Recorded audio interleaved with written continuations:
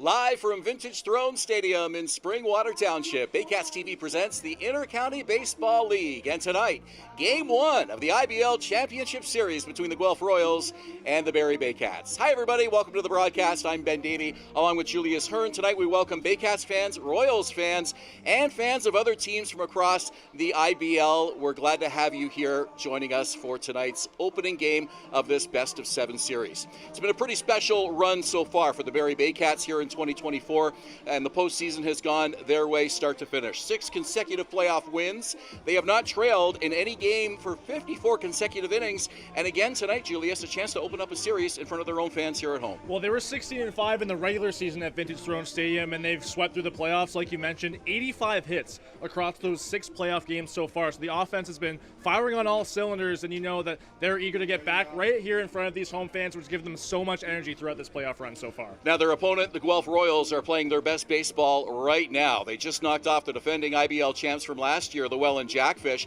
Not a lot of celebration after the game. You can tell this ball club is all business, but now that they've beaten the champs, they've got to be feeling like no opponent is unbeatable for them. Well, absolutely. Dino Ramel, their manager, with all the championship experience over his loads of time in the IBL, so they're eager to get right back here. First time the Royals have been in the IBL finals since 2004. That's before the Barrie Baycats won their first title, so a lot of angst in Guelph, and the Royals need to see their team get right back here. So I think we just got to get this party started. Let's get going with it. It's the Royals and the Baycats. Game 1 is next. Let's get you caught up on the starting lineups with our public address announcer at the mic, Rob Daniels.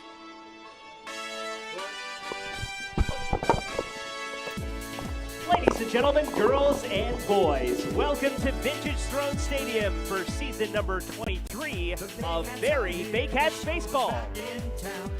It's Game 1 of the 2024 Domenico Cup Finals between the Guelph Royals and your Barrie Baycats.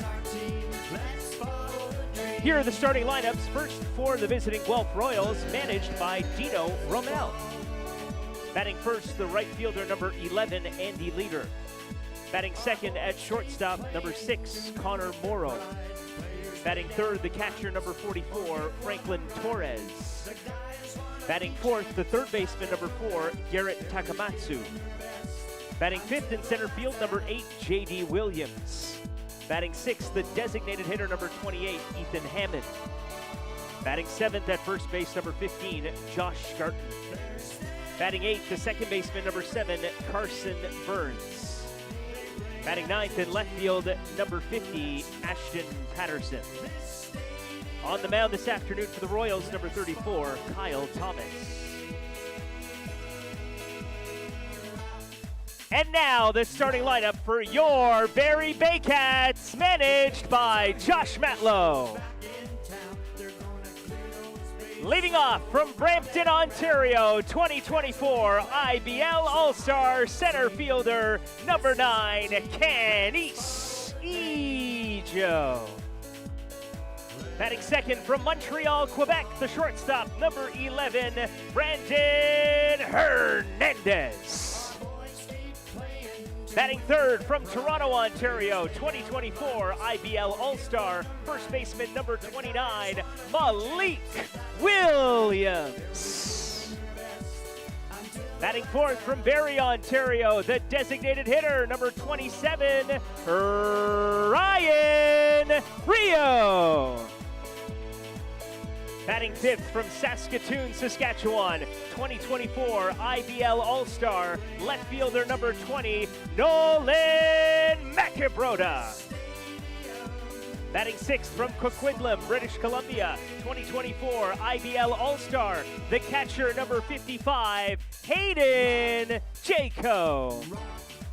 Batting seventh from Streetsville, Ontario, third baseman number 26, Adam Odd. Batting eighth from Mississauga, Ontario, the second baseman, number 7, Royce Endo. Batting ninth from Burlington, Ontario, right fielder, number 6, Kyle Mays. And on the mound tonight for your Baycats from San Cristobal, Dominican Republic, 2024 IBL All-Star, left-hander number 97, Frank Garces. Here are the umpires for today's ball game. Calling the balls and strikes, James Lyles. Handling first base, it's Chris Walters. At second base, Jeff Rose. And at third base, Mike Kinnear. Fans, can you please rise if you are able to, and kindly remove your hats for the playing of our national anthem.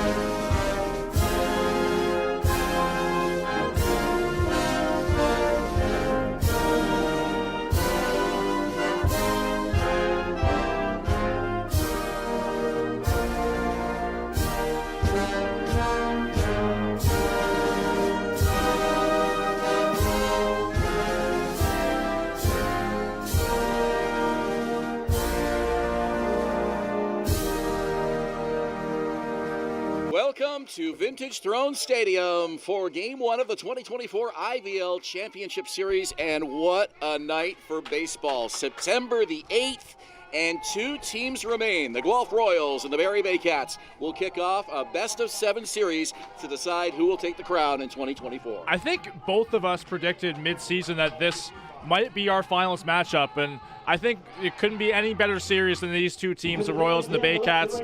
High-powered offense, incredible pitching staffs. I think we're in for some incredible baseball these next couple weeks. It starts tonight, and let's see who will be batting for the Guelph Royals and manager Dino Rommel. It's right fielder Andy Leader, the former Kitchener Panther, in the leadoff spot. Hot-hitting Connor Morrow bats second at shortstop. Franklin Torres is the catcher batting third. Garrett Takamatsu, the cleanup man, at third base. J.D. Williams, veteran center fielder, bats fifth. Ethan Hammond is the DH in the number 6 spot. Number 7, Josh Garton. He's at first base. Former Baycat Carson Burns bats 8th at second base, and it's Ashton Patterson, the number 9 hitter, in left field. And on the mound for the Baycats, making his third start of the playoffs, looking for his third win, is Frank Garces, the lefty, the ace of this Baycat staff. As I mentioned, 2-0 in the playoffs so far, 0.64 ERA. He's averaged 7 innings a start during the playoffs so far, and so is the entire Baycats rotation. So it's very interesting to see how Garces will challenge these Royals hitters.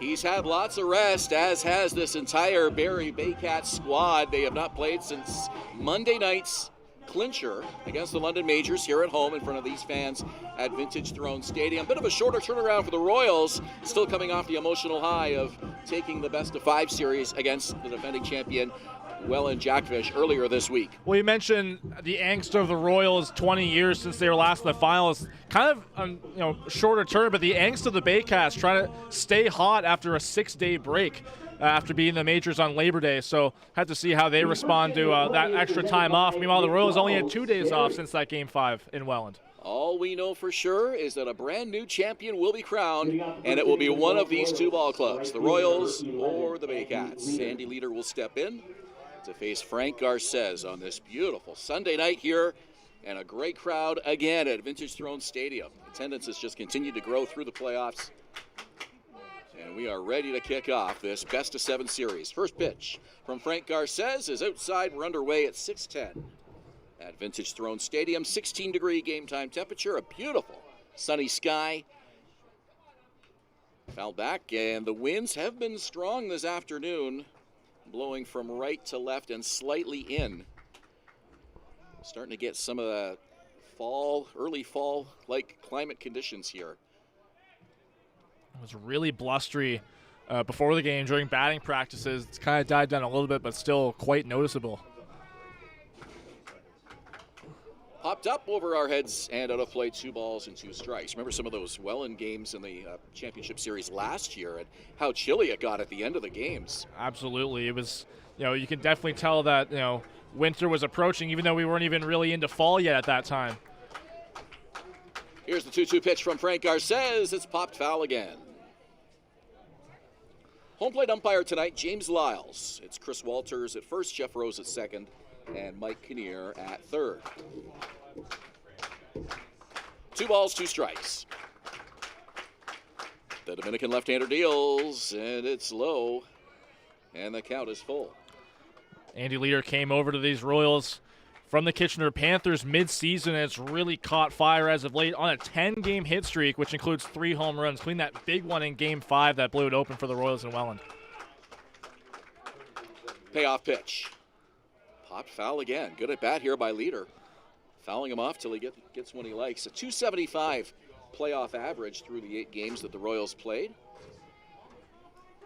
You got to imagine their game plan early against Garces has to be to bring up the pitch count. Leader's got a good chunk of that done already. 3-2 pitch. Swing and a miss. Our first strikeout of the game is brought to you by IMP North. 1 out in the top of the first. Let's give the defense for the Barrie Baycats. Behind Frank Garces in the outfield, making the start in left, it's Nolan McAbrota. Can he see Joe back in his usual spot in center? Kyle Maves gets the start in right field.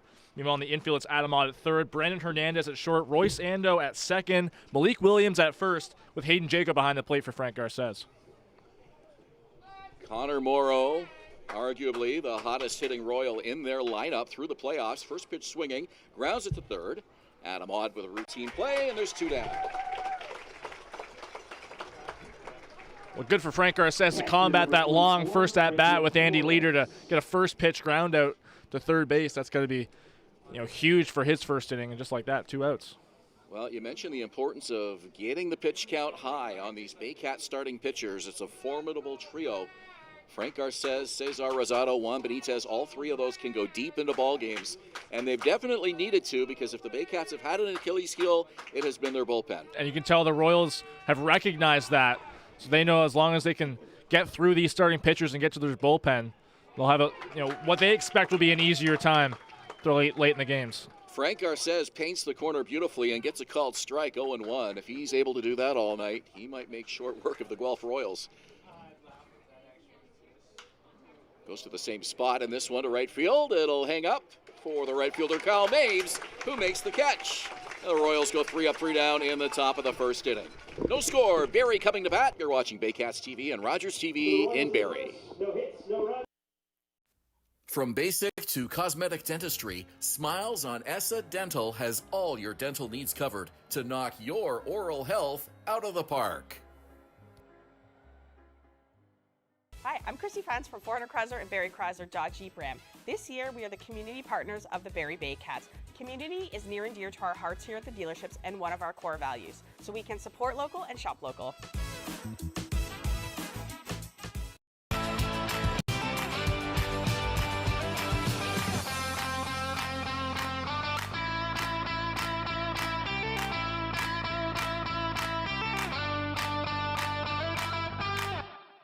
Moving.ca. For all your moving needs for over 35 years, Moving.ca. The original 2 men who just happen to be small, who make moving stress-free. 2 small men with big hearts moving. We always have a big heart for you at Moving.ca.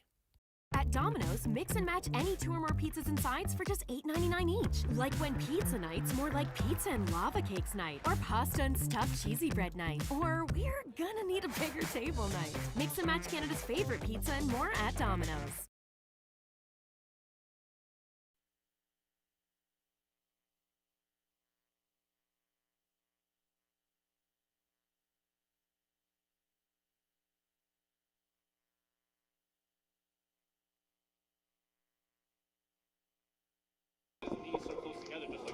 Yeah.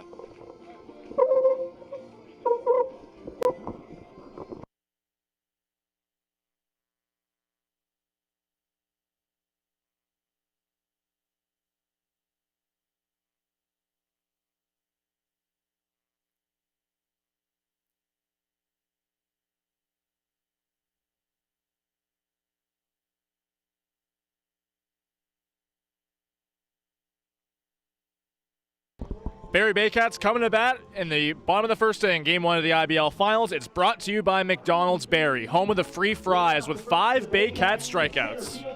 And we've seen the top 5 be fairly consistent right through the postseason for Barrie. Canisijo, Brandon Hernandez, Malik Williams, Ryan Rio, and Nolan Macabrota. That's the top half of the order for Barrie.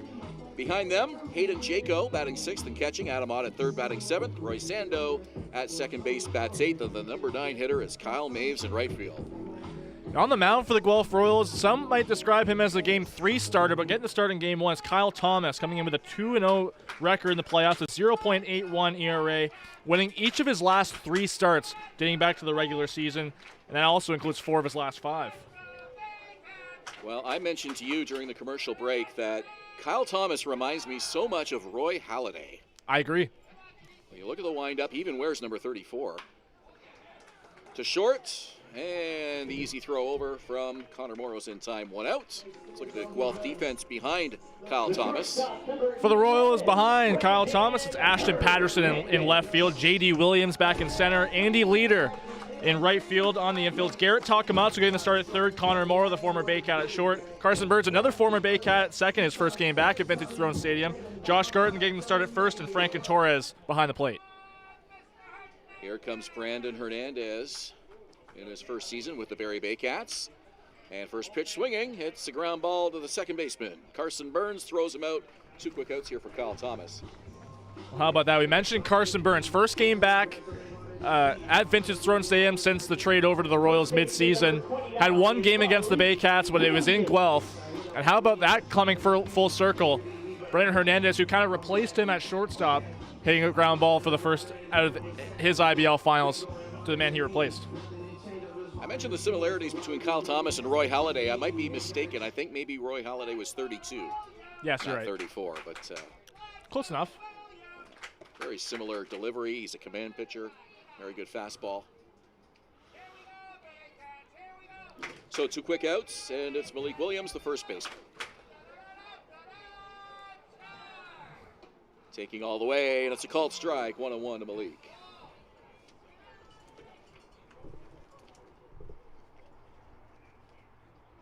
No score. We're in the bottom of the first. Guelph and Barrie, Game 1 of this 2024 IBL Championship.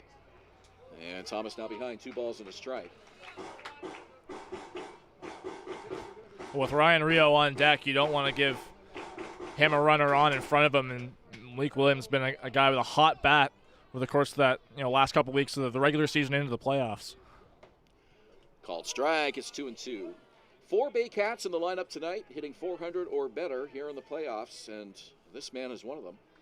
Malik Williams hitting 417. Roy Sando at 409. Ott also above 400, as is Brandon Hernandez, the man we just saw. And Malik Williams on a 14-game hit streak going back to the end of the regular season. Takes a deep breath as he steps out and now gets ready for this 3-2 pitch from Kyle Thomas. Lines and fires. It's on the ground, right side. Burns over to his left, scoops it up, makes the throw. It's high, and it goes off of the glove of Josh Garten.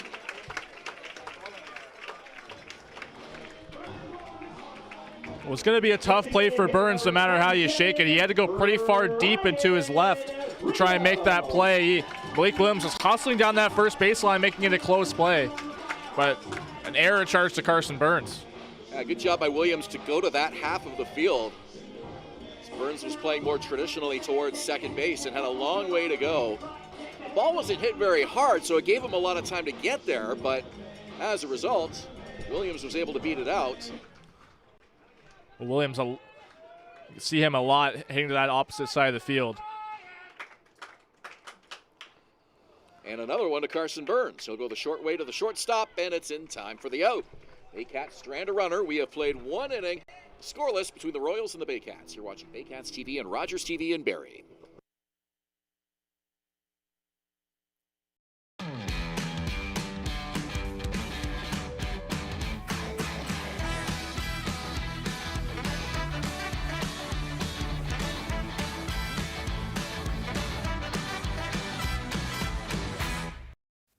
From basic to cosmetic dentistry, Smiles on ESSA Dental has all your dental needs covered to knock your oral health out of the park.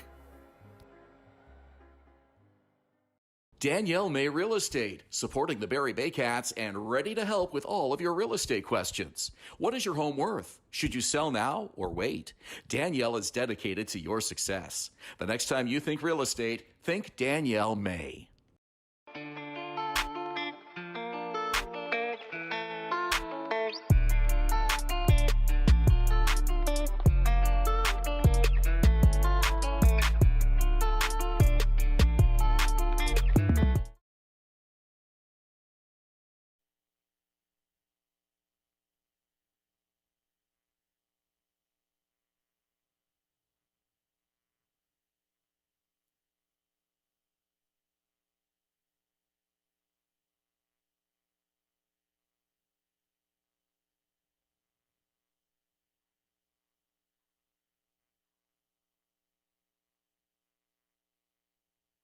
No score between the Baycats and the Royals. This telecast is presented by the authority of the Intercounty Baseball League and the Barrie Baycats Baseball Club, and the accounts and descriptions of this game may not be disseminated without express written consent. Any rebroadcast, reproduction, or retransmission in any form is strictly prohibited. Garrett Takamatsu to lead off. Top the second inning for the Guelph Royals. Former Toronto Maple Leaf taking, and it's a called strike from Frank Garces. Really strong season. First year in Guelph for Takamatsu, was representative at the All-Star game for Guelph. 1 ball, 1 strike. Garces with a 3-up, 3-down.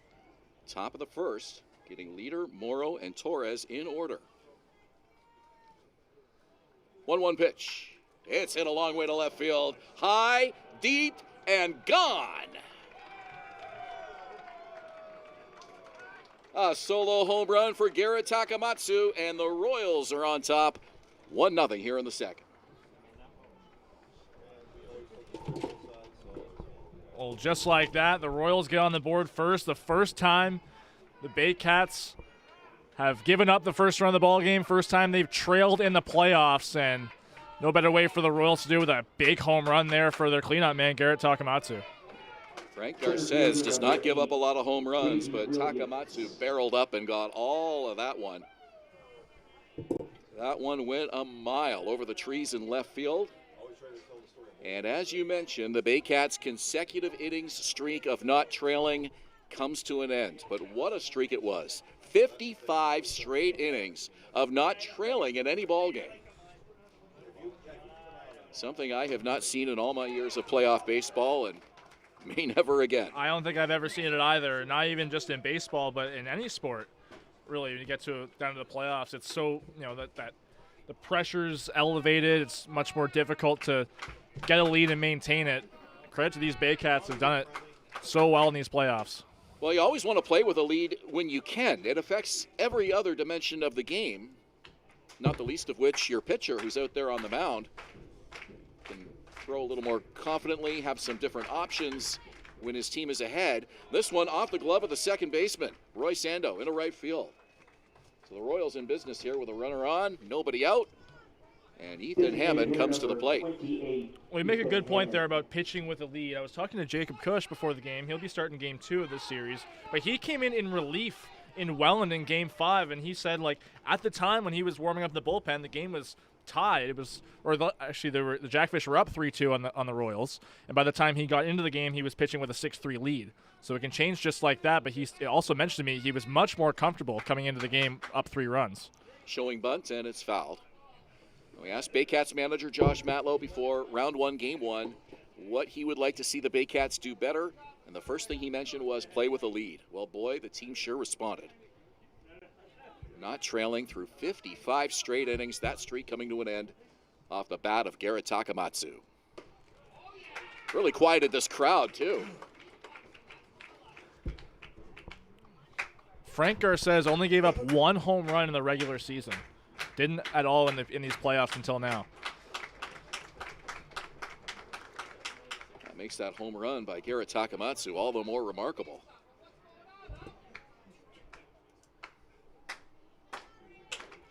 When Garces trails in a ball game, it is almost never because of the long ball.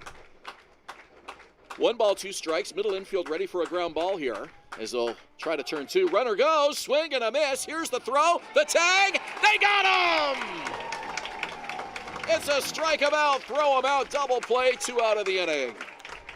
Absolutely perfect throw from Hayden Jaco, the way he was able to keep that ball framed in the strike zone and force that swing, that chase from from Ethan Hammond. The perfect throw down to get Williams at second base.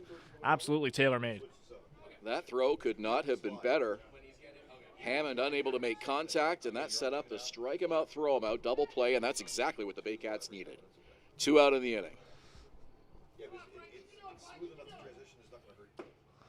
Josh Garton is a man who knows a thing or two about hitting long balls. He represented the Royals at the 2024 Home Run Derby in Welland this year. Put on quite a show.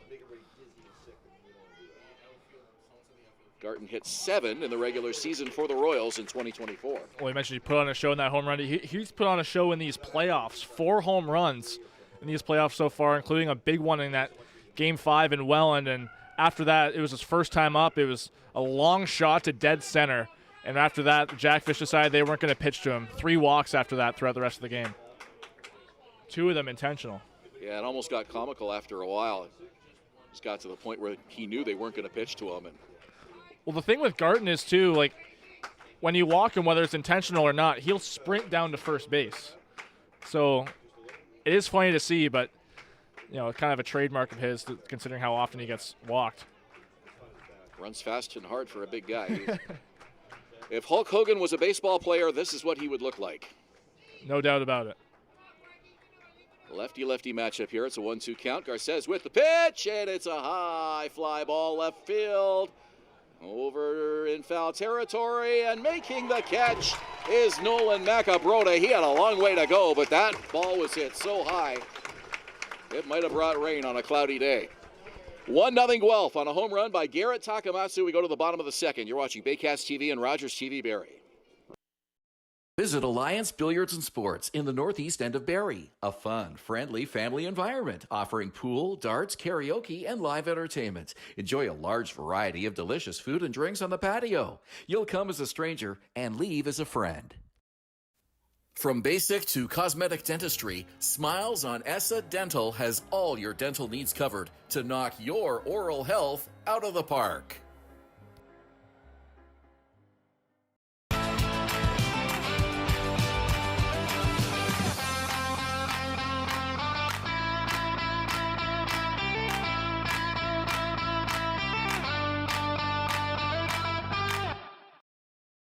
BarrieToday.com. Local news, weather, Baycat scores, and more. BarrieToday.com. Your community, your news.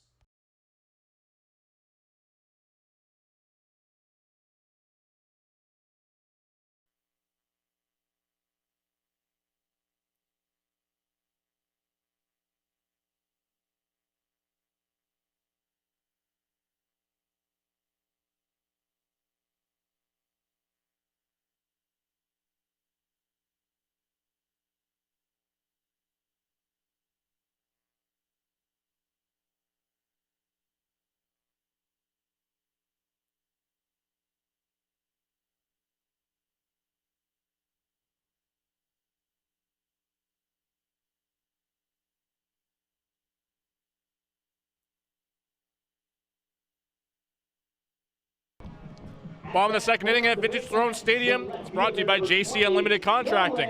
Design, supply, build, renovate. Servicing Simcoe region for over a decade. Nolan Macabrota to lead off the bottom of the second for the Baycats. Game 1 of the 2024 IBL Championship Series. Ben Davy and Julius Hern with you.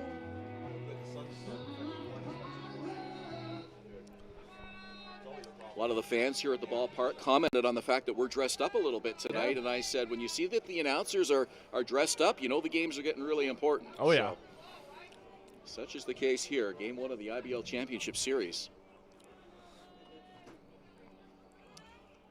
And these players on both sides are prepared and ready to go here tonight. Well, everyone know how much more elevated this game is compared to everything else on the rest of the schedule.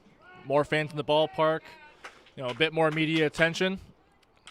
On the ground to second base. Carson Burns on a hop. Makes the running throw, one away. Here comes catcher Hayden Jaco. Well, I brought a box of Timbits tonight that everybody's enjoying just because I wanted everybody to understand how important this game is. Oh, yeah. So I think that kind of helped reinforce the message, hopefully. Well, this is the finals after all.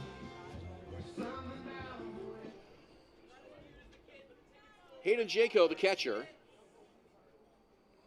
taking the first pitch, and it's low. So this series resumes on Tuesday in Guelph. That's game 2. We're back here on Thursday for the third game of the series. So Barrie hosting games 1, 3, and potentially 5. And then the all-important game 7 if it gets that far. There's the schedule, so you can see the upcoming broadcasts. Guelph Royals announcers will have that for us from Hastings Stadium on Tuesday night. Foul back to the screen. So Guelph gets games 2, 4, and 6. We'll have that schedule again for you in a few minutes. 1 ball, 2 strikes. Geographically, this is a good matchup for both teams. Not a whole lot of travel. I agree. It's I think just for the sake of travel, it's for the Baycats when they were watching that Welland Guelph series come down to the wire. I can imagine they wanted Guelph just for the sake of the travel and having that be easier. Well, Guelph is a nice trip from Barrie. You take the 407 to Milton, and you avoid all the GTA traffic. And from a travel perspective, you'd almost rather go to Guelph than Toronto. Getting down to Christie Pitts, I know, is a nightmare for fans of all teams. Not an easy park to get to. This one hit to third, and it's in and out of the glove of Garrett Takamatsu. Fair ball, and a base hit for Hayden Jaco. Baycats get their first hit of the game and their second base runner. A well-hit ball there from Hayden Jaco, considering he got that one off the end of the bat. Takamatsu made a great stab at it, just kind of popping out of his glove and into the feet of third base umpire Mike Kinnear. So really had no play as soon as it went off his glove. Jaco easily getting to first base for the first hit of the ball game for Barrie. So the hot-hitting third baseman, Adam Odd, bats with a runner on. Baycats looking to draw even with the Royals. Runner goes. The hit and run is on, and it's a base hit to left field. Jaco can go no further. The back-to-back singles to get Jaco and Odd aboard for the number 8 hitter, Roy Sando.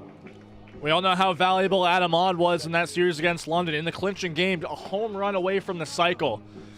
And smart there for the Baycats, kind of putting that hit and run on right away. It didn't really amount to much. Jacob's having to stay at second base with the ball falling in the shallow left field. But now they're threatening against Kyle Thomas with 2 men on.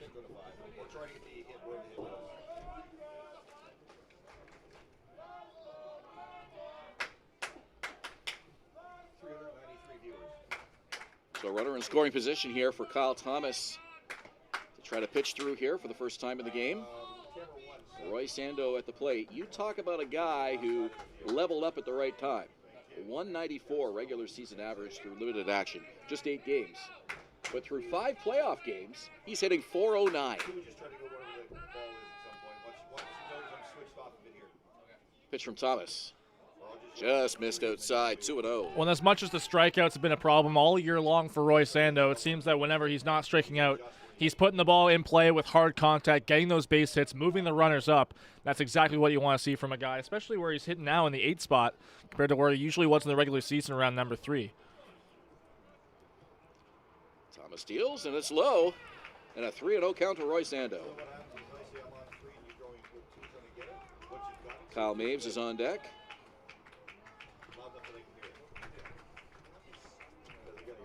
We talk about the Baycats not trailing at any point in the game.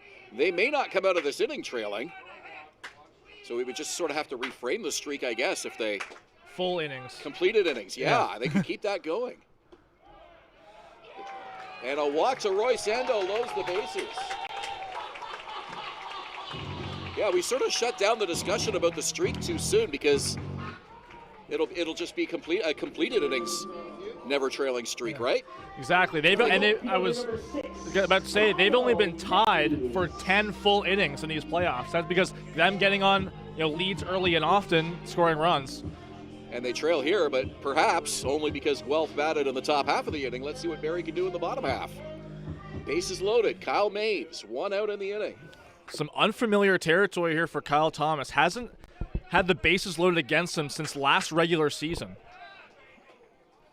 That's how good he's been during his time with the Royals. How did you find that stat? Just noticed that he hadn't had any at-bats against him with the bases loaded. Wow. I had to got myself into a rabbit hole looking through last year's game logs. You amaze me sometimes with the little details you're able to pull out.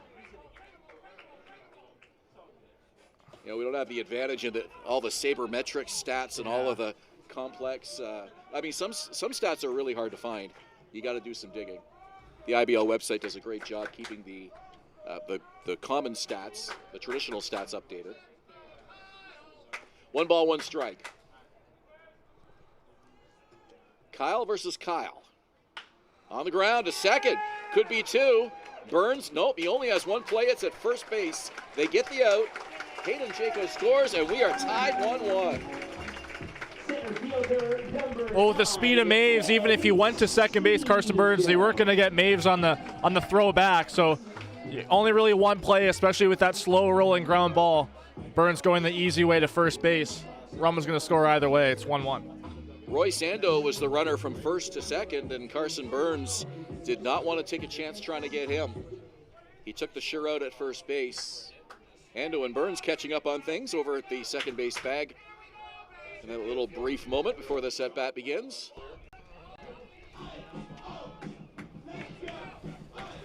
Burns was well liked by his teammates and by fans here at Vintage Throne Stadium for the years that he played here. Parts of 6 seasons with the Baycats, and he mentioned to me before the game, this isn't like a revenge game for him. Nothing ended on bad terms between him and the team. He's had a busy start to this game. Handles that one cleanly. The throw to first is in time for the out. So the Royals get off the field with minimal damage. However, the Baycats tie it up. We're knotted at ones through 2 here at the ballpark in Springwater. You're watching Baycats TV and Rogers TV in Barrie. Moving.ca. For all your moving needs for over 35 years, Moving.ca. The original 2 men who just happen to be small, who make moving stress-free. 2 small men with big hearts moving. We always have a big heart for you at Moving.ca.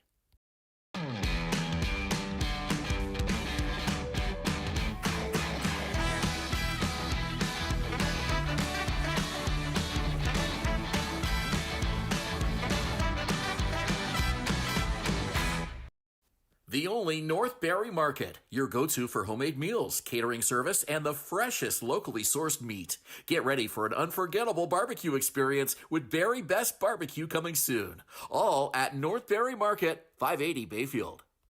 The Collingwood Brewery at 10 Sanford Fleming, producing delicious lagers, ales, and seltzers since 2014. The proud home of the Baycats Brew. Check out their retail shop and tap room, and select products at the LCBO, beer store, and grocery stores. Cheers, and go Baycats!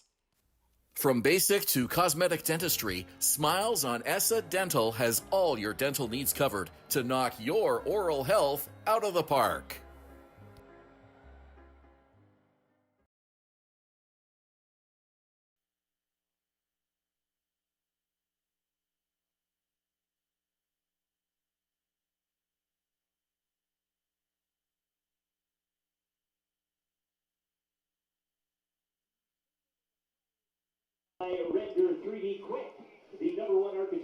Top of the 3rd inning, and look who's coming to bat. A guy who's had a pretty busy ball game so far. The second baseman, number 7, Carson Burns. And you hear a very nice welcome from these fans here in Barrie. Burns wearing number 7. He wore 3 as a Baycat while he was here. Carson Burns has had 6 ground balls hit to him in 2 innings. How's that for a return home? It's funny how the storylines kind of come full circle, right? The big name in this lineup, I mean, circled for the Baycats, I'm sure, is Carson Burns, just based on all the experience that members of the team have with him and how much experience he has with their pitching staff. Hits this one to the right side. Ando picks it up, makes the throw to Garces, covering, it's off the heel of his glove. What a job by Royce Ando. Made a good throw, and it just sort of handcuffed Garces, who was in the right spot. That's a tough error, but they will give it to him. Well, Garces really had to book it to get over to first to cover Williams. Williams so far off the bag to his right to try and make a play on it. Garces having to lunge to the bag to try and beat Burns to it, just focusing on getting to the bag a little bit more than he was on catching the ball, it looks like. So the error's on Garces? I believe so. That's a tough one. Great effort to just get in the right spot. Burns is aboard. Showing bunt is Patterson. Pulls it back. It's a called strike, and he tilts his head in disagreement. Well, Burns hit just 161 at this park during the part of this season where he was a Baycat. Manager Dino Rommel told me about Burns. He said that Burns is not in the lineup for his bat. He is there as a defensive player, and anything that he can do at the plate is a bonus. Well, he came in really clutch with a game-tying squeeze play, Game 5 against the Jackfish. Rommel did allude to that. He mentioned that specifically, and he knows his role on this team. Not a guy who's expected to put up a high slugging percentage or anything like that, but he'll do the little things and do them well. Well, Burns, it seemed like even with his time with the Baycats this year, he was slotted in every game at shortstop, but such a streaky hitter. That one's up high. Count 2 balls and 2 strikes. His only extra base hit with the Royals this year was that home run against Barrie. He's not a bad hitter. He's hitting .250 through his 8 playoff games. Swing and a miss. A strikeout for IMP North. Frank Garces gets the number 9 hitter. Second strikeout. Number 11, Andy Leader. Andy Leader comes to the plate.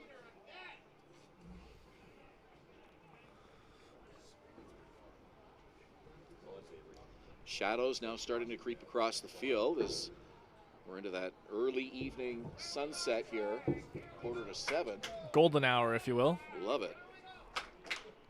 A high fly ball, right center field. And coming in to make the grab is the right fielder, Kyle Maves. 2 out in the inning. Looked like Maves kind of had to battle the wind there a little bit. He came in, relatively comfortably trying to come in and make that catch, and he had to accelerate a little bit as it approached the ground, trying to make that grab, but comes up with it anyway. Yeah, the wind definitely knocked it down. That ball wasn't going to be trouble anyways, but strong enough wind that Maves had to kind of accelerate a bit at the end. Still blowing in steadily from right field. In and slightly from right to left.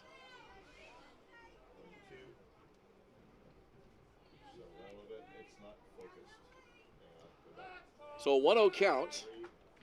Connor Morrow. Hayden Jaco looks the runner back, and Burns is back head first. The other thing I'm noticing is that the sun is setting at a different angle now. Usually it sets behind the trees. Now it's setting behind the bullpen. So we're starting to see that shift now in the early weeks of September.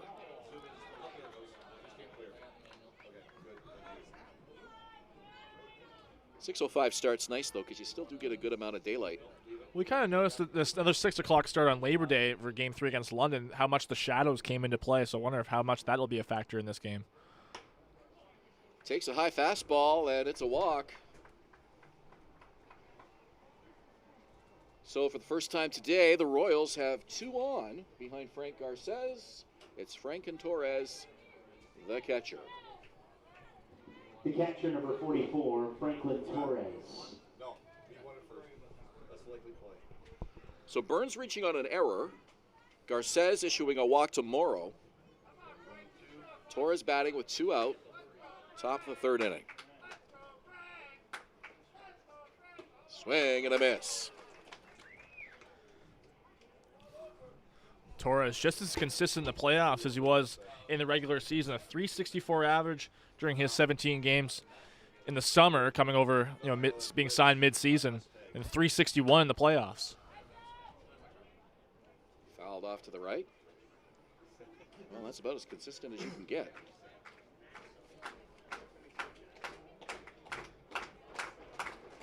Well, 6 RBI in that semifinal I was about to series. say the exact same thing. That's exactly what I looked at with a runner in scoring position. A chance for him to bring one in here. No balls, 2 strikes, 2 out. Here's the pitch, and it's to first. Gloved by Malik Williams. And a line out by Franklin Torres ends the top of the 3rd inning. Barrie and Guelph tied at 1. You're watching Baycats TV and Rogers TV Barrie. From basic to cosmetic dentistry, Smiles on ESSA Dental has all your dental needs covered to knock your oral health out of the park.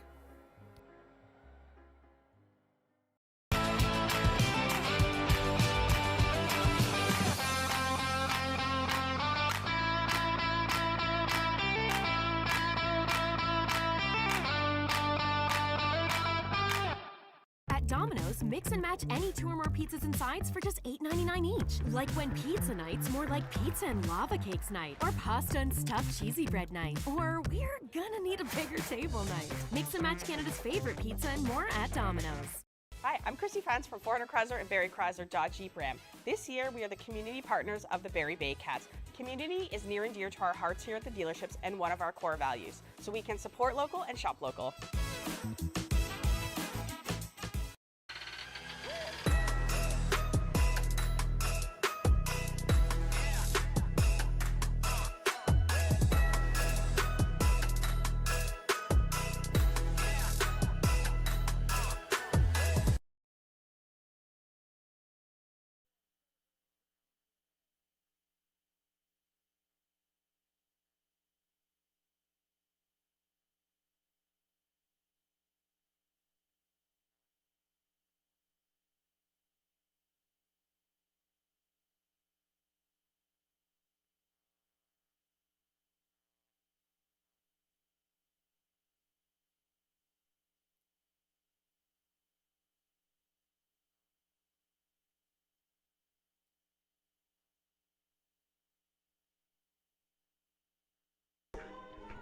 Bottom of the 3rd inning at Vintage Throne Stadium. It's brought to you by Render 3D Quick, the #1 architectural 3D rendering company in Canada, working with thousands of builders, developers, architects, and more.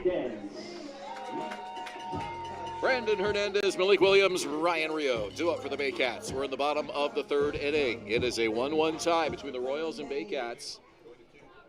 A lot of fans of both teams in the chit-chat on the message boards expecting this to be a well-pitched series. Maybe some really low scores. This one could be playing out that way here this afternoon. Thomas's pitch is a high and outside, 1-1. Well, for Kyle Thomas's standards, his jam in the 2nd inning, he only gave up 1 run, but it definitely could have been worse. Had the bases loaded at one point. And a ground ball to Carson Burns. 7 balls hit to the second baseman in 2 1/3 innings. It's almost like they're targeting him. And just, wow. There will be a couple of extra slices of pizza for him after the game. Well, that's the 2nd time Hernandez has grounded out to Burns as well. Yeah, you're right. Yeah, 2 4-3 putouts, but that's just crazy. And that's 3 in a row. 3 in a row hit to Burns, 7 in the ball game. This one up the middle, it's into center field. Ace hit for Malik Williams, he's on board for the 2nd time. Well, it seems like now it's just the game plan is just to keep the ball away from Carson Burns.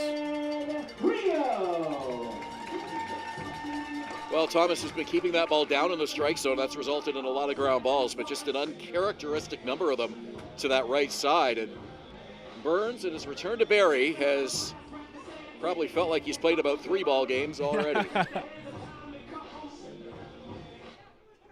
Ryan Rio, the DH.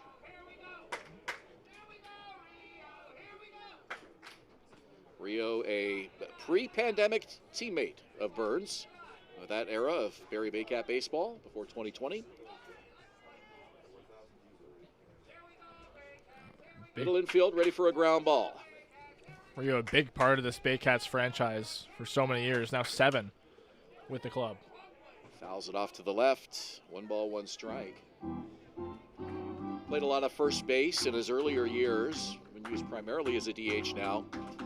Later in his career, still young though. I mean, he's not an old guy, but he's been part of this team for an awful long time. Well, he even has a tattoo of the Baycats logo on his calf. That's pretty amazing. You know he's not going anywhere. Exactly. You know where his loyalty lies. Now, what would happen if you did that and you got traded? You just try to create a whole sleeve of IBL teams or something? I couldn't imagine. What would Edwin Jackson have? Oh my goodness. Like 16 tattoos. That would hit him. That drilled real right under the shoulder on that right arm. Well, just shake it off. The way it bounced, it almost looked like he got his elbow. He seems to be okay just based on his run over the first base, but that one. Well, you're right. It didn't hit the worse. bat, but it caromed off his arm like it hit the bat. Yeah. It might have got more bone than meat. Who knows? That's what I'm saying. I think it got his elbow. It's a fleshy part of the arm there under the shoulder, but. Just also the way it caromed too towards the Guelph dugout. Yeah. He's still ringing that right arm. So we're talking about tattoos. He's going to have a bruise instead of a tattoo there at the end of the game. I was just about to mention Steve Pierce, the guy who played for every team in the AL East.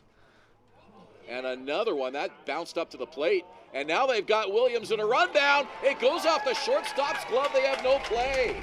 So how about that? Malik Williams nearly picked off. He's able to gain an extra 90 feet of real estate. Well, just some indecisiveness. That ball nearly got to the backstop behind Torres. Williams, not a guy that runs extremely well, but he's got to know where to take his chances when they come. But very lucky that he's able to advance on that play. So runners on the corners for the Baycats now. Double play still in order for Guelph. Kyle Thomas would love one of those ground balls right now. So Steve Pierce, every team in the American League East, eh? I think there's a couple guys like that as well. These are the guys that when we do the Immaculate Grid and you just don't have any guesses, you throw these names out. Exactly.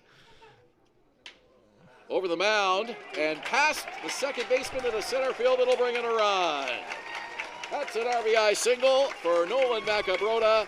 Barrie gets their first lead of the game. 2-1 Baycats. Well, it seems now in the second time through the order against Kyle Thomas, the Baycats have, at least right now, they've gotten a sense of what he's bringing to the table. Both hits this inning from Williams, and now Macabroda right back up the middle on the ground.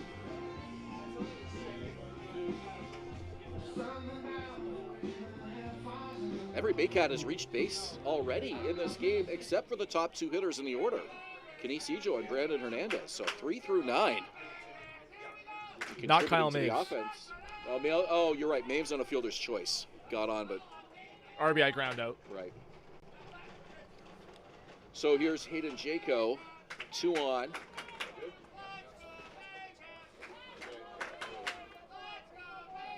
Kyle Thomas to the belt, checks the runner, kicks and deals, bounces up to the plate. What a grab by Franklin Torres. Had to reach across his body to the right side. Just incredible flexibility there from Torres. Seen a couple of those pitches now from Thomas, the one that hit Rio, the one that nearly hit Macabroda before his single. All really far into that left-hand batter's box, it looks like. They're going to be a mound visit here. Yeah, maybe not the pitch he was looking for, and that's why he wasn't set up that way. Made a great effort to keep it from going to the backstop, and he's out now to talk to Thomas and make sure everybody's got the signals right. Well, as a right-handed pitcher, it looks like it's that release point that's just maybe a split second later than it should be.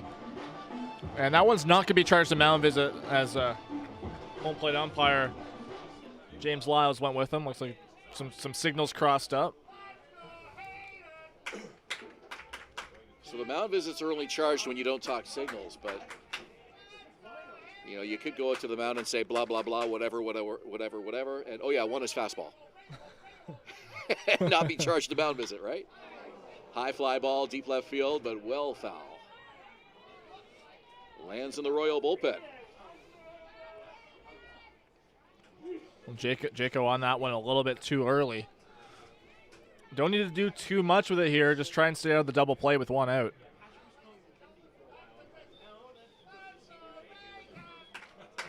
Seems like at this point the Royals defense is just kind of playing straight up against these Baycats. 2-1 pitch, popped up, right side of the infield. The pitcher over for it, and Thomas will take that himself.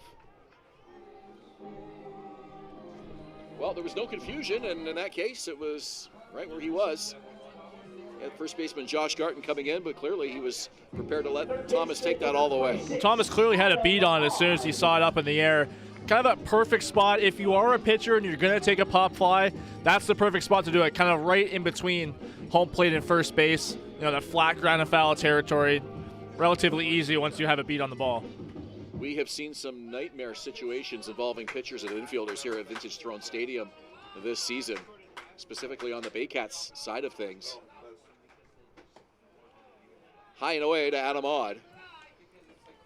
Well, most of that just has to be communication. You can see Thomas there. As soon as he was kind of approaching that first base line, he waved off Garden, waved off Torres. 2 outs in the inning. Adam Odd, 2 on. Barrie up by a score of 2-1. Swing and a miss. Odd just swung through that. You could tell he had a beat on the velocity that Thomas was bringing there. Just couldn't make a little bit of contact. Odd's bat speed is as good as anybody's. It's been very, very aggressive swinging in these playoffs, that's for sure. Takes it, and it's just off the plate, a little outside, 2 balls and a strike.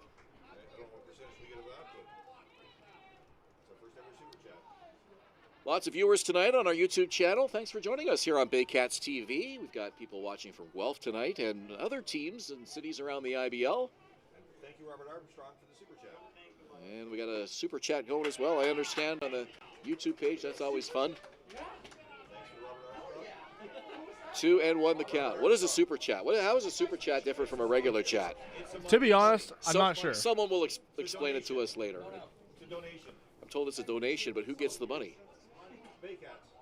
The team gets the money. I guess Is so. that how it works?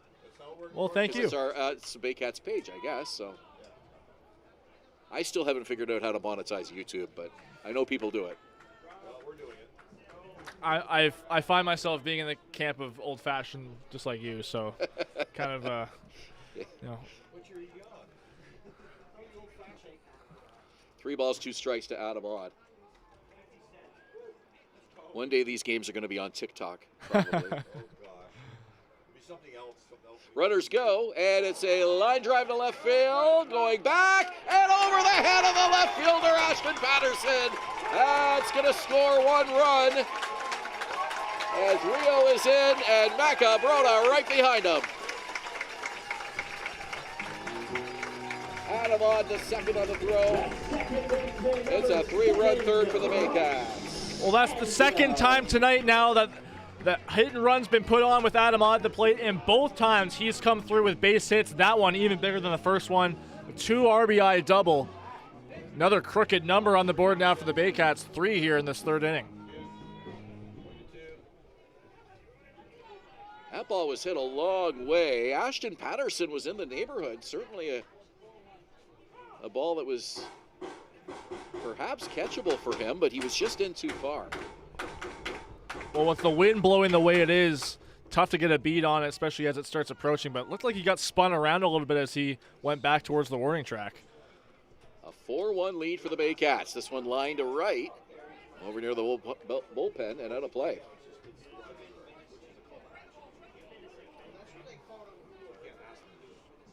Well, Roy Sando had a 3-0 count the first time he faced Thomas, now down 0-2. No balls, 2 strikes. Thomas, the pitch. Just missed. He wanted the 3rd strike. Came close. Didn't get the call. Well, that's the same pitch, I think, that was ball 4 against Ando the first time up. Just outside, Roy Sando some risky takes here, but they're paying off so far. Ando walked his first at bat. 1 ball, 2 strikes. Thomas steals. And again, just outside. 2-2. What if the sun is like, a little bit harder for the right-handed hitters right now too? It's kind of right in their line of sight. Yeah. Facing the mound, but you still have direct sunlight coming right in on that sharp angle. Yeah, the shadows don't really dissipate till he gets around the home plate area. Ground ball to short. And it's bobbled by Connor Morrow. He has no play. Wow, E6 all the way on that. It keeps the inning alive.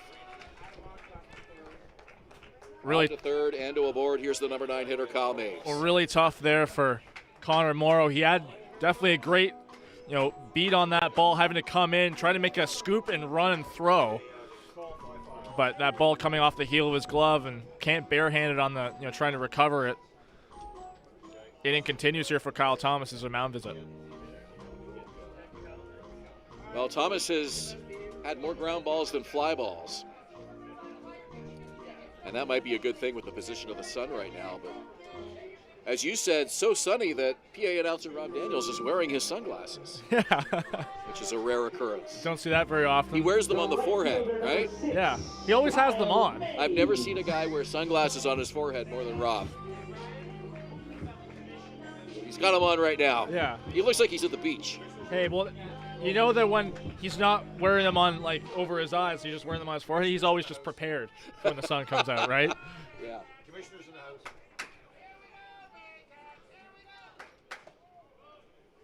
So Kyle Maves at the plate. He's 0 for 1 today. 1-0 the count to him.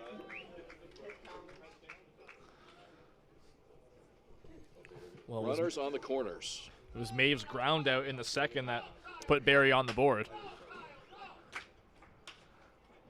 Popped up over near the bullpen. And there is activity down there for the Guelph Royals. Tino Rommel comes out again. He'll be asking for the baseball. Royals have a lot of confidence in their bullpen. It's been good this year. It's Yuki Narita throwing down there, and we all know how good he's been against the Baycats this year. 1-1. And it's a called strike. Nice luxury to have when you can put an arm like that in your bullpen and not have to use him in your starting 3 in a playoff series. Incredible depth the Royals have had all season long in their pitching staff. You haven't even mentioned Hector Yan is also available out of their bullpen. It was an all-star for them this year. Jacob Cush will work game 2. Evan Grills game 3. This one on the ground and through into right field. It'll bring in another run. The throw in, the tag at third, not in time.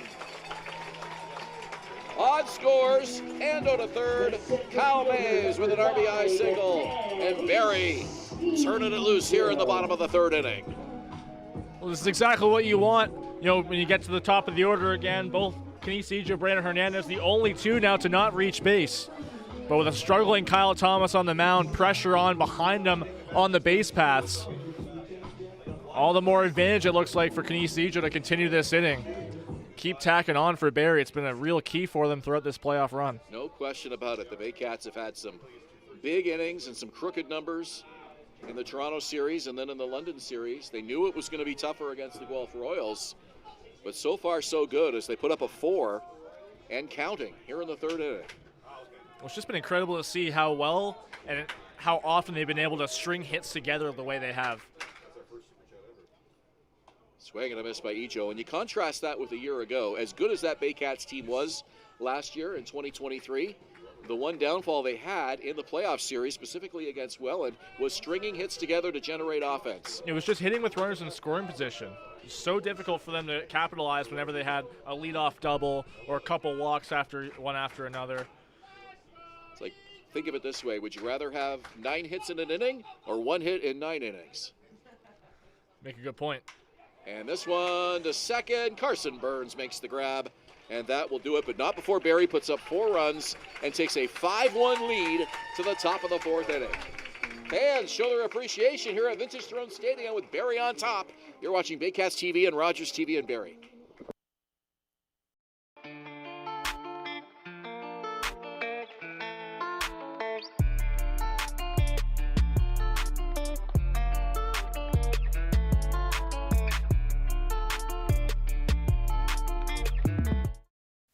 From basic to cosmetic dentistry, Smiles on Essa Dental has all your dental needs covered to knock your oral health out of the park.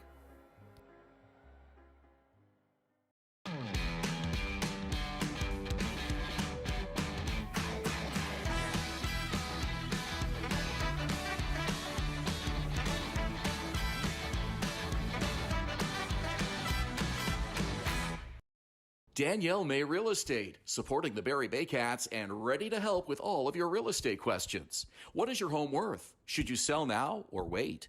Danielle is dedicated to your success. The next time you think real estate, think Danielle May.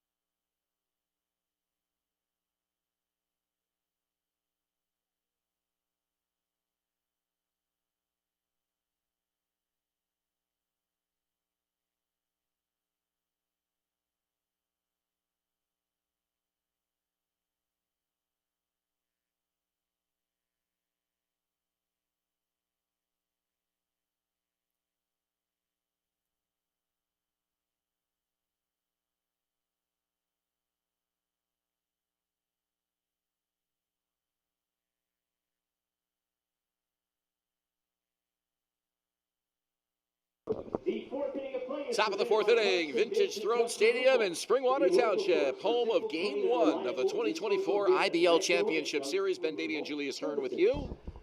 IBL Commissioner Ted Cowman's in attendance here tonight as well, we understand.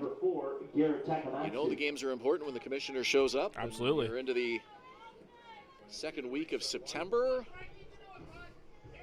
Perhaps a trophy presentation will happen here at this ballpark at some point. Maybe it'll be at David E. Hastings Stadium in Guelph. Either way, it'll involve one of these two teams. Well, it was here last year. Jackfish winning it in 6 games over the Baycats. Barrie kind of feeling like there's one hurdle to climb here, and that's this 2024 Championship Series. Came so close a year ago. Garrett Takamatsu led off the last inning with a home run. Or 2 innings ago, excuse me. It's definitely the mentality that the team had coming into the season at large, knowing that how close they were last year, knowing that they just had that one extra little hurdle to climb. They were so close to having a commanding 3-1 lead. Fly ball, center field. Kadisi Joe comes in, makes the catch. The center fielder, number 8, J.D. Williams. Well, the lineup is very similar to last year's ball club. A couple of changes, but Brandon Hernandez and some other new names on here. But it just seems like the offense this year, and especially in the playoffs, they're putting up bigger numbers in innings because they're generating offense in a different way. Yeah, not nearly as much, home run reliance as there was last year. Getting momentum, I think, is kind of the key, rather than just scattering a few hits there, here and a few hits there. Well, I mentioned how much they've been stringing hits together through these playoffs. When you keep doing that, you put stress on the opposing pitchers. That's why home runs have been such a rally killer throughout baseball history. Fouled off to the right. You look at the 9 guys in the lineup today, and only Brandon Hernandez and Nolan Macabrota were not with that club last year.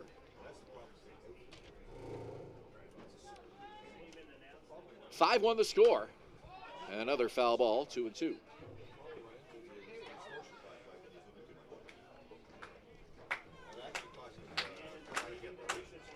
Frank Garces threw 42 pitches through his first 3 innings of work here tonight. 1 out in the 4th. J.D. Williams waggles the bat as he waits for the 2-2. Here it comes. Swing and a miss. A strikeout for IMP North. 3rd of the game for Frank. 2 out in the inning. The designated hitter number 28, Ethan Hammond. 4 strikeouts for Frank. I must have missed one somewhere. 1 in each inning. 2, 3. Yeah, you're right. That is strikeout number 4. Ethan Hammond, the DH now. And Hammond struck out last time he faced Garces. Called strike. Nice job by Garces getting ahead of these hitters here in this 4th inning. Well, something he was so good at throughout the regular season, well over 70% first pitch strike percentage. One of the league leaders in that category.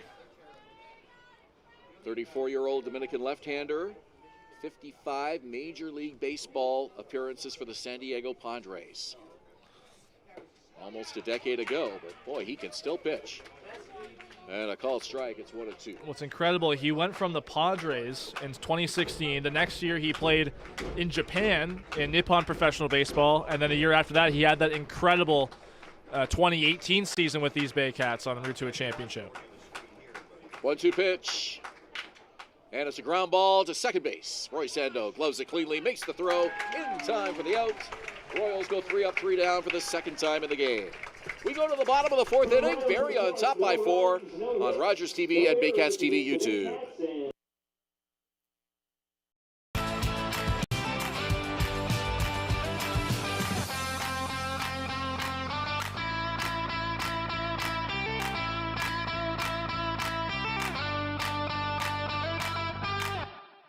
Visit Alliance Billiards and Sports in the northeast end of Barrie. A fun, friendly family environment offering pool, darts, karaoke, and live entertainment. Enjoy a large variety of delicious food and drinks on the patio. You'll come as a stranger and leave as a friend.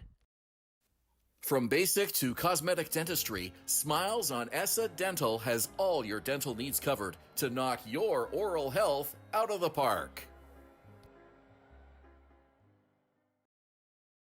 BarrieToday.com. Local news, weather, Baycat scores, and more. BarrieToday.com. Your community, your news.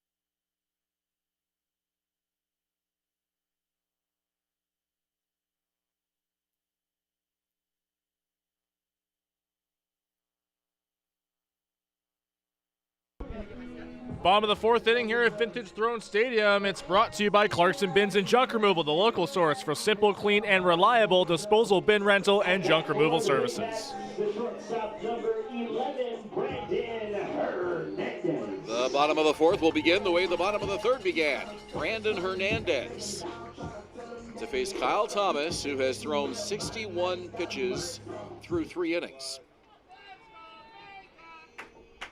Dino Ramel will be keeping a close eye on him tonight. He'd like to get as deep into this game as he can with him. He had activity in the bullpen going earlier. Hernandez 0 for 2.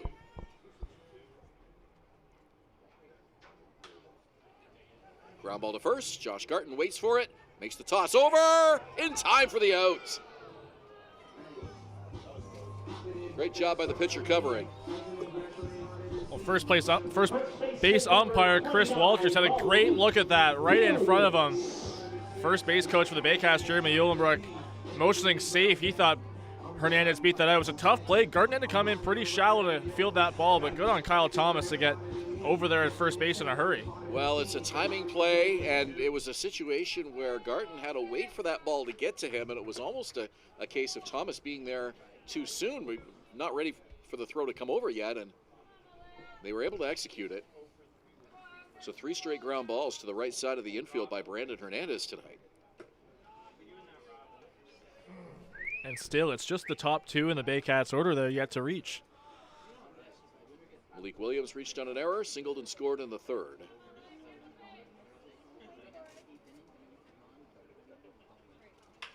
Ground ball to short. To first in time, Connor Morrow Fielding that one cleanly, too quiet and quick outs here. This is exactly what Thomas needed. Number 27, Well, as you mentioned that nobody's throwing in the Guelph bullpen, you can read it back at it. He's getting loose.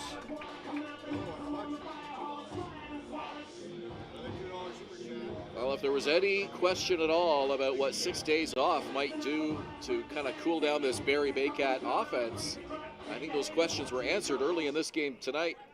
Barrie batting around, sending 9 hitters to the plate in the third inning, putting up 4 runs.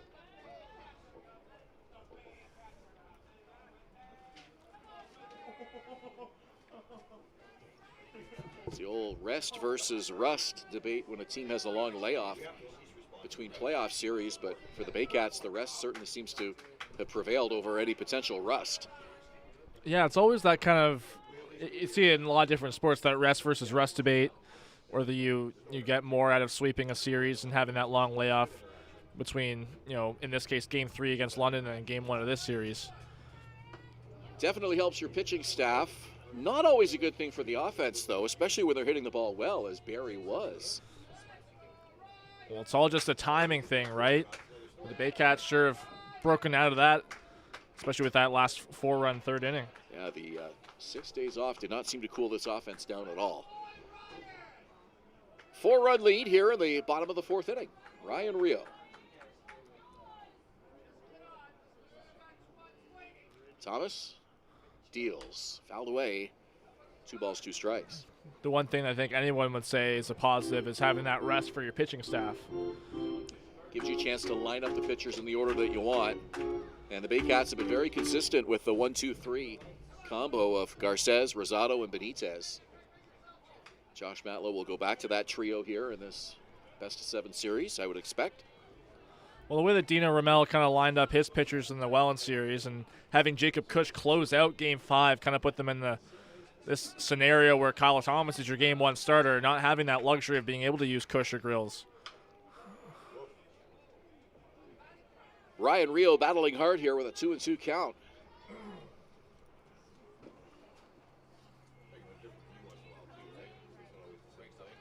Nolan Macabrota on deck. Hopeful for an at-bat here in this bottom of the 4th inning. Here's the pitch.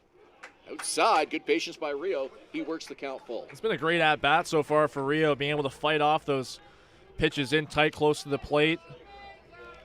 Not looking to do too much with it until he finds his pitch. To first, Josh Garton steps on the bag, and that'll do it.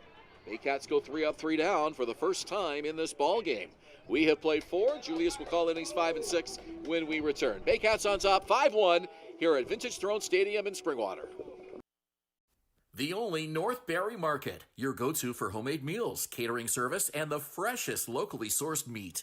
Get ready for an unforgettable barbecue experience with Barrie Best Barbecue coming soon. All at North Barrie Market, 580 Bayfield.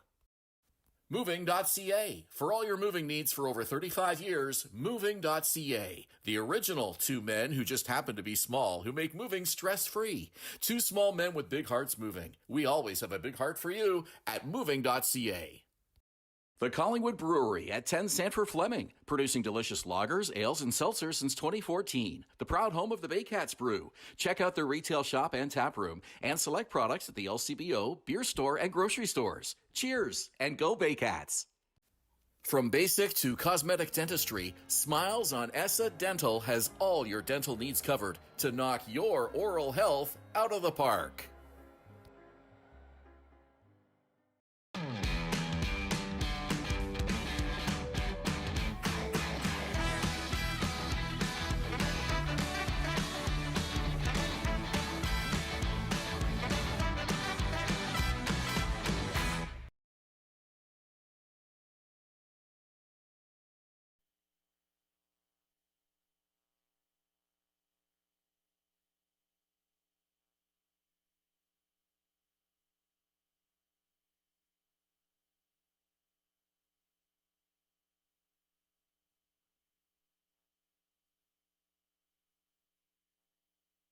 The 5th inning of play is presented by... Welcome back to Vintage Throne Stadium. Julius Hern along with Ben Davy and our entire Baycats TV crew. We're in the top of the 5th inning.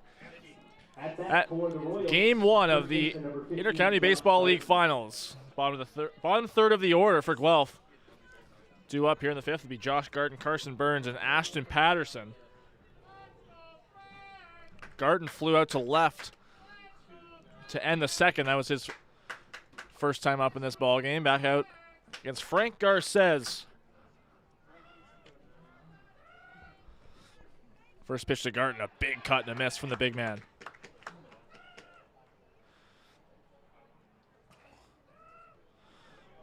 We saw that first home run.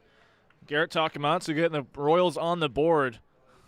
Mentions not something you usually see. Frank Garces giving up home runs. Just one allowed in the regular season. And the first one of these playoffs allowed to Takamatsu in the 2nd inning. 1-1 pitch to Garten. Reaches for it a little bit. It's 1-2. And these fans know the stakes of this at-bat. Josh Garten, a guy you usually see in that cleanup spot for the Royals, moved down to the 7 spot during these playoffs. A big threat to have at the bottom of your order. 1-2 from Garces. Wave and a miss from Josh Garten. It's an IMP North strikeout to start off the 5th inning. Second baseman number 7, Carson Burns. Big K for Garces to start out this frame. And that's number 5 for him on the ball game. And I'll bring up Carson Burns up for the 2nd time this evening. Reached on an error by Garces in the 3rd that led off Guelph's half. Sees that pitch low.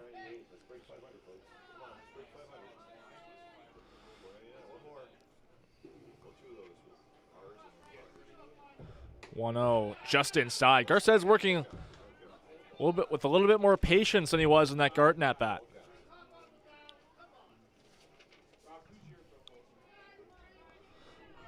(2-0), fouled away by Burns.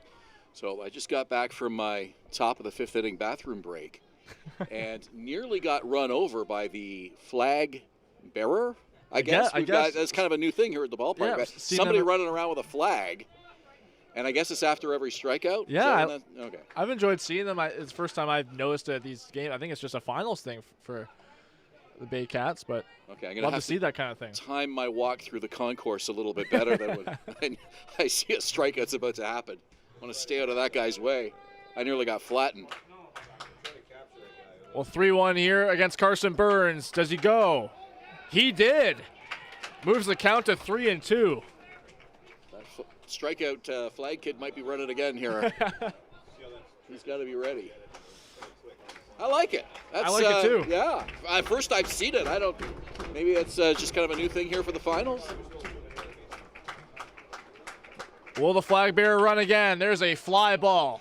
Left center field, hanging up for Nolan Macabrota. Settles under it, makes the easy catch, 2 down.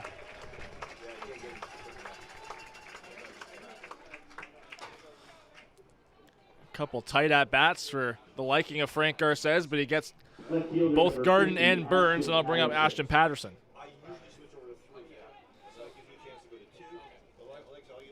Patterson, another man who struck out his first time up. First pitch. In there for a called strike. Should Patterson reach, it'll be Andy Leader who stands on deck. 0-1, low.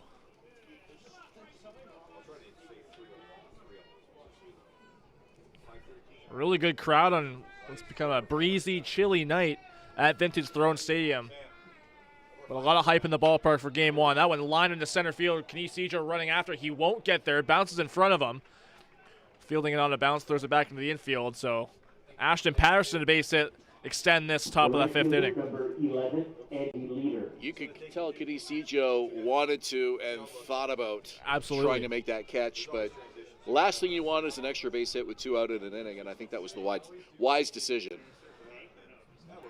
We've seen him make some spectacular catches out there before. We have, including in these playoffs. Not even just the one where he robbed Jonathan Salazzo of a home run in the first round, but a few dives. That one lined down the line in left field. It'll fall foul. Well, a couple of well-hit balls off Frank Garces here now with 2 out in the inning. Well, it's that righty-lefty matchup favoring the Royals right now.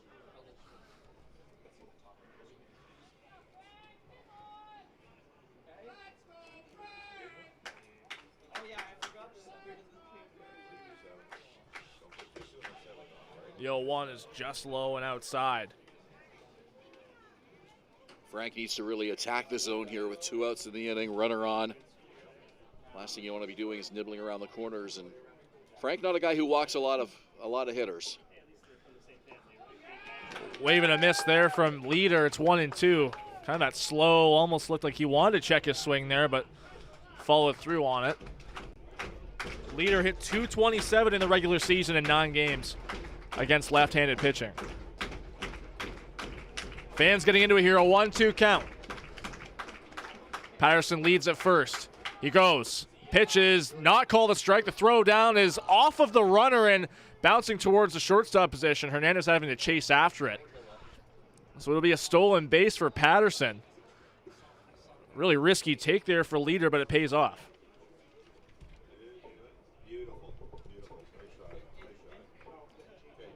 Jaco had a strikeout throw him out double play earlier in this ball game. Made a good throw there, but it just timing of the throw's arrival with the sliding base runner. Another 2-strike count. Patterson, the leadoff second, doesn't go here. Line up the middle, it's going to be a base hit for Leader. Rounding third is Patterson. No throw to home plate.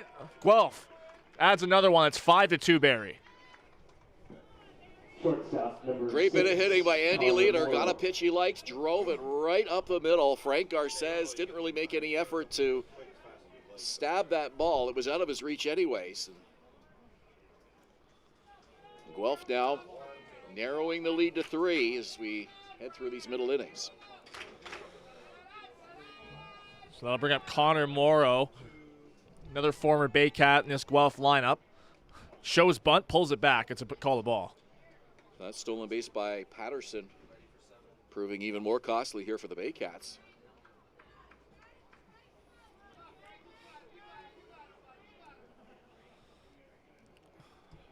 Adamad not playing shallow on the infield. He moved back after charging on that after Morrow showed bunt. That one also low. It's not something you see often from Garces, down 2-0 in this count.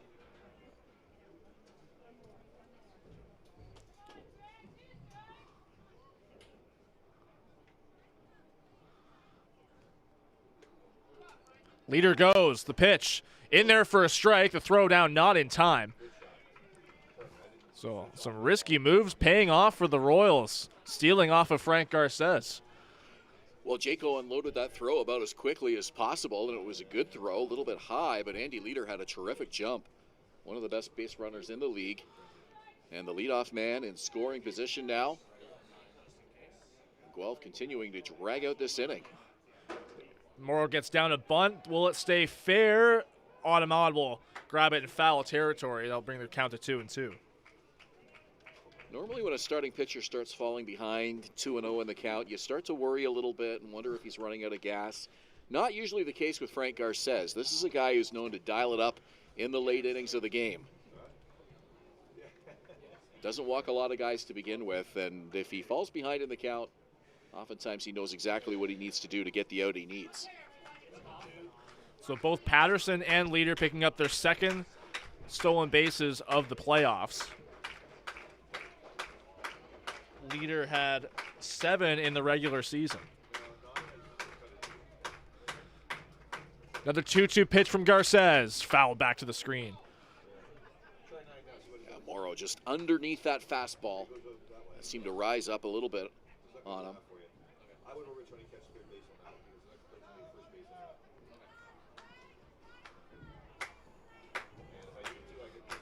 Seems time after time these fans getting behind Frank Garces on 2-strike counts. Can he convert here? On the ground towards second baseman Roy Sando. Throwing to first is in plenty of time for out number 3. But the Guelph Royals get 1 on the board in the 5th inning. 5-2 Barrie as we head to the bottom half. This is the IBL Finals on Baycats TV and Rogers TV in Barrie. At Domino's, mix and match any 2 or more pizzas and sides for just $8.99 each. Like when pizza night's more like pizza and lava cakes night, or pasta and stuffed cheesy bread night, or we're gonna need a bigger table night. Mix and match Canada's favorite pizza and more at Domino's. From basic to cosmetic dentistry, Smiles on Essa Dental has all your dental needs covered to knock your oral health out of the park.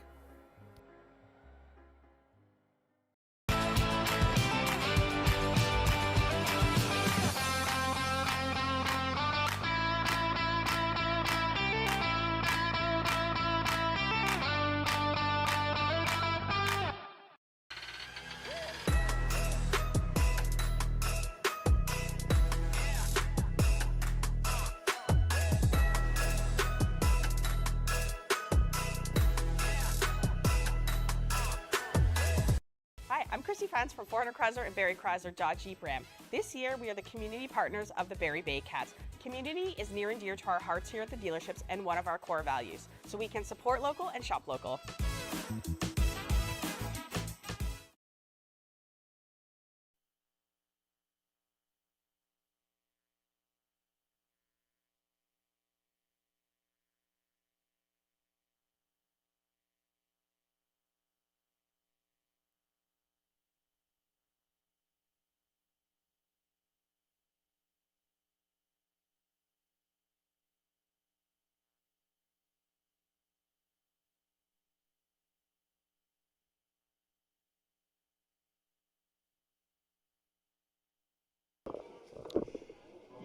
Baycats and Royals, game 1 of the IBL 2024 finals.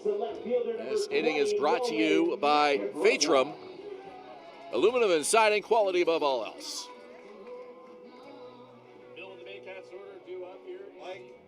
Middle of the Baycats order due up here in the bottom of the 5th inning. Nolan Macabroda to lead it off, then Hayden Jaco behind him, Adam Odd following that. But it was Nolan Macabroda single and scored in the 3rd inning. First pitch from Thomas on the ground, hard hit and a base hit into right field to lead off the 5th of the Baycats.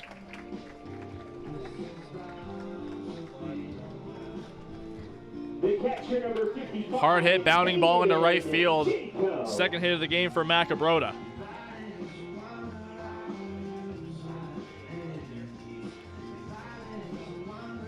Kyle Thomas still out on the mound for Guelph, looking to get through inning number 5. We've seen Yuki Narita warming up on multiple occasions in that left field bullpen, but not throwing as of right now. First pitch to Jaco, he shows bunt, pulls it back. Not called a strike, 1-0. Really nice job by Thomas, battling hard out there. Got that 3 up, 3 down, 4th inning after the Baycats batted around in the 3rd just to make sure that this score didn't unravel. And his job out there right now is to keep this one close. 1-0. Fouled off. Big swing there from Hayden Jaco. Fouls it off of his leg, it looked like. He's going to have to turn it over to the bullpen at some point. And Dino Ramel with one of the better bullpens in the IBL. Lots of options down there to go with. He can really mix and match his way through this Baycats lineup.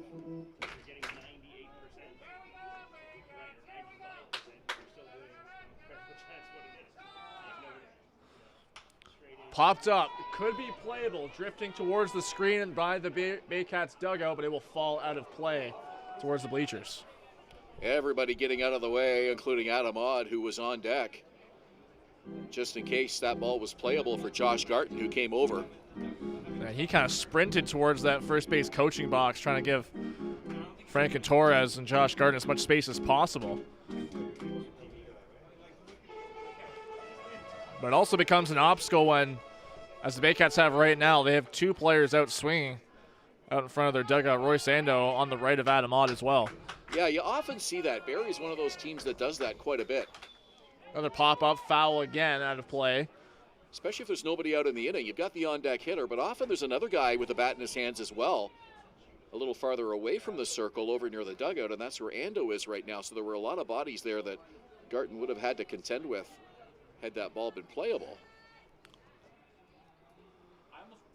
Still a 1-2 here for Thomas against Hayden Jaco. Lead by Macabroda. On the ground towards short. This could be 2. Off to Carson Burns. He'll have no throw over to first base, so fielder's choice gets Hayden Jaco to first base.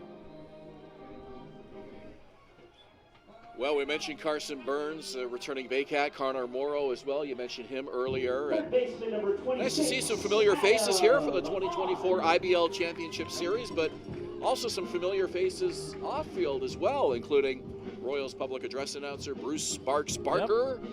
Made the trip on the bus with the ball club here for Game 1 of this series. We look forward to catching up with Bruce when we head down there Tuesday night for Game 2. Bruce, of course, worked in radio here in Barrie on Rock 95 for many years ago. Day oneer. He was, and has done PA announcing for a number of teams, including the Toronto Rock Lacrosse. Great to see Bruce. Ahmad offers at a 1-0. It's called a strike.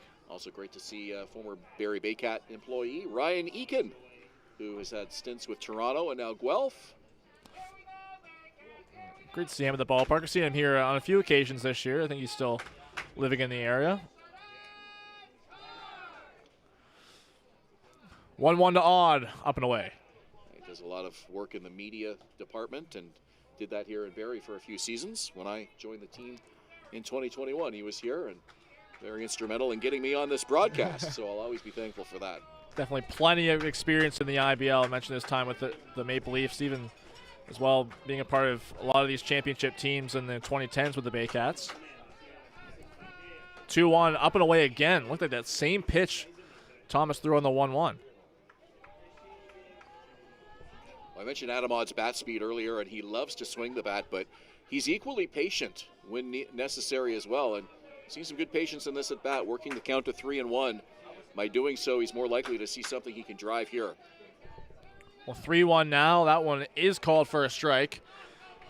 Odd staying patient. Now 3-2 with one out. Yeah, he thought that was inside a little bit, but a nice job there to paint that inside part of the plate by Thomas. Hayden Jaco leads off of first. 5-2 Baycats. One out here in the fifth inning. 3-2 pitch to Odd. Clocks that one out to left field, but it will drift foul and off the fence. Definitely, 20 feet or so. If that stayed fair, could have broken this game open further. Well, before this game began, just the pregame, there was just such a vibe around Absolutely. the ballpark. I don't know if you felt it too. I did. It felt like the World Series, Rob Daniels came up and we were talking and we were looking out on the field and we saw Bruce and Ryan and you were down there doing some of your interviews and pregame stuff as well, and it just felt like this is the big show right here. Jaco goes with one out. Garten runs into Jeremy Eulenbrook, the first base coach. Didn't have a play on it. Goes foul. Well, this is what the players dream of, the fans. Everybody wants to have the IBL championship in their city, and Barrie now getting it for the second straight year. And those of us who cover the team and do the broadcast, we feel that same excitement as well. Well, us being dressed up for this, obviously just makes us feel like it's that much more important as well. Another 3-2 to Odd. Fly ball out to left field. Back on it is Patterson at the wall. It is gone!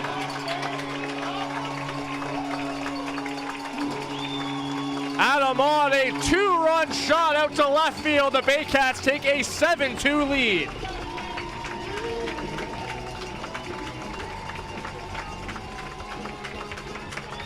What an at-bat by Ahmad on the 3-1 pitch. He took one inside for a strike that he thought might have been ball 4, and then he parks one over the left field wall for a big home run. Baycats with their biggest lead of the game here now, 7-2.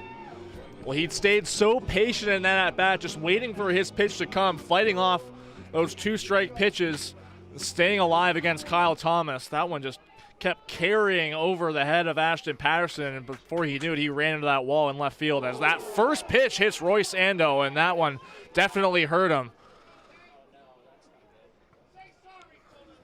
Kyle Thomas obviously apologetic towards Ando. Yeah, Thomas taking a few steps towards Ando, and you just want to make sure that exactly is what the intent is. And I don't think that's what Thomas was trying to do at all, drill him on the first pitch after a home run. Although the fans may be a little suspicious about it. Well, we saw that even with Evan Grills, I think in Game 5 against the Jackfish. wasn't after a home run, but there was a scary hit by pitch, and that's going to be the end of the outing for Kyle Thomas. But there was an outing where Grills was very apologetic to, I believe it was Steven Moretto who he hit. I could be wrong. Either way, that'll be the end of the outing for Kyle Thomas. It looks like Yuki Narita will take over for him on the mound. We'll introduce him, the reliever for the Guelph Royals, just after this.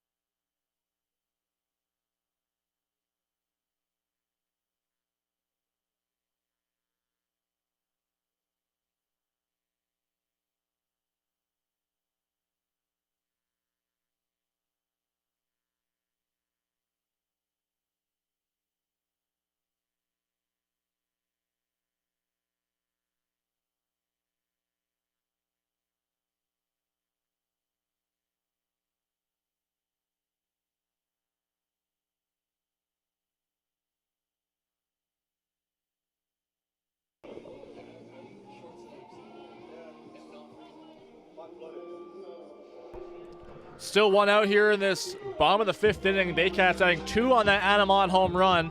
And after the hit by pitch on Roy Sando, paves the way for Yuki Narita to enter this ballgame.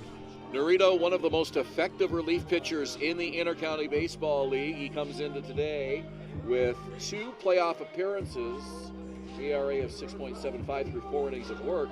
But in the regular season, 12 relief appearances and a 1.81 earned run average.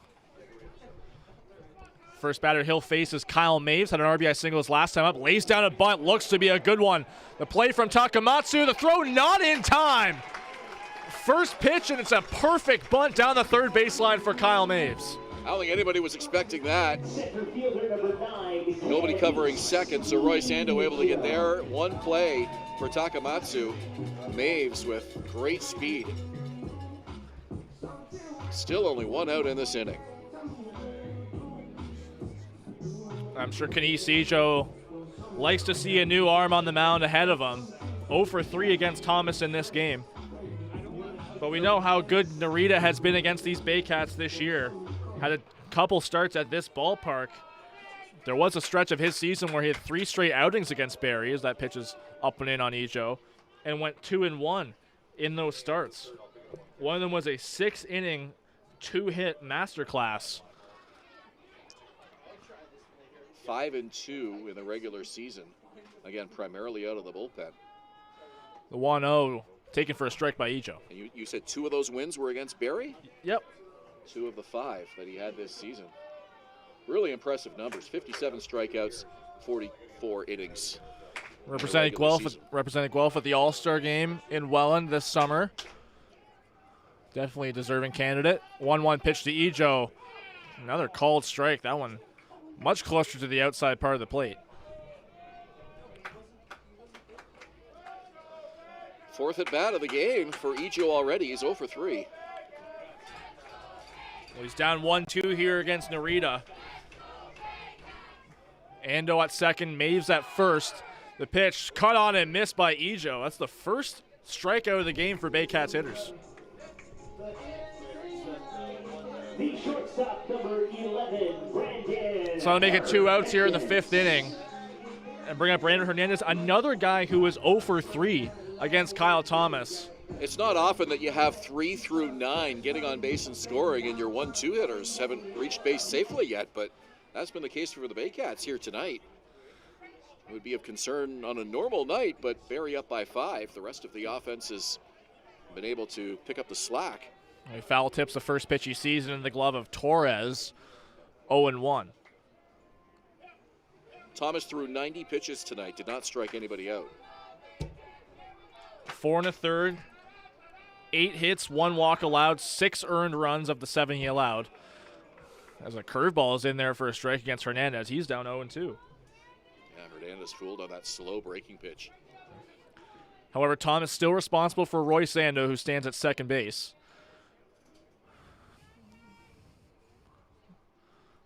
Big 0-2 pitch from Narita. Catches the plate, but it's low.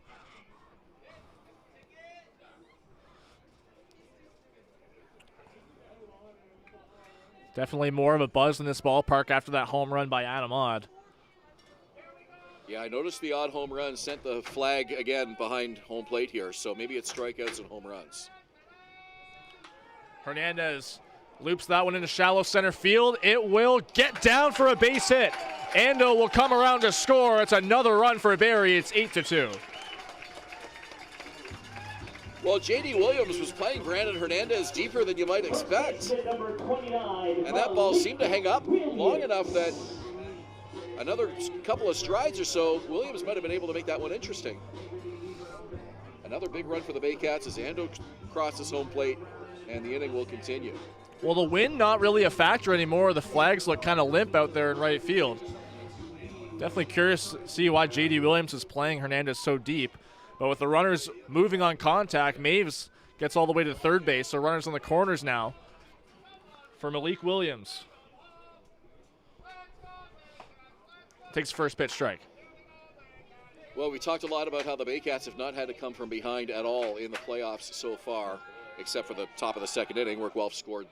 Barrie came right back and tied it up. But this is not a situation the Royals are used to in the playoffs. And now a 6-run deficit here in the middle innings. Well, the Baycats now at 10 hits with that one by Hernandez. They've had double-digit hits at every home game in these playoffs. Guelph coming into this game with double-digit hits in every game. But some of those just barely getting to 10. Meanwhile, the Baycats have consistently seen 12, 14, even 18 hits on multiple occasions. Williams goes down the first baseline and a foot on the bag as he grabs it. Josh Garton, 3 unassisted to end the 5th inning, but the Baycats tack on 3 more. A big 2-run home run by Adam Odd brings us out to the 6th inning. You're watching the IBL Finals on Baycats TV and Rogers TV in Barrie.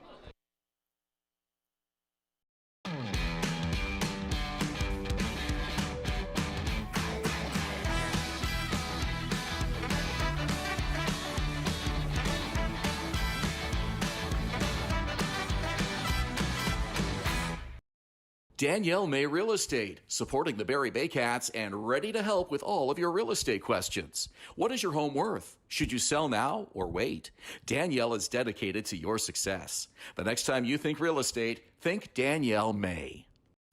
From basic to cosmetic dentistry, Smiles on Essa Dental has all your dental needs covered to knock your oral health out of the park.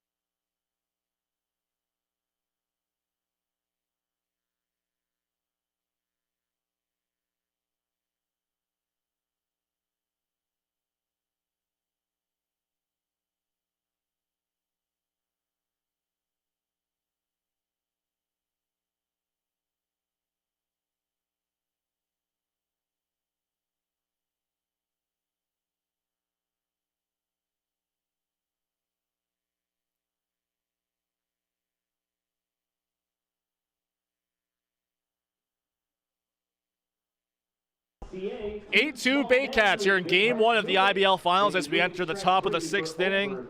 Frank Garces pitching over 70 pitches throughout this outing, looking to get through inning number 6. Frank and Torres to lead it off, then Garrett Takamatsu and J.D. Williams, the heart of the order for these Guelph Royals. Torres 0 for 2 as he sees the first pitch low. If you're looking for a part of this batting order to do some damage and get back in this ball game, these are 3 pretty good guys to send to the plate. A lot of work to do down by 6 runs. That one right in the heart of the plate, seen for a strike. It's 1-1.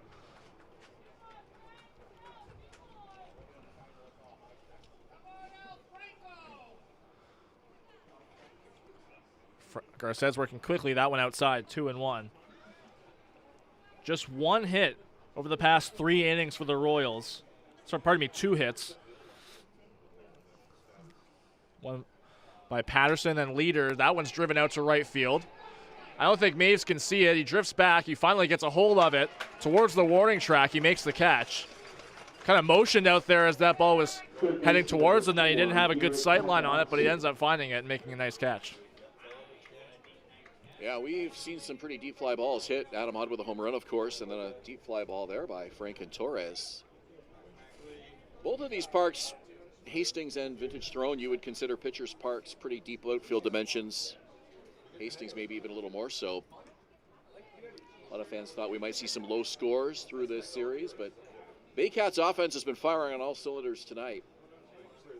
And they've hit very well at home, which is even more impressive when you consider that 10 hits through the first 5 innings. And there's still plenty of baseball left to be played, up 8-2. It's not exactly what you would call a hitter-friendly park here in Springwater Township, but the Baycats have put up some big crooked numbers here in the 2024 postseason. 0-1 called for a strike on Takamatsu. Baycats had 8 runs in all 3 games against the London Majors. Now another 8-run ball game in terms of their run total. Frank Garces did not like that throwback from Hayden Jaco. I don't know if he was joking or genuinely upset.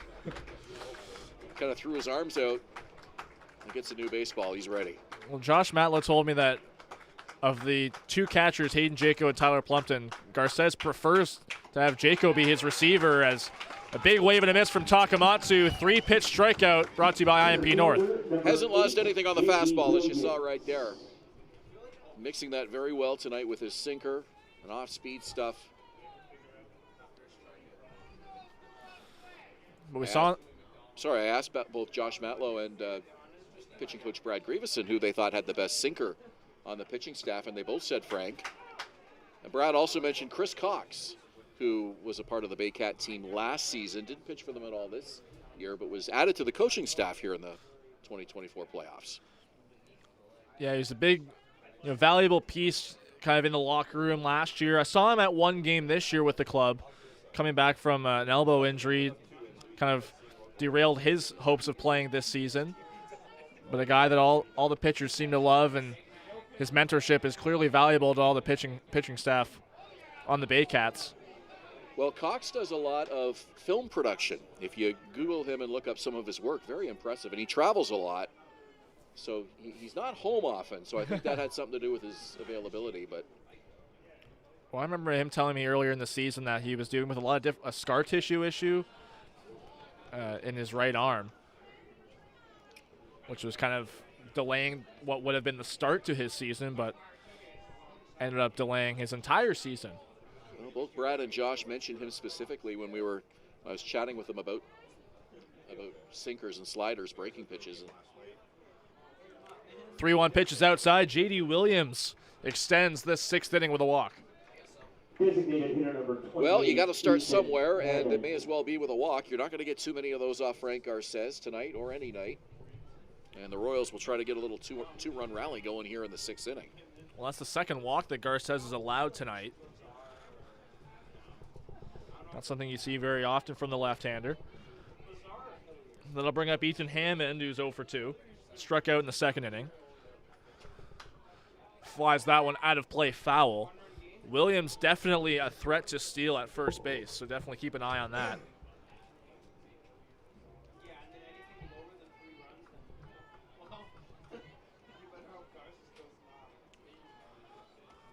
Modest lead at first, held on by Williams. The pitch from Garces, line up the middle. That's a base hit for Ethan Hammond. Williams turns the corner. He's going to third base. The throw from Ejo is not in time. Big turn from Hammond at first base. He'll stay there. But it looked like J.D. Williams, as he was rounding second, kind of leisurely, he turned on the Jets as soon as he got past the bag. Yeah, Ejo did not field that ball cleanly and needed an extra second or two to come up with the throw. And I'm not sure whether Williams noticed that and picked up on it to take the extra bag, or if he was thinking third all the way. I think he might have had that in his mindset. Bit of an aggressive move with 2 outs, but Ejo unable to come up with that ball cleanly, and I gave him an extra few seconds to get that extra 90 feet. Well, I believe Ejo was charged an error on that play. Have to take a check at that during the break. But now runners in the corner is for the big man, Josh Garton. And Frank Garces will pitch to him. The first pitch is just low.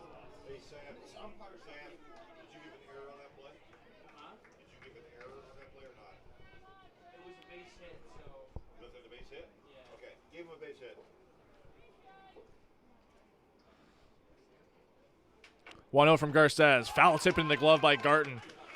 1-1. Garton a little bit ahead on that one. Frank changing speeds so well with his repertoire here. Garces got him on strikes leading off the 5th. Don't often see Garton, especially in these playoffs, 0 for heading into the second half of a ball game. Well, he's a veteran hitter, and he knows what he needs to do at the plate. Has a lot of power, and if he gets a hold of one, watch out. Garton very slow getting back into the box here. He's used his 1 timeout and definitely got every second out of it that he could have. 1-1 pitch fouled away. It's a big hole between Rosando and Brandon Hernandez. Yeah, Ando was shifted around to the right quite a bit. Our right, his left. Runners on the corners here, 2 out. Josh Garton with 4 home runs in these playoffs, 7 in the regular season. They must have a hitting chart on him for Royce to be playing around so far.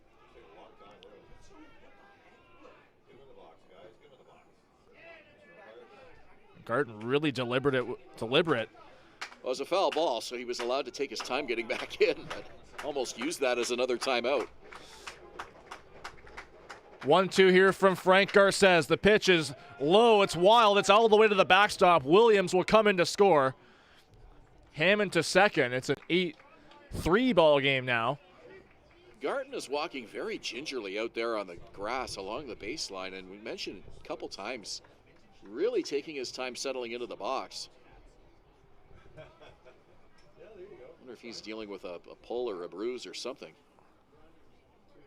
Gets a little extra time here with Brandon Hernandez coming in for a quick word with the pitcher. Well, I remember watching him in batting practice. He didn't seem to be, slow walking around or limping or anything. Just seemed to be his normal self. Might just be a timing tactic against Garces. Just he's being really deliberate with all his movements. Here's a 2-2. He cuts and misses. Second time Garton's been down on strikes, and that'll end the top of the 6th inning. Strikeout brought to you by IMP North. We head to the bottom half.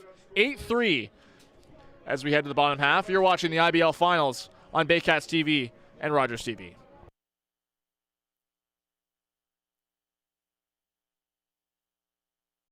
Visit Alliance Billiards and Sports in the northeast end of Barrie. A fun, friendly family environment offering pool, darts, karaoke, and live entertainment. Enjoy a large variety of delicious food and drinks on the patio. You'll come as a stranger and leave as a friend. From basic to cosmetic dentistry, Smiles on Essa Dental has all your dental needs covered to knock your oral health out of the park.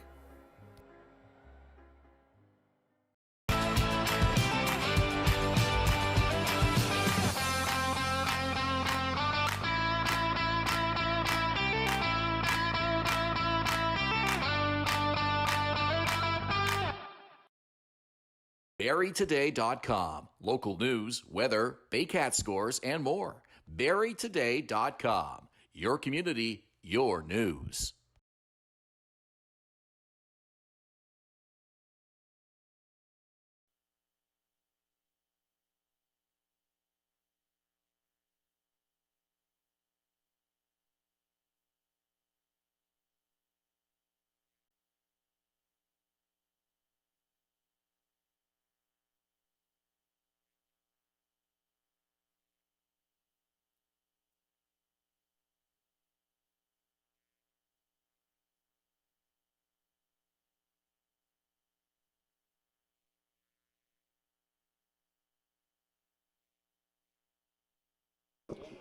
Bottom of the 6th inning at Vintage Throne Stadium, Baycats, Royals, and this inning brought to you by Moving.ca. Two small men with big hearts moving, making moving stress-free for over 35 years.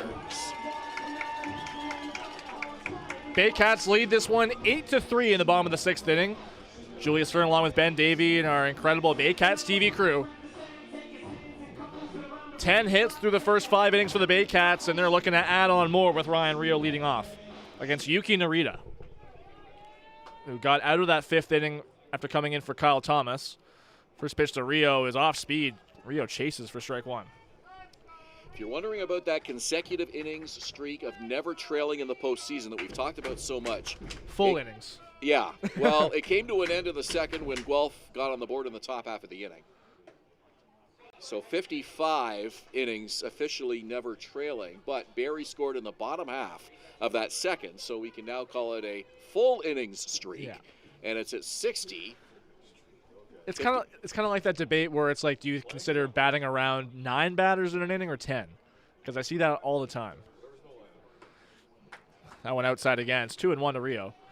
And did you strike out the side if more than 3 men come to the plate? That's the other one. We've had that once this year, where I think we had a four strikeout inning from Cesar Rosado. We sure did. I remember that night. 2-1 to Rio. He waves through it. It's 2-2. Boy, this 2024 season has just been filled with so many memories. All these moments that we'll look back on when all is said and done. You hope that it ends with a championship, but either way, lots of stuff that Baycat fans will be talking about here for a long time. 2-2 from Narita to Rio. It's outside. Counts full. Well, I think he thought he had the third strike there. He started to do that little walk around to the right of the mound.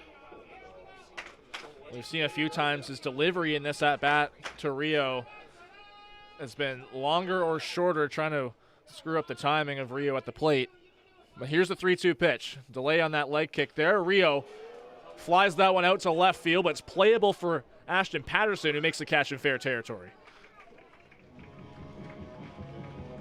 Left fielder number 20, Nolan Macabrota.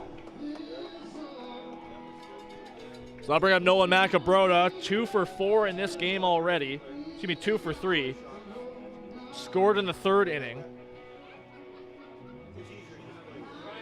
So in your observations of watching baseball, do you believe fly balls carry more in high humidity or low humidity?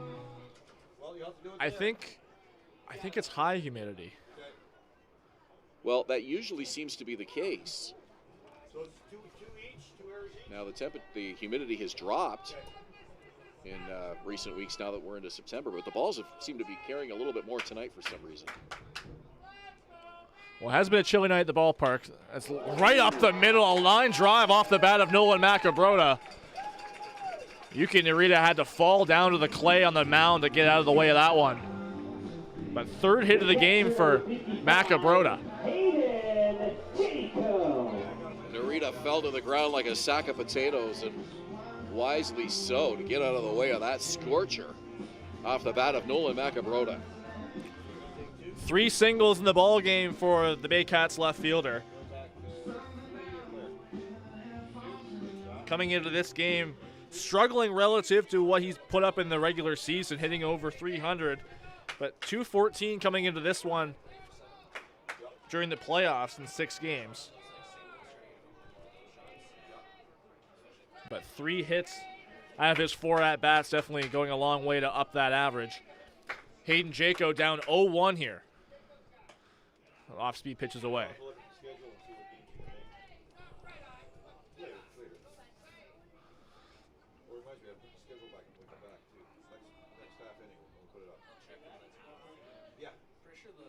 Jaco steps back in. Narita looks over to Macabrode at first. A modest lead for Mac. 1-1 pitch from Narita. Inside, swung on by Jaco. Cuts right through it.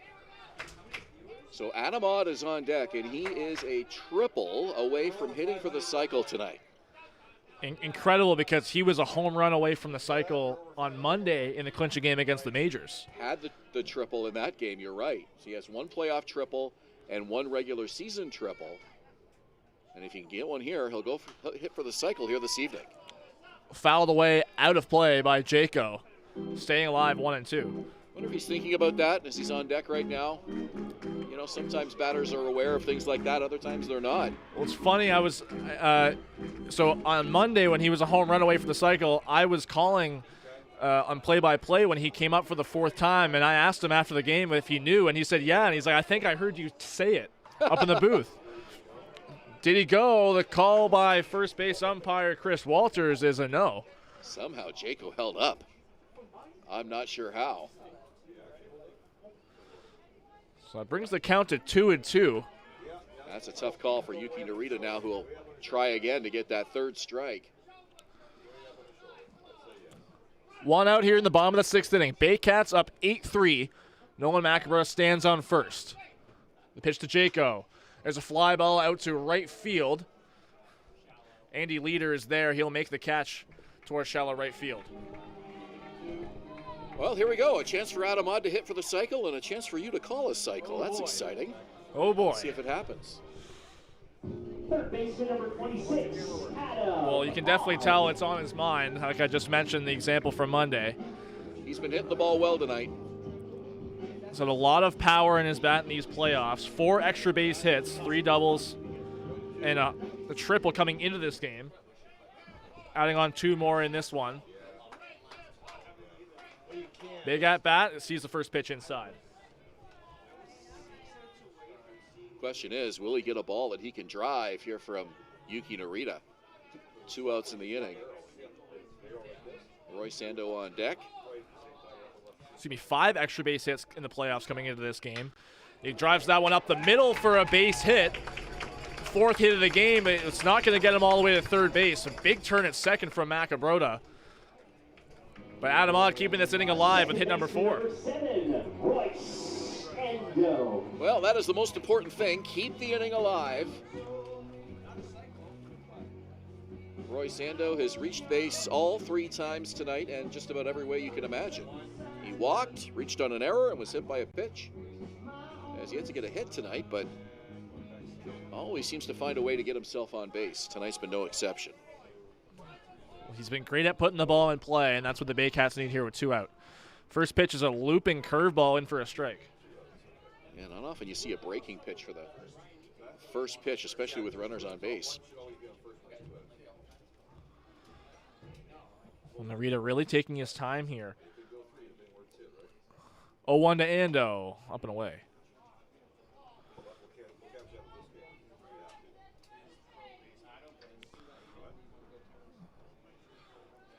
Baycats looking to add on some more here in the 6th inning. 2 on with 2 out for the number 8 hitter, Roy Sando. Kyle Mave stands on deck. The 1-1. A wave and a miss from Ando. He was on it timing-wise, just couldn't get a piece.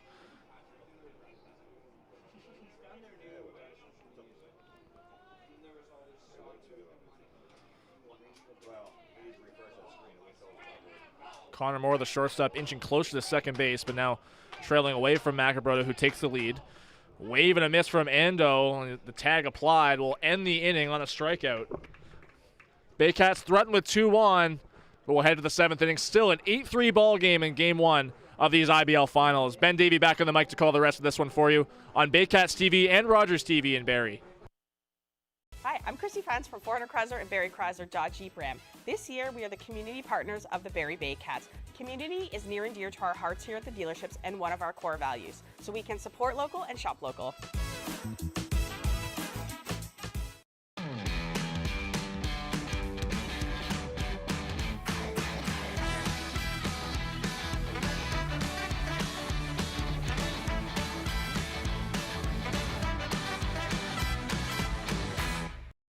The only North Barrie Market, your go-to for homemade meals, catering service, and the freshest locally sourced meat. Get ready for an unforgettable barbecue experience with Barrie Best Barbecue coming soon. All at North Barrie Market, 580 Bayfield.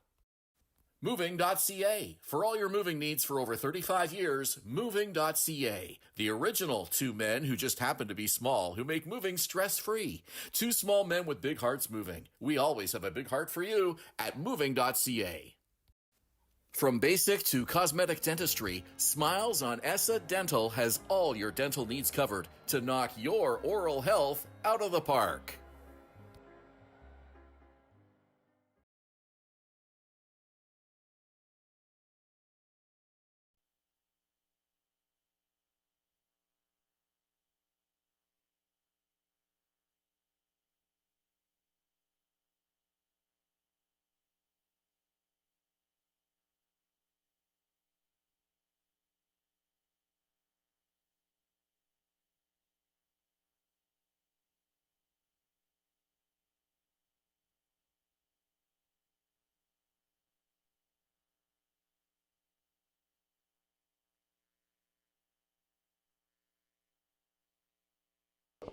We're two-thirds of the way home here in Game 1 of the 2024 IBL Championship Series. Baycats on top by a score of 8-3. Ben Davy and Julius Hern on this Sunday night at Vintage Throne Stadium in Springwater Township.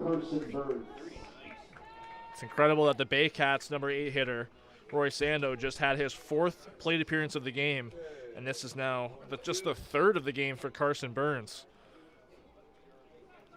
Also 8 runs, 12 hits for the Baycats tonight, just 3 on 5 for Guelph. Frank Garces back out for his 7th inning of work, and that's exactly what Josh Matlow wanted. 7 innings or more from his left-handed ace. We'll see if Carlos Sano comes out to work the 8th and 9th tonight. Might not need him the way Frank's going here. Well, that pitch that pitch right there was pitch number 100 for Garces. We don't know how well he can go over 100 pitches. Burns tried to check his swing. He did not. It's a 3rd strike. It's brought to you by IMP North.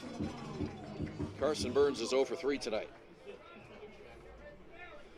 Strikeout number 7 on the game for Garces. And I'm surprised that Burns hasn't really had much, to do offensively against, a pitcher that he's had a lot of experience with, being teammates. And Frank Garces. And keep in mind, Carson Burns caught a good chunk of the playoffs last year after Josh Cote wasn't able to make it. He had to go back to school, so wasn't able to be used during the playoff run in 2023. So Carson Burns filled in quite a bit behind the plate, and some of that was for Frank Garces. Well, his strength on this Royals roster is his defensive versatility and his reliability in the field. No question about that. And if you missed the first half of this game, 7 balls were hit to him through the first 2 innings. Or 6, I guess, through 2 innings, 7 through 3. Very busy start to the game for him at second base. Ashton Patterson ahead here, 3-0 against Frank Garces. Frank will take his time and slow things down a little bit. You and I both noticed Frank with his warm-up tosses, and this is not unusual for him, but doesn't throw with very full velocity. More kind of just soft tossing his way through those pre-inning warm-ups. Well, very often Garces will come out and start his warm-ups from behind the mound, pitching on that flat ground at a greater distance than he usually would, and then he'll gradually move to the top of the mound. And but he still doesn't throw with that same velocity. Obviously, he's one of those pitchers that knows you want to save that extra little bit of juice you have for late in your outing. Well, he leaves a lot in the tank for the late innings. And a pop-up, it could be playable. It's on the left side. Adam Ott over near the coach's box makes the catch. 2 outs here in the 7th. So after walking the number 9 hitter, Frank Garces gets the leadoff man, and a pretty dangerous bat coming to the plate here in Connor Morrow. Well, Morrow yet to have a hit off of Garces. He walked in the 3rd. Other than that, he's a victim of 2 groundouts. Morrow having an outstanding playoff, .486 average coming into the IBL Championship Series here through 8 games. Has yet to get anything going here tonight, though. Keep an eye on Ashton Patterson at first base. Stole second his last time on. This one hit high to left center field. And Kinesijo takes it for the 3rd out of the inning. We go to the 7th inning stretch with the Baycats on top by a score of 8-3 here at Vintage Throne Stadium. For the Royals, in the 7th, no runs, no hits. From basic to cosmetic dentistry, Smiles on Essa Dental has all your dental needs covered to knock your oral health out of the park. The Collingwood Brewery at 10 Sanford Fleming, producing delicious lagers, ales, and seltzers since 2014. The proud home of the Baycats Brew. Check out their retail shop and tap room, and select products at the LCBO, beer store, and grocery stores. Cheers, and go Baycats!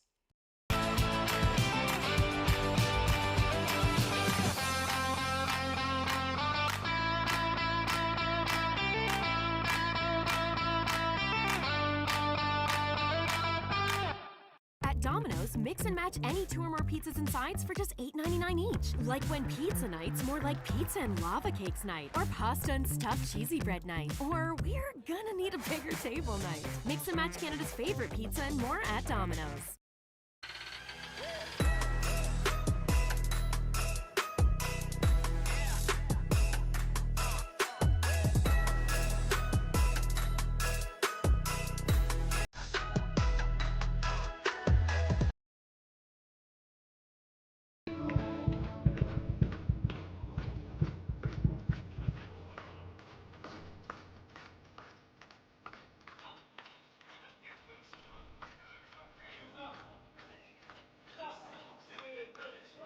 Sam, Drew Durst, first base.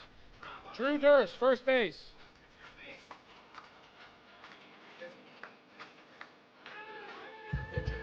Yeah, well, he's the 2-way player.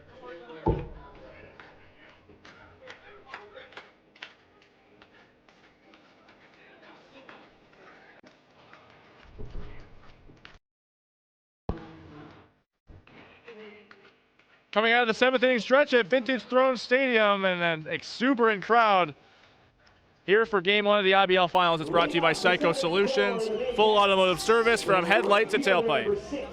Barrie Baycats in control of this one and have been since the bottom of the 3rd inning when they put up 4 runs against starter Kyle Thomas. Yuki Narita back out in relief. Kyle Maves comes to the plate for Barrie here in this bottom of the 7th inning. One defensive change to note for Guelph. Drew Durston at first base for Josh Garton. Durst does not have an at-bat in the postseason. 2-way player, used primarily as a pitcher. 3 relief appearances in the 2024 playoffs so far. You mentioned Josh Garton seemed like he was really hurting and had a injury in Game 5 of the Welland series. Well, he was slow getting in and out of the batter's box, and once he had that second strikeout against Garces, it was very slow and maybe limping a little bit as he went back to the Royals dugout. On the ground and through into left field. It's a leadoff single for Kyle Maves, and we're back to the top of the order.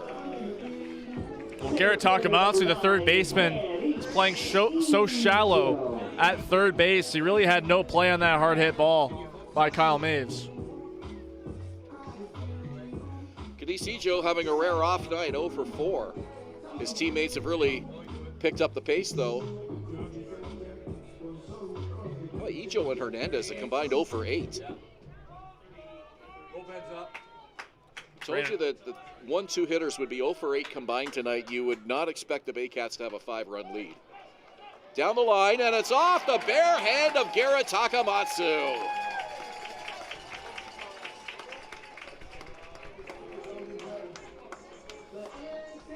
Well, no matter what, that was going to be a tough play for Takamatsu. Kinesijo 0 for 4 coming into that at-bat, trying a little something different, going with a no-out, nobody-out bunt, and it pays off for him. Now 2 out for Brandon Hernandez. 2 on, pardon me. And they're deciding whether hit or error on that. We'll let you know when we find out.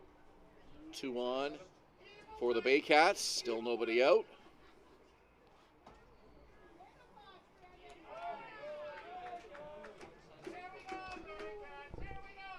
That's the first time Canisijo has been aboard tonight, and now Brandon Hernandez will try to keep things going. Lines it foul over near the Guelph bullpen. Well, now with Canisijo on with that hit, I would say. I think that's a hit. Now everybody in the Baycats lineup has reached base tonight. 8 runs, 14 hits for the Baycats. 3 on 5 for Guelph, each team with 2 errors. Narita checks the runner, kicks and deals. Inside and low. See some double barrel action in the Baycats bullpen. Chris Lazar, the lefty, is throwing, and so is Brandon Hillier, the righty. 2 balls, 1 strike. The count to Brandon Hernandez. Pitch on the way. Got a piece, and he fouls it back to the screen.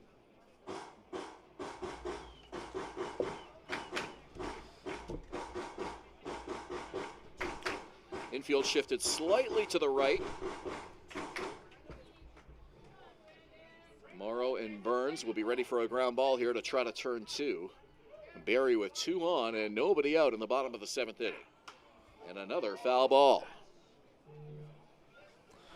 We've seen Drew Durst, the new first baseman in for Guelph, been playing Hernandez pretty shallow on the infield. And the big man, 6'7" now. It looks like he's towering over Canisijo.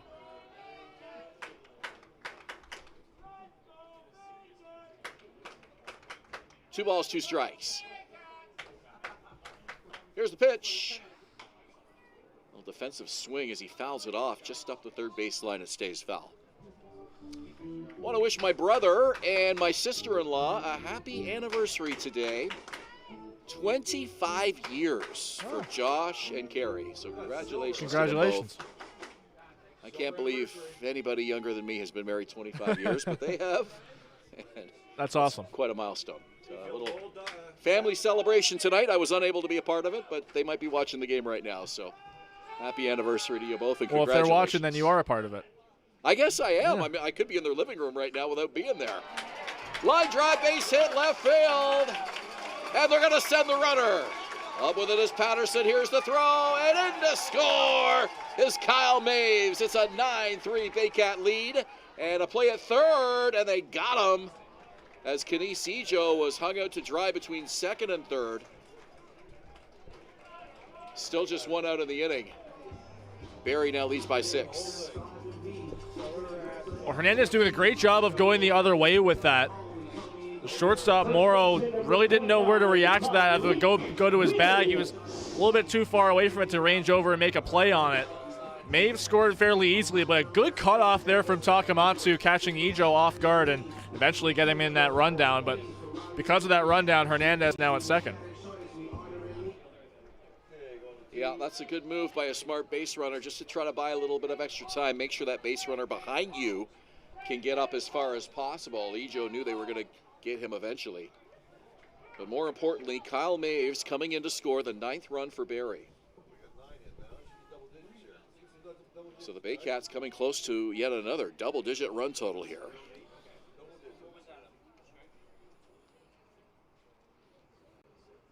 Narita's pitch. And he misses, ball 1.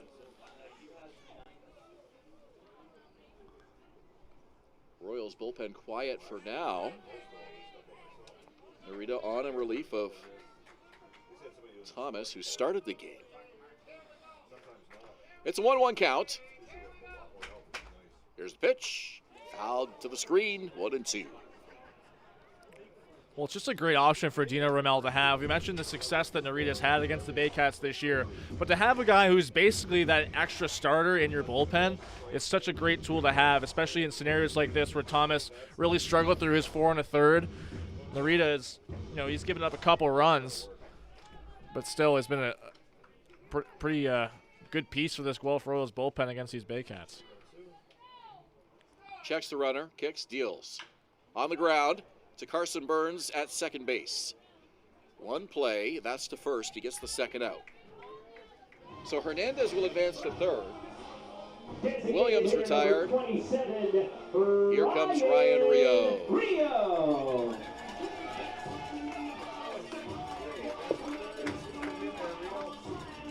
You gotta wonder how many balls that is now hitting Carson Burns tonight.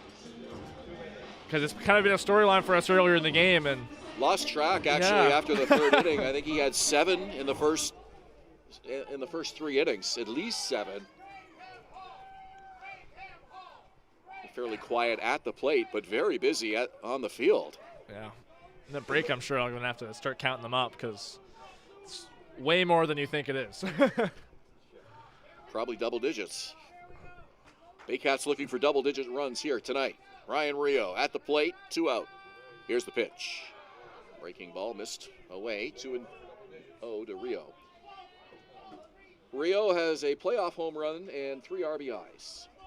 391 average coming into tonight. Burns has made 8 assists tonight. Wow. And if That you doesn't include, even count the ones that got by him. well, if you include the rundown that they made the out on Ejo, you could even add another assist to that total, so 9. 3 balls, no strikes to Ryan Rio. Nolan Macabrota on deck. Narita doesn't want to face him. Here's the pitch on the way. Rio pops it up. A major league fly ball to left field. It'll hang up there. And the catch is made by the left fielder, Ashton Patterson. And that will do it as the Baycats strand a runner, but they put another run on the board. 9-3 Barrie as we go to the top of the 8th inning. You're watching Baycats TV and Rogers TV in Barrie. The Collingwood Brewery at 10 Sanford Fleming, producing delicious lagers, ales, and seltzers since 2014. The proud home of the Baycats Brew. Check out their retail shop and tap room and select products at the LCBO, beer store, and grocery stores. Cheers and go Baycats! From basic to cosmetic dentistry, Smiles on Essa Dental has all your dental needs covered to knock your oral health out of the park.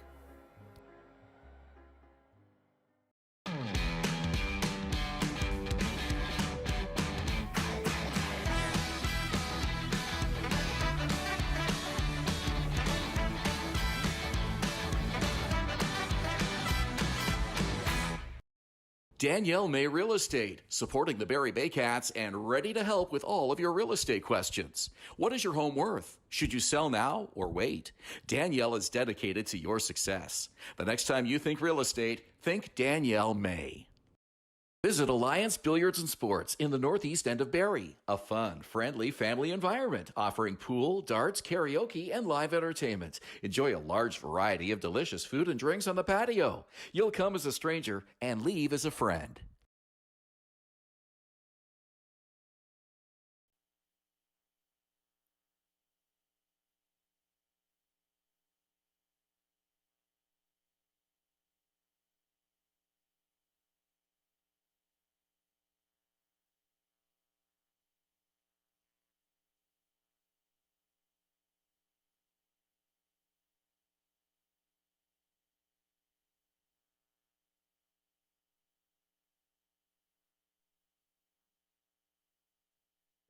To the top of the 8th inning we go at Vintage Throne Stadium. I'm Ben Davy, he's Julius Hern, and the Barrie Baycats on top by a score of 9-3. And Frank Garces' night comes to an end. Yeah, and coming in to relieve him is right-hander Brandon Hillier, who has been rather clean his last 3 outings, an inning each. His last one was in Game 2 in London, but hasn't allowed a run in each of his last 3 outings. If this lead holds, Frank Garces will get his 3rd playoff win here in 2024. Game 1 of all 3 series. Keep in mind that those 3 outings for Hillier were all 3 of them after he came back from a knee injury he suffered in Guelph. That sidelined him for over a month. Didn't get the call on that first pitch.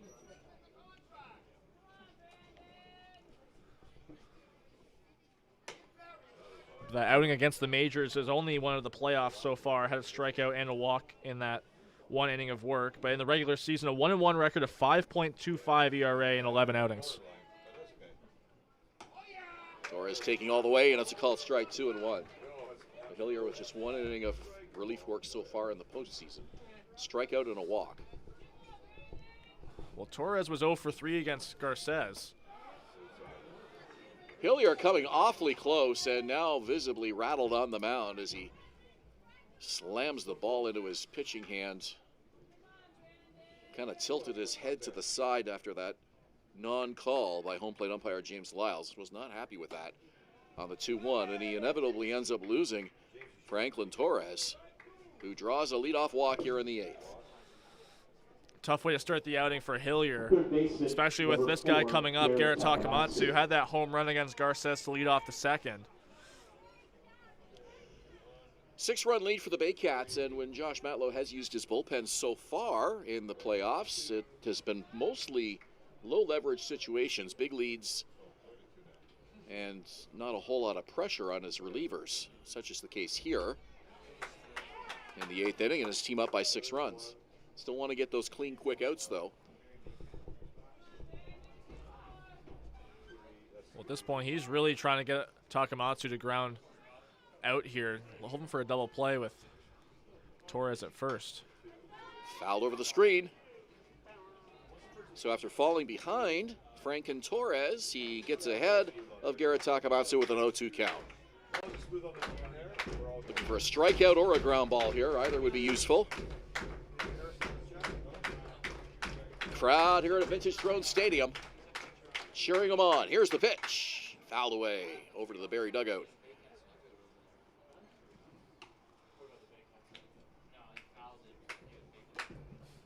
Just the contrast between this at-bat and the one by Torres. Hillier falling behind was 3-1, losing him on ball 4, now up 0-2. Definitely a different approach against the power-hitting righty. Takamatsu, a veteran hitter, and he hits this one to straightaway center. Ijo's got to go back, now to his right, and he makes the catch. Well, Ijo almost backtracked a little too far. He had to come back in a stride and a half or so to be able to make that catch. A really hard hit ball by Takamatsu.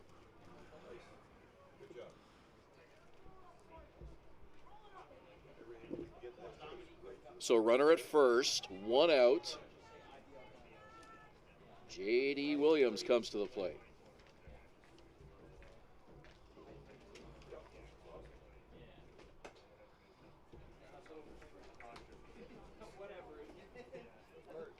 Williams hit .327 through 39 games for the Royals this year.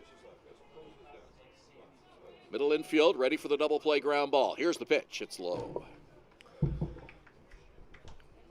Looks like Chris Lazar still throwing in that Barrie bullpen, but now Brad Grieveson up and stretching. Well, everybody well rested, so all hands on deck tonight for Josh Matlow. His team has not played since Monday. Fastball, and it's fouled away, 2-1. Yeah, rare you get almost a full week of rest in between series, not even just in this league, but in Major League Baseball. Nice luxury to have, and with the long layoff, we were more concerned about the offense than the pitchers. The pitchers love the rest. The lineup has not been a concern tonight. The Baycats have exploded for 9 runs on 15 hits. They picked up right where they left off from the London series. 2 balls, 2 strikes. Here's the pitch. A ground ball to short. Hernandez bobbles it, gets the relay over to the second baseman for 1. That's all they get. So Ando covering the bag for the force. Well, despite the bobble and great effort by Hernandez to get that ball to Ando, it seemed like they still had a play on Williams at first base. Ando, I'm not sure if he anticipated that. Didn't end up making a throw over, but definitely an opportunity that extends this inning for the Royals. Might be a situation where just late in the ball game with a big lead, you take it 1 out at a time here. And maybe that was in Royce's mind. Didn't want to uncork one and put a runner in scoring position and anything that might potentially lead to a big inning here. 9-3 the score. Fouled away, and it's 0-2, and a big pitch coming up here from Brendan Hillier. Hammond has chased each of the first 2 pitches he's seen. The first one he was way out in front of. See what Hillier gives him here. Hillier to Hammond, and it's low.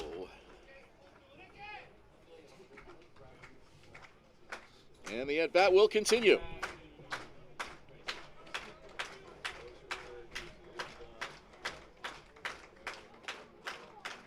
Williams, the runner at first. 1 ball, 2 strikes. The pitch. A fly ball deep to right field. And it is gone. A 2-run homer for Ethan Hammond. Guelph Royals make it a 9-5 ball game.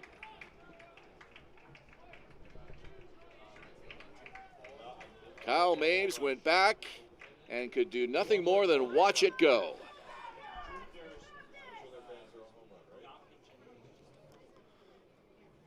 Well, just as that crack of the bat and you see Kyle Maves kind of see that ball fly over his head, the energy in this crowd just dissipated.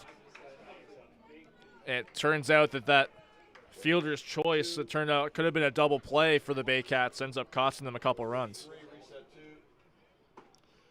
That gives Hillier a chance to reset here now with the bases empty.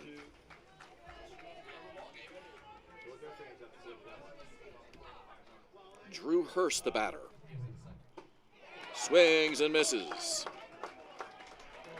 No balls, 2 strikes.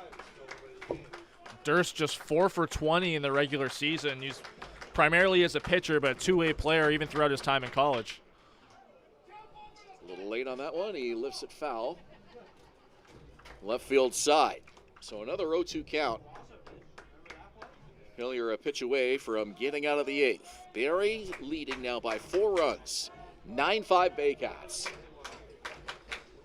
Let's go Baycats. The chant from the fans here at Vintage Throne Stadium with 2 outs in the 8th. Pitch from Hillier. Called strike 3! Brought to you by IMP North. Hillier off the mound. Durst with some words from the home plate umpire as he heads back to the Royal dugout. Guelph chips away by getting 2 in the top half of the inning, but still trail by 4 as we go to the bottom of the 8th. You're watching Baycats TV and Rogers TV Barrie.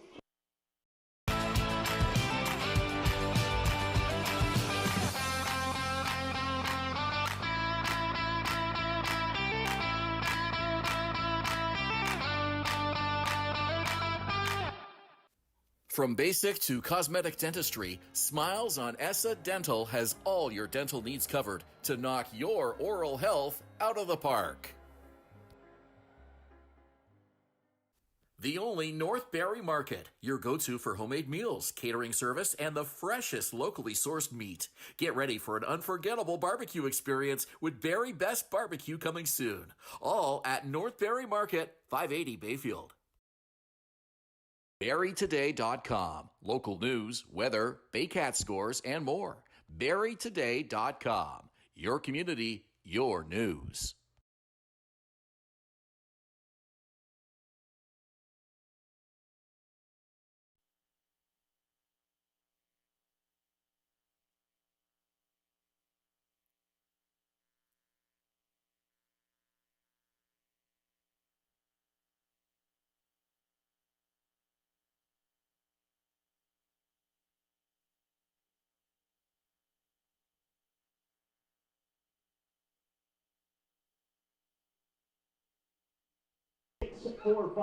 Baycats take a 9-5 lead in the bottom of the 8th inning, and it's brought to you by United Way Simcoe Muskoka, making poverty unignorable. To learn how you can help, you can visit uwsimcoemuskoka.ca. And they actually just announced the winner of our 50-50 draw presented by United Way Simcoe Muskoka, $1,252. I think that's a season-high prize.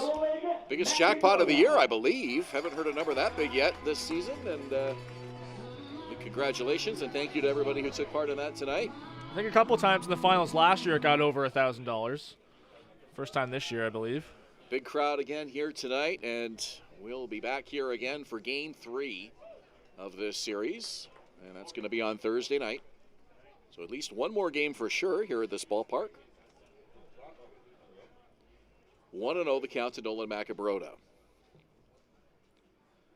Macabrota, Jaco, and Odd are all scheduled to bat. This one hit weakly to second. Burns scoops it up, makes the throw in time for the out. Another ground ball to Carson Burns. We'll make that 10 assists on the night now, I think, for Carson Burns. He's just been peppered with ground balls from his former teammates on the Baycats. keeps this up, we're going to have to blow off the history books and find out what the Guelph Royals record is for assists in a game. And that doesn't even count all the other balls that were hit to that right side of the infield. Well, it just goes to show how much they mean it when they say that Carson Burns didn't line up for that defensive presence. It sure has paid off for them tonight, despite the score. Adam Ott on deck, and as we mentioned, he is a triple away from the cycle. He will bat, 1 out in the inning. Here's the pitch from Narita on the way, and it's low and away. Dino Ramel really riding Narita here and letting him give him some innings. He suspected that Ramel might go deep into his bullpen here tonight. That has not been the case, despite trailing by 4. And that one hit Jaco right up top under the shoulder. Odd will bat with a runner on. Looks like Hayden Jaco's all right. From what I can gather from the Royals, aside from Jacob Cush, who's set to start Game 2, and Evan Grills, who's set to start Game 3, Narita is one of 5 bullpen arms available for them tonight. One of those other arms, Drew Durst, is now in the game at first base. Definitely a strength of this Guelph Royals roster is their bullpen. A lot of options available. Gotta admit, I'm a little surprised he's just kind of stuck with the one reliever tonight. Barrie's put up some pretty big runs through this ball game, including 4 runs off starter Kyle Thomas tonight in the 3rd inning, and 3 runs tonight in the 5th, 1 off Narita in the 7th, and now the Baycats looking for more in the 8th. Here's the pitch. Fouled over the screen. We haven't even seen anybody else throwing in the Royals bullpen since Narita came into this game. Well, it's a long series, a 7-game series. We've got a lot of baseball still to go. Speaking of action, Carlos Sano is throwing in Barrie's bullpen. There's the ball hit to left center field. And over to make the catch is the center fielder, J.D. Williams. Back to first goes Hayden Jaco, 2 out in the inning. So it looks like we won't have a cycle in the building tonight. But probably not.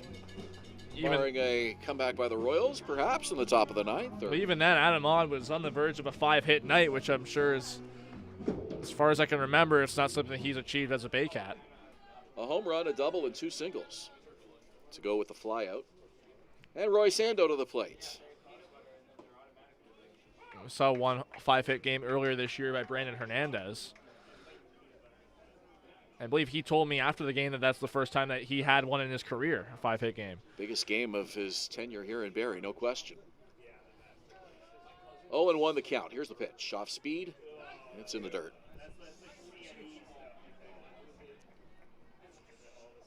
Just 6 hits for the Royals here tonight. They've managed 5 runs so far off starter Frank Garces and reliever Brendan Hillier. We'll see who works the 9th.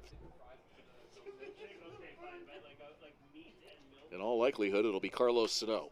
Here's the pitch. Fouled over the trees. Well out of play. 1-2 the count.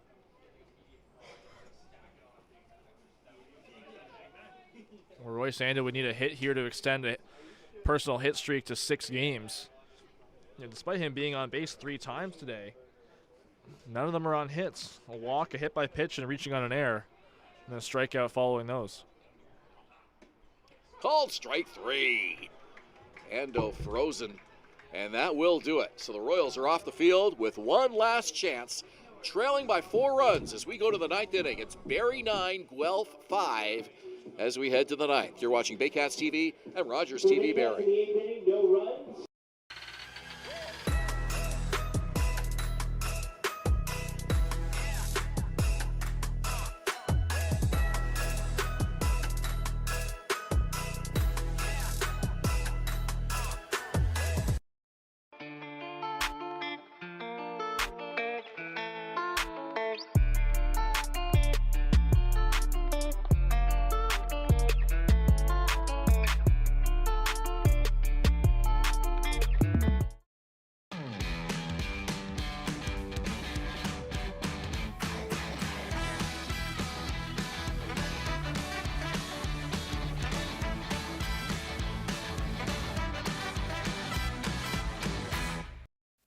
From basic to cosmetic dentistry, Smiles on ESSA Dental has all your dental needs covered to knock your oral health out of the park.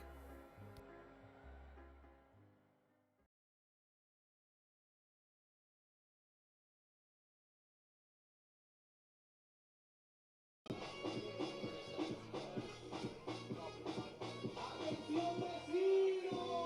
Guelph doesn't get 4 hits in this inning, it'll be their first game.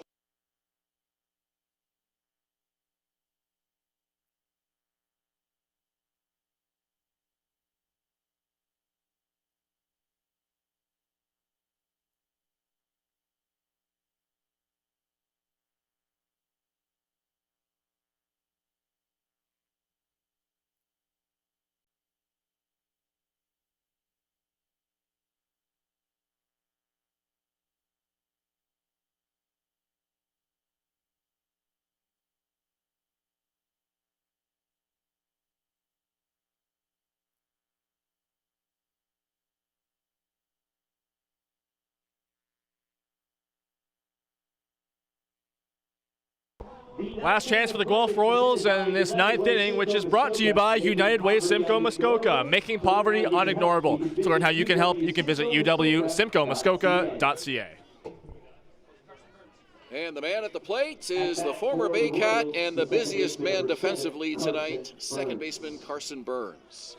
Burns due to hit, along with number 9 hitter Ashton Patterson and leadoff man Andy Leader here on the top of the 9th. And they will face Baycats closer Carlos Sano. Carlos Sano out for his fifth outing of these playoffs. The last two have been fairly clean, both 1 inning each against the London Majors. But his first outing against London, he gave up 1 earned run. And game 2 against Toronto was a bit shaky for him. 2 earned runs in 2 innings. Hit weakly up the first base side. Sano scoops it up, puts the tag on, 1 away here in the top of the 9th.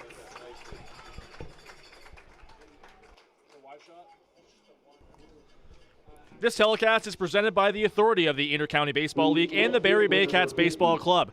The accounts and descriptions of this game may not be disseminated without any express written consent, and any rebroadcast, reproduction, or retransmission in any form is strictly prohibited. Left fielder Ashton Patterson.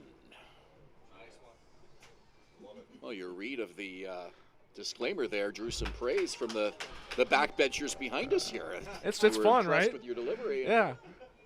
I feel like a pro. The strictly prohibited part of that is the part you really got to punch. Oh, yeah. Otherwise, Julius himself will come down and put you in handcuffs.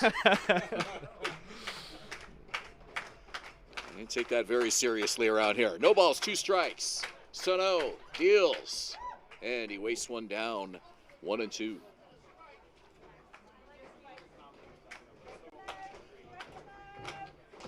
Barrie Baycats 2 outs away from taking the opener here in the 2024 IBL Championship Series.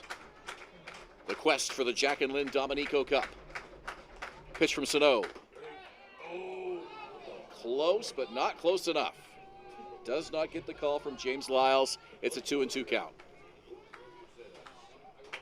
Patterson's put together some great at-bats today. He struck out in the 3rd, but then that single, and he scored, and then that walk the last time he faced Garces. Right back to the mound, and it gets past the shortstop into center field. I thought Carlos Sano might actually be able to hang on to that one. It came back like an absolute rocket. Number 11, Andy Leader. I feel like I heard it graze his leg a little bit as it, buzzed past him and past Brandon Hernandez. Yeah, it hit either the glove or the thigh, but it didn't seem to slow the momentum of the ball down at all. So the Baycats a ground ball double play away from nailing this one down here tonight. Patterson with the lead at first. Malik Williams holding him on.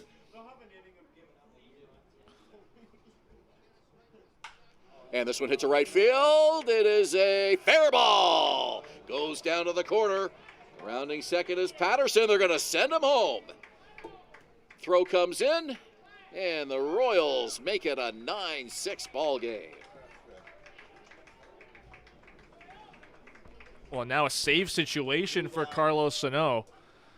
Andy Leader rocketed that one the other way, kind of that perfect spot. It looked like he was going to go for a triple, and I think if he committed to it, he would have been there safely, but winds up staying at second base with Patterson scoring on the play.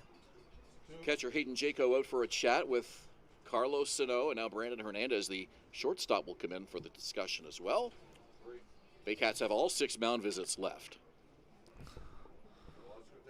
So they'll burn one here. Top of the 9th inning, but more importantly, the tying run is on deck. It's a 9-6 game.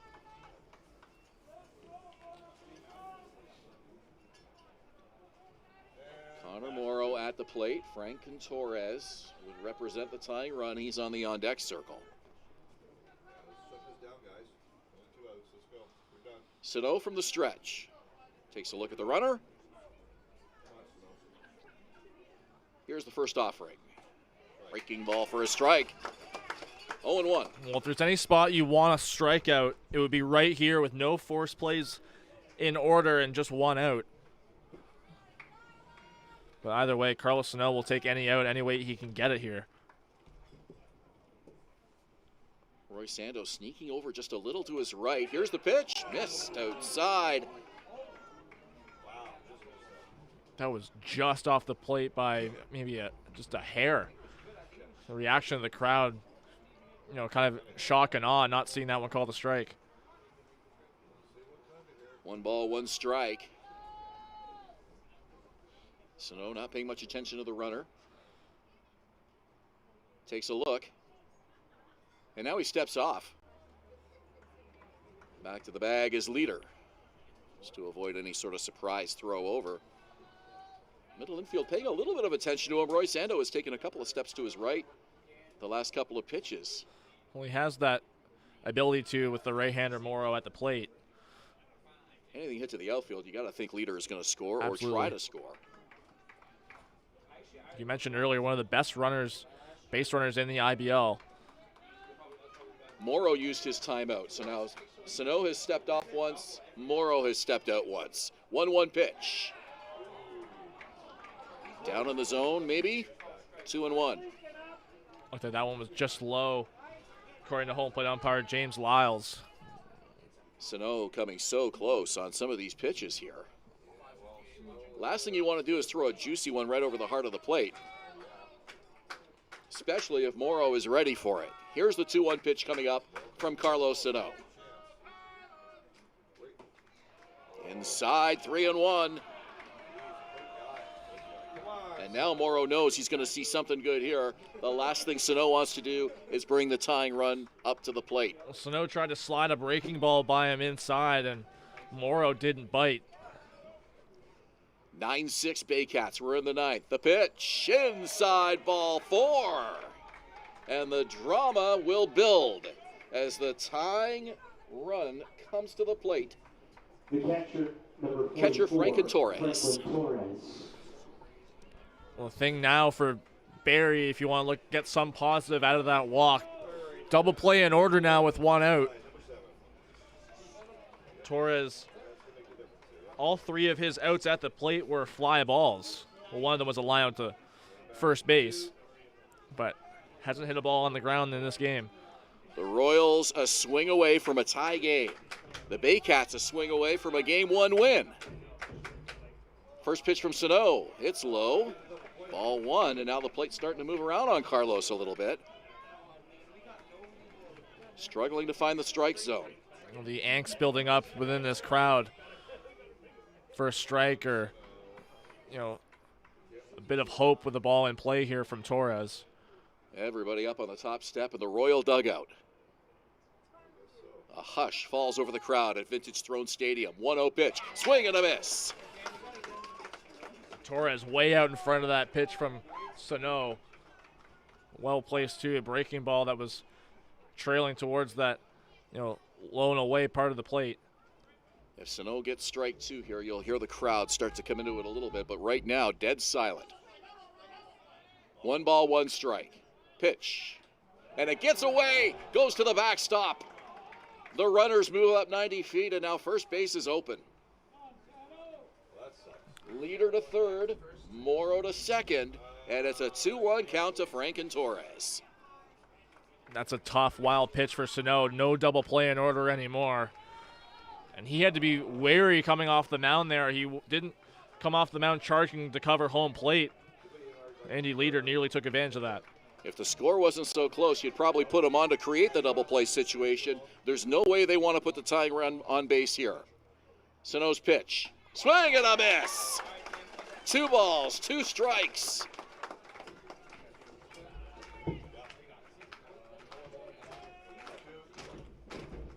Here comes the crowd. Drama building with every pitch as Carlos Sano tries to get this second out of the 9th. He deals. Foul. He gets a piece. I think that went off Jaco's mask.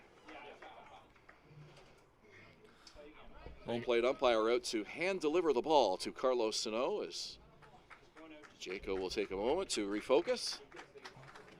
Well, Torres, the catcher himself on Guelph's end, just giving Hayden Jaco as he made contact there, just a little, hey, how you doing?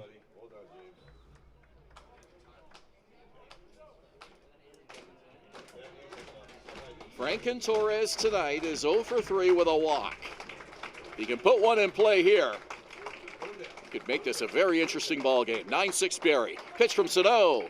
It's low. 3-2. The count is full. Garrett Takamatsu on deck. Still only 1 out in the inning.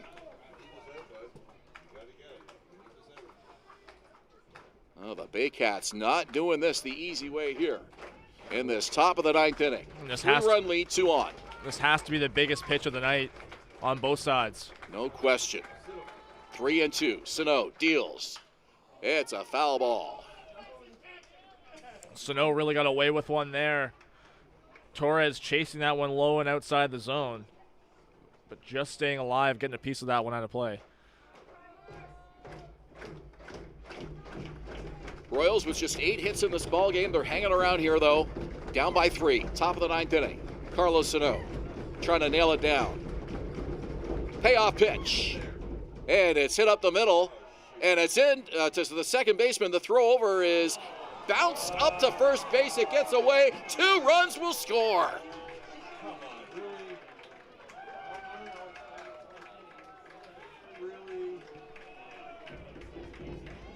Well, just a bad throw that bounced up and got past the glove of Malik Williams. Leader is in, Morrow is in, Torres goes to second. 4, Garrett Takamatsu. Takamatsu now will come to the plate with a tying run at second base.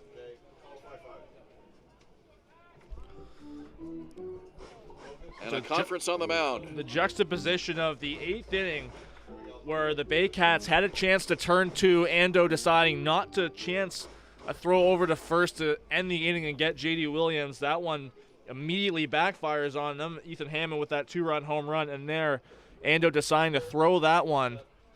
And yet again, that one decision costing the Baycats another 2 runs. Well, you can look back, and in retrospect, you're right. At the time, didn't necessarily seem like a bad decision. You're just trying to take it 1 out at a time.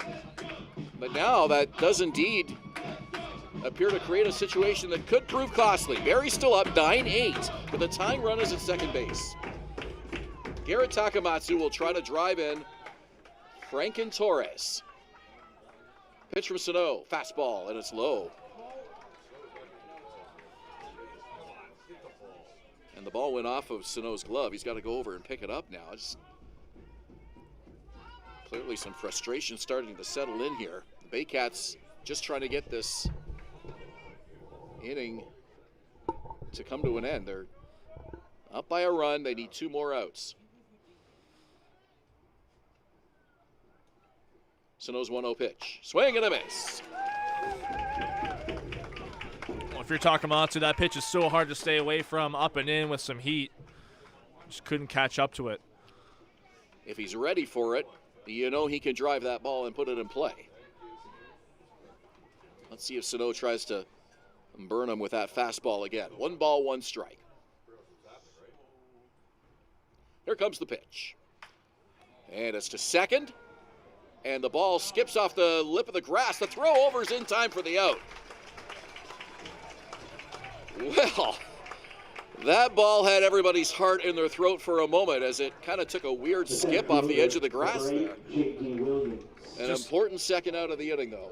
So much backspin on that little looper on the infield. Ando was charging at it, and as soon as it hit that lip of the grass, it took a little carom off to his right, but able to stick with it and make an off-balance throw.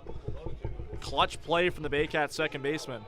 So here's the last chance for the Royals. 2 outs in the ninth. A ninth inning that has felt like an eternity for Carlos Sano and these Baycats fans. Royals with 3 runs. They need 1 more.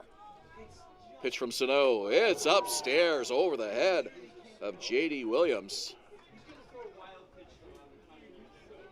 Tying run 90 feet away. Williams will try to drive him in or just get on base to keep this inning alive. Ethan Hammond, the DH, is on deck. He's hit a home run already tonight. 9-8 Baycats.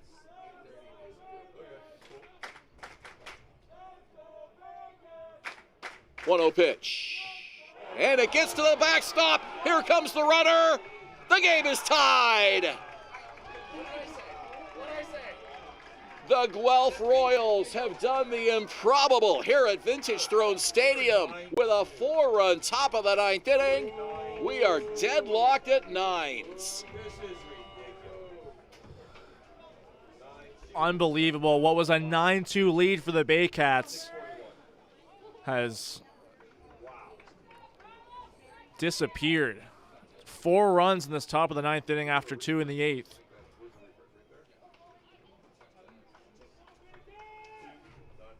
Two-0 from Sano. Gets the called strike, so the Baycats will have to try to win this in walk-off fashion here tonight. After a lead that seemed insurmountable, the Royals with a pair of runs in the 8th and 4 runs in the 9th off the Baycat bullpen.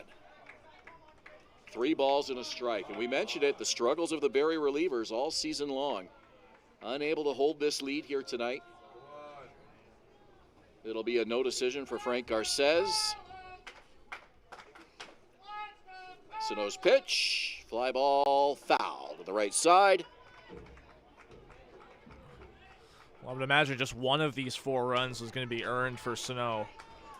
But nonetheless, it's still the locals growing very restless here at Vintage Throne Stadium. They want a 3rd strike here in a big way. 3 balls, 2 strikes, 2 outs. Sano to Williams. And it's a foul tip into the glove for the 3rd strike. It's brought to you by IMP North. Barrie Baycats come off the field, and they will try to walk it off in the bottom of the 9th inning when we return. 9-9, Royals and Baycats in Game 1 of this IBL Championship Series. Don't go anywhere. We'll be right back. From basic to cosmetic dentistry, Smiles on Essa Dental has all your dental needs covered to knock your oral health out of the park. Hi, I'm Chrissy Fans from 400 Chrysler and Barrie Chrysler Dodge Jeep Ram. This year, we are the community partners of the Barrie Baycats. Community is near and dear to our hearts here at the dealerships and one of our core values, so we can support local and shop local.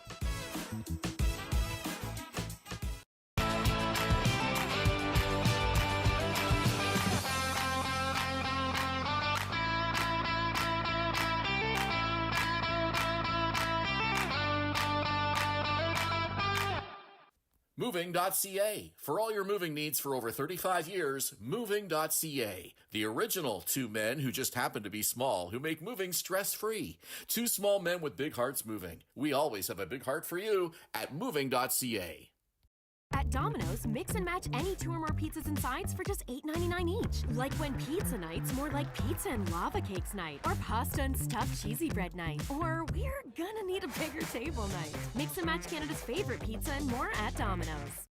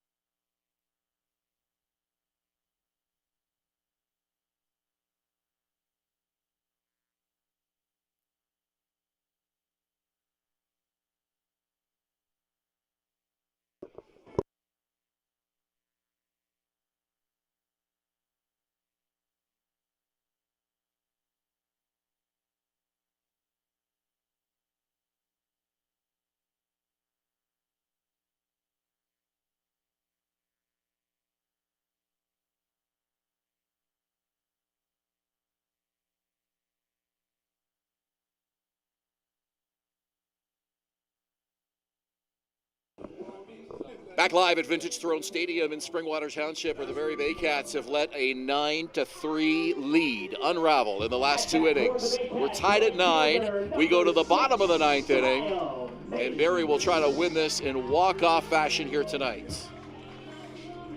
Well, it all starts with Kyle Maves, who has reached each of his last 3 times up, 2 for 3 on the evening, and has scored both times he singled. New pitcher in the game is Drew Durst, who came in for Josh Garton at first base, moving to pitcher. So Ethan Hammond began the game as a designated hitter now at first base. The Royals know Maves can bunt, and they're in on the grass a little bit on the corners. First pitch to Maves, though, is inside. So Durst moves from first to pitcher. Ethan Hammond, the DH, comes into the game and plays first base. So the Royals lose their DH.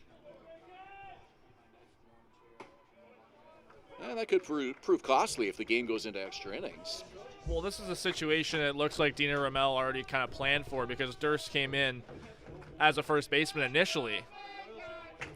Yeah, so you're not really losing a whole lot. You can send Durst up to the plate if his at-bat comes, but, you know, he's at some point you might have to have another pitcher come in. Well, Durst, his one plate appearance this evening, he struck out looking against Brandon Hillier. 9-9. We're in the 9th. Game 1 of the IBL Championship Series. Durst to Maves with a 2-1 pitch. Taking all the way, and it's 3-1. We've not had an extra innings game yet here in Barrie for the playoffs. Game 2 of the Toronto series was the closest Barrie came to a loss. That was a nail-biter right down to the 9th inning. And another one here tonight. Here's the pitch. Inside ball 4. Durst lost him. Kyle Maves claps his hands as he trots down to first base, representing the game-winning run. Center fielder number 9,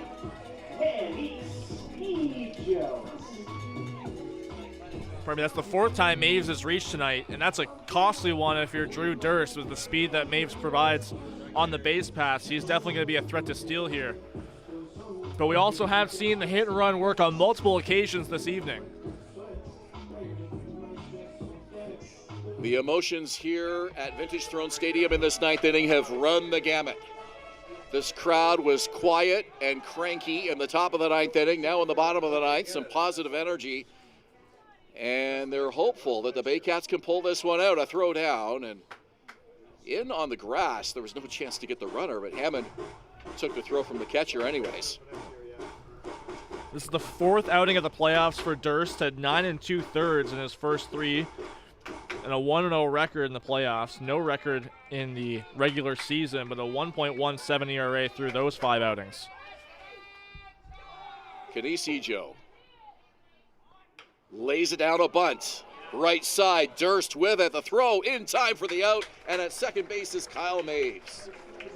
What a nice job by Joe. And now Brandon Hernandez will try to drive in the game-winning run.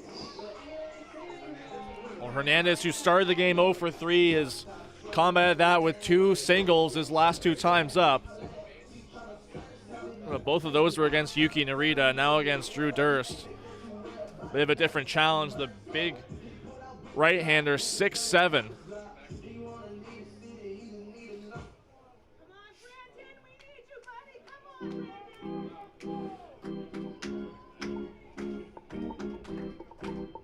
Maves the runner at second, 1 out in the inning. A Sunday night nail-biter here at Vintage Throne Stadium for Game 1 of the 2024 IBL Championships. Pump it up, keep it going. Baycats 9, Royals 9. Durst looks in for the sign. Comes to the belt, and now time is called as Hernandez wants to step out. Durst wants the catcher to run through the signals again. It was taking quite a while to pick anything up from Franken Torres. Here's the pitch. Hernandez ahead 1-0. I don't imagine Kyle Maves will want to attempt to steal here with the stakes in this 9th inning, but it's important for him to get a good secondary lead. He's being followed closely by Connor Morrow, the shortstop. Durst with the 1-0 pitch, and it's a lifted foul, sliced down to the left field side. Count 1-1.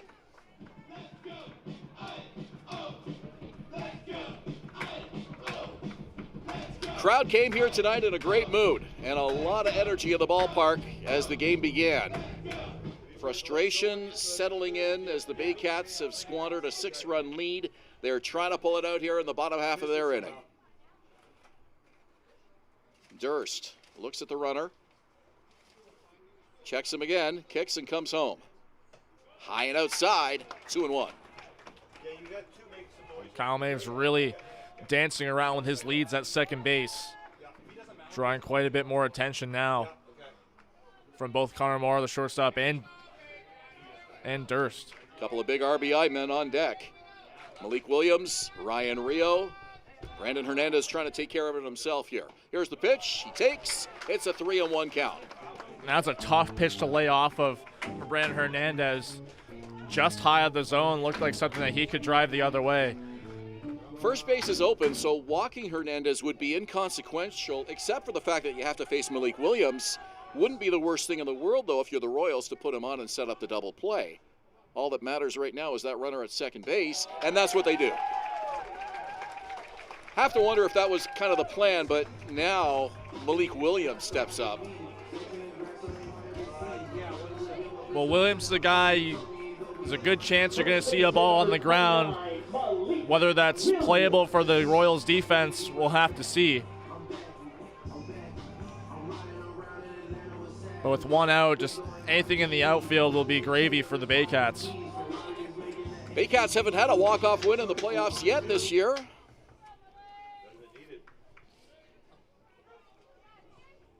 They'll need to do it here tonight to pull this one out. 9-9 tie, winning run, Kyle Maves, second base.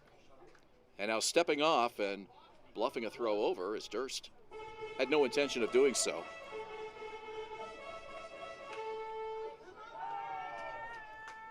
Connor Morrow, keeping a close eye on Maves, needs to make sure he doesn't get too healthy of a lead over there. Here's Durst's pitch, and it's a ground ball to second base. They go to second for one, to first, not in time. So an out, but a costly one, as the Baycats get the go-ahead run at third base. That has to be the hardest I've seen Malik Williams run this year. Knowing what was at stake, having to beat out that fielder's choice, stay out of that double play, it's huge for the Baycats. The hustle paying off for him, keeping this ninth inning alive. Yeah, beating out a ground ball double play, it's not often you would call that the play of the game, but that could be right here if Ryan Rio can end it. You'll circle back to that and say that's what made the difference. Malik Williams beating that out. That would have been the third out of the inning. Listen to this crowd as Ryan Rio comes to the plate. 2 out in the inning. Winning run, third base. Runner goes. Pitch is high, no throw down. Yeah, it's going to be just some defensive indifference there. That runner for the Royals is inconsequential. No way that Franken Torres is throwing down there in that situation. So, first base open again. Durst to Rio. Fouls it away. 1 ball, 1 strike. This crowd, everybody on the edge of their seat. And Rio was right on that pitch, too. Drew Durst, lucky he got away with that pitch. So Rio, you know what he can do, especially he can go the other way. A few of these fans are standing, hoping Ryan Rio can walk it off here. 2 out in the ninth. Here's the pitch from Durst. Inside, 2-1.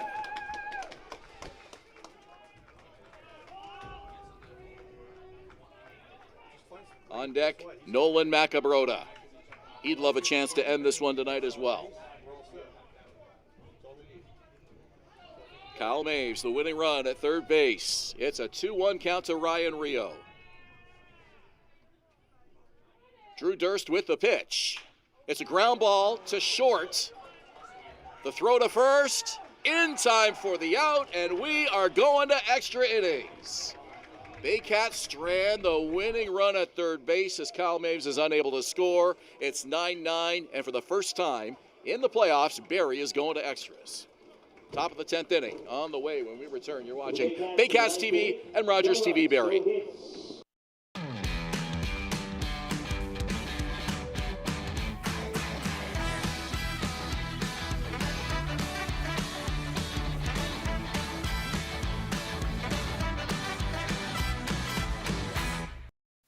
From basic to cosmetic dentistry, Smiles on Essa Dental has all your dental needs covered to knock your oral health out of the park. Danielle May Real Estate, supporting the Barrie Baycats and ready to help with all of your real estate questions. What is your home worth? Should you sell now or wait?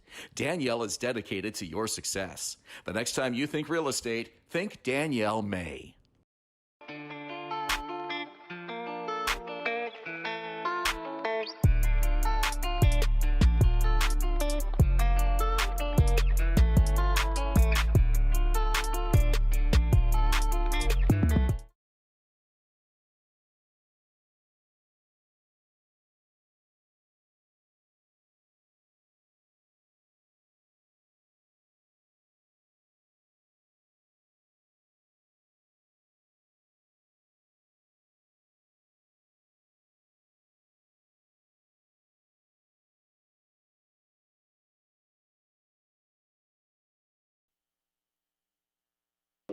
Ethan Hammond comes to the plate as the Baycats and the Royals will go to extra innings in Game 1 of this 2024 IBL Championship Series.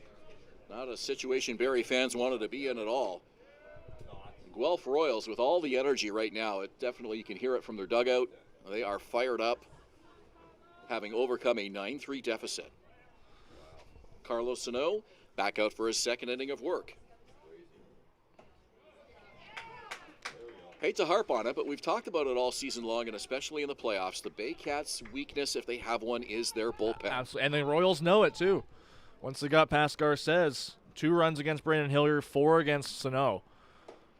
Garces gave them 7 innings tonight, and that has been the plan for the starters to go 7 innings, more if possible, but Frank's pitch count well up over 100. 1 ball, 2 strikes. The line on Garces, 7 innings pitched. 2 of those 3 runs he allowed were earned. There's a line drive to right center field, and the Royals get the leadoff man aboard. So, obviously, in the postseason, no phantom runner at second base. Sets it up as a clean inning. As it should be.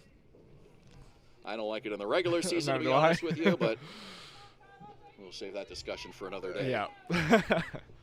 Bottom line is it's baseball, and baseball the way it should be here in the playoffs. Runner at first. Adam Odd playing on the grass with Durst showing bunt. So Durst batting in the number 7 spot here in the order. The pitcher batting in the spot previously held by Josh Garden. Keep in mind, Durst faced Brandon Hillier and ended the 8th on a strikeout. And it was looking. He had some words for James Lyles, the home plate umpire, after that K. Everybody knows he's bunting again. Right side, Sano gloves it. Underhand toss in time.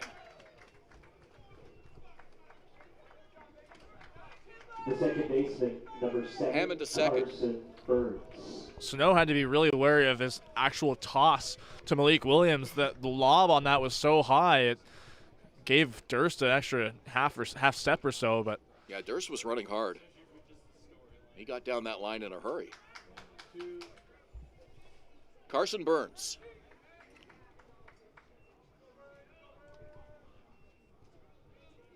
Burns tonight 0 for 4. He's been very busy defensively at second. Chance for him to get a big hit here. Takes the first pitch, and he's ahead 1-0.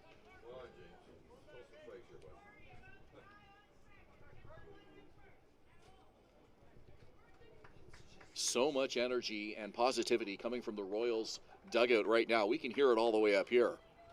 Baycat dugout stone cold silent. A Throw over, and it gets away. It's into center field.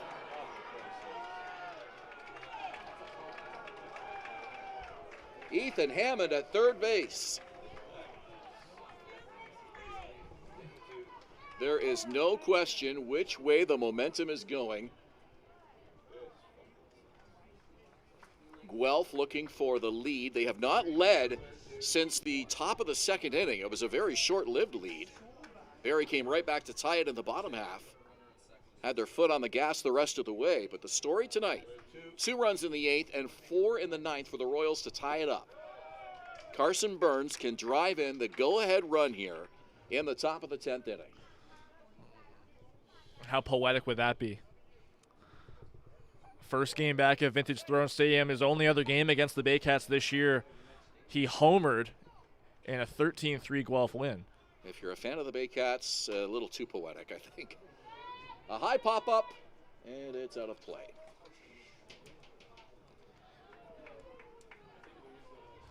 But right now, Burns 0 for 4 with a strikeout in this game. He's been looking forward to this series and this game specifically. Making his return to Barrie here tonight. We're talking to Dino Rommel, his manager, and confirmed with us. Carson very excited to get back here and a chance to get back into this former team. Here's the pitch. It's high. 3 balls and a strike. Carson very even-keeled about it, though. Just trying to approach this as he would any other ballpark and any other opponent. But a lot of history over his years here in Barrie as a Baycat. Has a chance to put his team in the lead right here. A 3-1 pitch coming up from Carlos Sano. Here it comes. And it's a high fly ball. Right field. It will stay in the park. And the catch is made. Runner tags. And Guelph takes a 10-9 lead. Carson Burns driving in the go-ahead run. Left fielder, number 50, Ashton Patterson. That ball looked like it was destined for extra bases off the crack of the bat, but just staying in the yard. Carson Burns driving in the go-ahead run against his former team. Incredible stuff. There's a bunt attempt, and a great effort by Jaco. Can't come up with it. Royals really going the small ball route here. The single by Hammond followed up by the sacrifice bunt by Durst and the sacrifice fly by Burns. Patterson trying to get on here with the bunt. Well, the Baycats haven't scored since the 7th inning. You look at the way the offense has been a powerhouse through the first 2 rounds of the playoffs. Even going a couple of innings without scoring a run is a surprise. Well, across the 8th and 9th innings, they stranded 3 runners. So, a couple opportunities couldn't capitalize on. Baycat bullpen quiet right now. It's Carlos Sano's job here to try to shut this one down and give Barrie a chance now. They'll have to try to get a run just to tie it and keep this game going. Well, I saw Chris Lazar throwing moments ago, not throwing anymore. Meanwhile, in the Royals bullpen, after the sacrifice bunt by Durst, he went straight to the bullpen, and he's still trying to stay warm. Don't often see that. That's no. Very observant of you to even pick that up. You're right. 2 balls, 2 strikes. Well, the temperature has dropped significantly since our 6:05 start. Ashton Patterson. 2-2 from Sano. Popped up. Should be the 3rd out of the inning. Catch is made by third baseman Adam Odd behind the pitcher's mound. So the Baycats trailing 10-9. They need 1 to keep this one going. As we head to the bottom of the 10th inning, you're watching Baycats TV and Rogers TV Barrie. For the Royals. Visit Alliance Billiards and Sports in the northeast end of Barrie. A fun, friendly family environment offering pool, darts, karaoke, and live entertainment. Enjoy a large variety of delicious food and drinks on the patio. You'll come as a stranger and leave as a friend. From basic to cosmetic dentistry, Smiles on Essa Dental has all your dental needs covered to knock your oral health out of the park.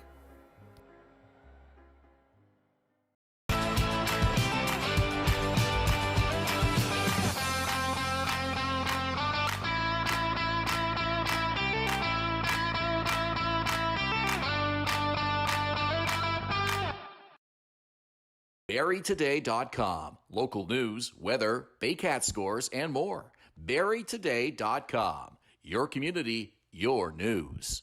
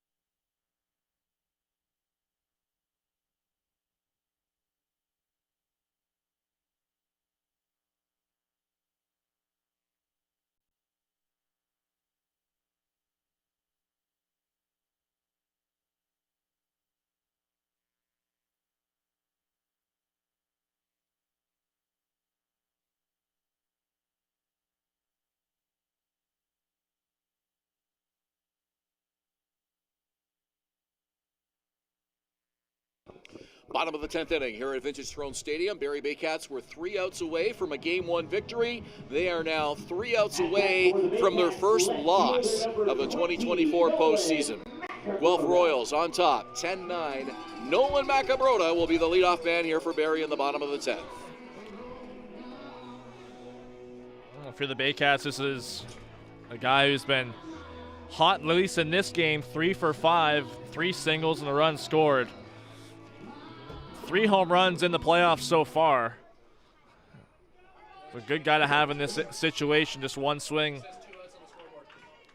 away from tying this game back up. Macabrota, Jaco, and Odd, 3 pretty good hitters, 3 hot hitters coming to the plate for the Baycats to try to keep this thing alive. 10-9 Royals. First pitch from Durst, high and away. Well, the Royals dugout making a lot of noise. They have all the energy. You can hear it. This crowd trying to drown that out a little bit.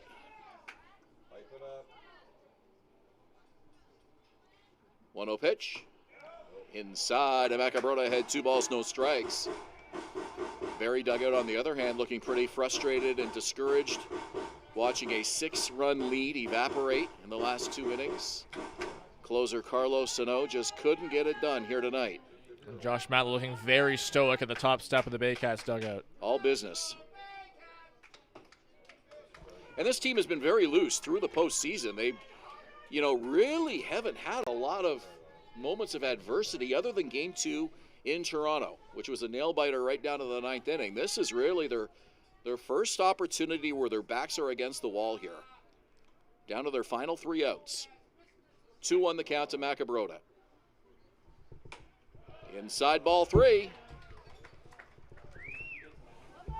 The Baycats' extra innings record in the regular season was 2-1. But the Baycats also regular season 8-3 in 1-run games. Only had 1 of those in these playoffs so far. I mentioned the Game 2 at Christie Pitts in the first round. Yeah, not really a come-from-behind team, at least this season, and that's why Josh Matlow talked about that importance of getting the lead. And this one to center field, it will drop for a base hit. J.D. Williams makes sure it doesn't get by him. A nice effort there by Williams. Keep that ball in front of him. Nolan Macabrota is aboard with a leadoff single.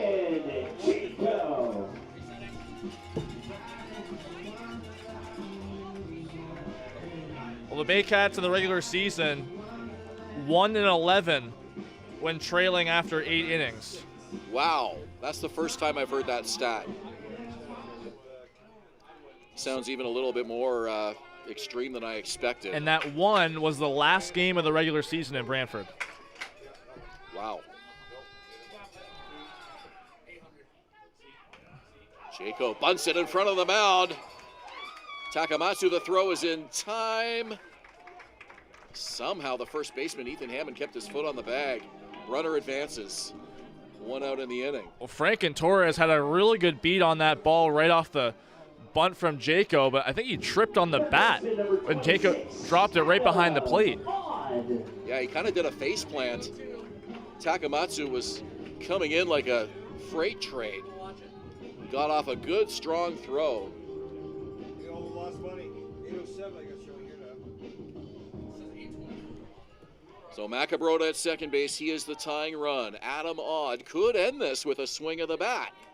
He's a triple away from the cycle tonight. Let's not forget that. We joked about him not getting another at bat tonight. Well, here it is, partner.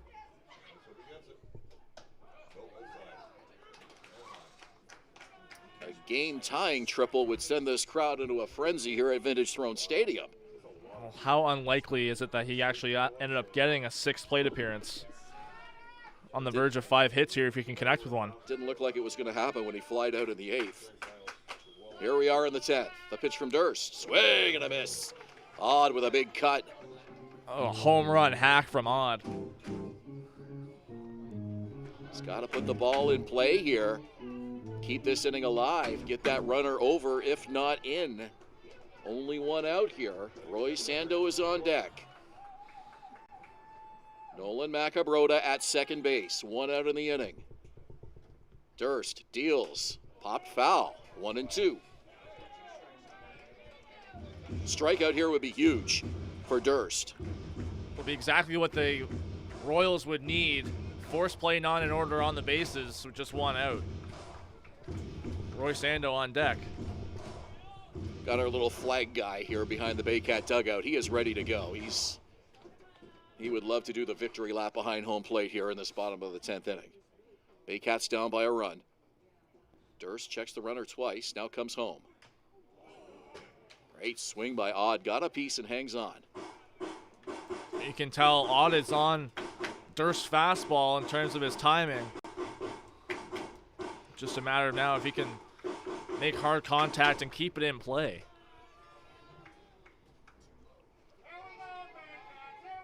What an opener to this 2024 IBL Championship Series. We're in the bottom of the 10th. Baycats trying to keep this one alive, trailing 10-9. Here's the pitch to Adam Odd. Swing and a miss. Durst blew that one right by him, and Odd couldn't catch up to it. 2 out in the inning, and now Roy Sando represents the final hopes for the Baycats here in the series opener. Well, it's that high fastball from Durst that's so hard to lay off of, and Adam Odd, a victim of that. It's so high to keep your bat swing or bat speed high on those high pitches. Ando has struck out in his last 2 plate appearances, but has hit well in the playoffs. Has also struck out a lot. Still looking for his first hit of this game. First pitch from Durst. Taking all the way is Ando, and he's behind 0-1. Kyle Maves, the number 9 hitter, on deck.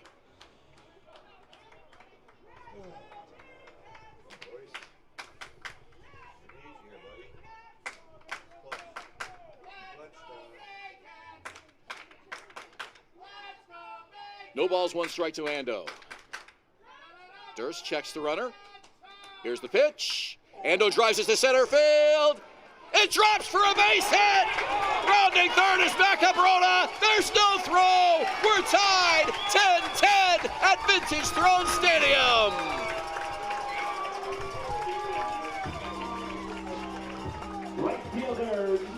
And this crowd, once again in a frenzy. Their emotions up and down like a yo-yo through these final innings of this ball game. Kyle Maves will come to the plate, winning run at first base. Well, just like the base hit from Nolan Macabrota to lead off this inning, just a sinking liner into center field. J.D. Williams tried to dive at it both times, and both times came up short, the ball bouncing in front of him. The fans now awake once again, trying to will this team into a come-from-behind win here in the bottom of the 10th inning. Now for the Baycats, just getting a run on the board has to feel like a huge moral victory, not only extending this game, but after not being able to score for a couple of innings, they hadn't scored since the 7th. Well, listen to the energy of this crowd now, being rejuvenated.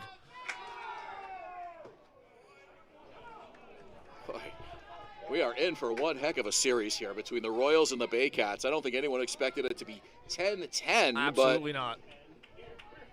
Couple of teams that are fighting this one right down to the wire here in the series opener. Got at least 3 more of these to go. Maybe more.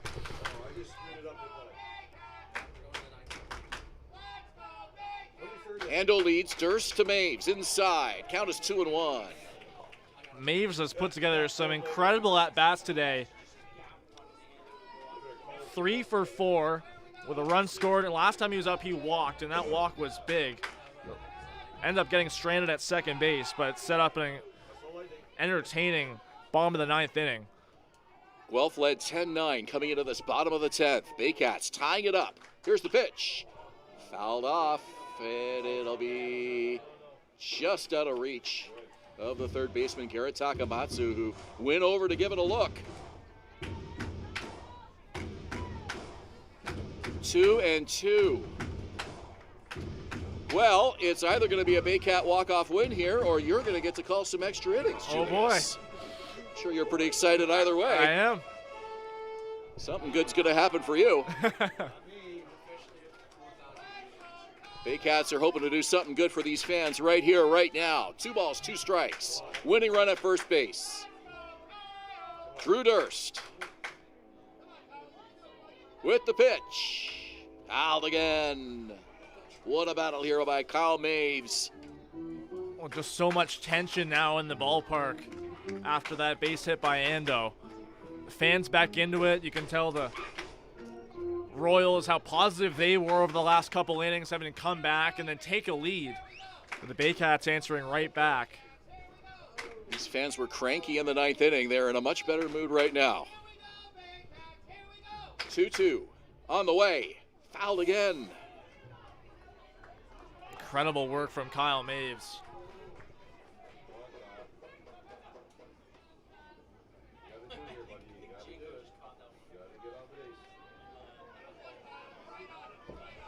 This game now 3.5 hours.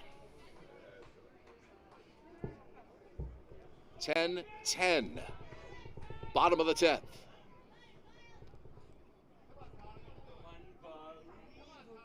Two. And the count is full. Ando will be off on the pitch. Mentioned before, seen the hit and run work multiple times in this game for the Baycats with runs scored on those plays. Well, if you love baseball and you love suspense, this is as good a game as you're going to see. Here's the pitch. And it's flared down the left side. Foul again. How many foul balls is that for Kyle Maves in this at bat? Hard to keep up.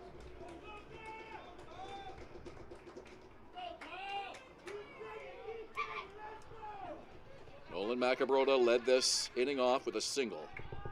Came around to score. Royce Ando driving in the tying run here. Drew Durst trying to get this thing to the 11th.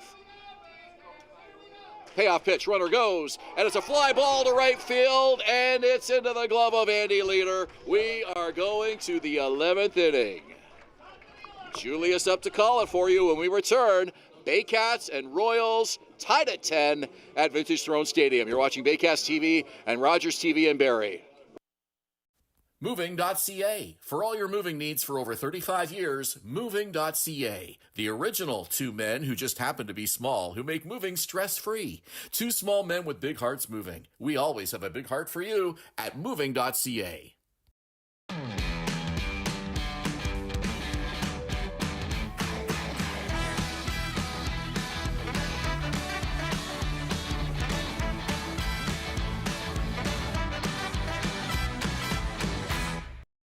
The only North Barrie Market, your go-to for homemade meals, catering service, and the freshest locally sourced meat. Get ready for an unforgettable barbecue experience with Barrie Best Barbecue coming soon. All at North Barrie Market, 580 Bayfield.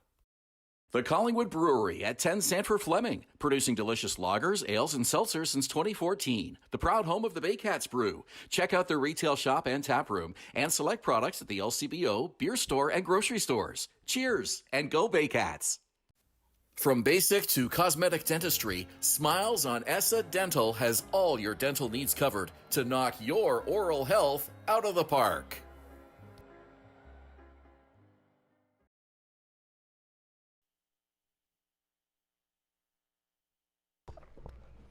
Top of the 11th inning at Vinton's Throne Stadium, a 10-10 tie between the Baycats and the Guelph Royals.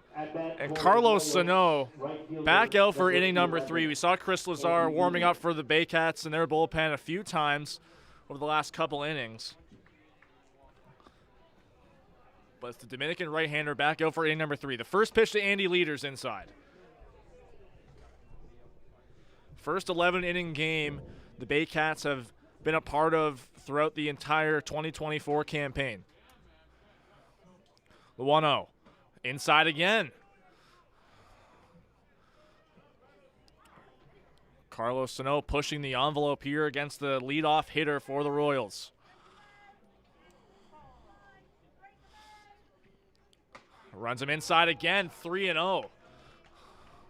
You don't want to walk the leadoff hitter, especially Andy Leader with the speed he provides. The Royals 10 runs on 10 hits. That one called a strike. Finally, Sano gets one over the plate. Leader taking all the way.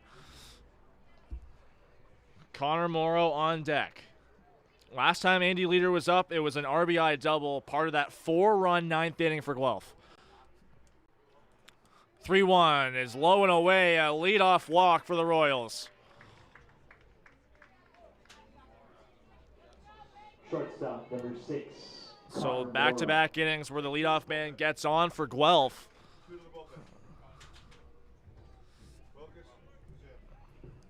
Some action in the Baycats bullpen. Brad Grieveson starting to throw. We saw him stretching earlier in the game, but finally throwing off the mound.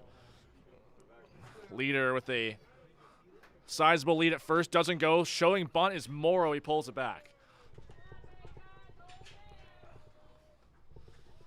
So much tension in the ballpark this evening throughout these extra innings and at the bottom of the 9th.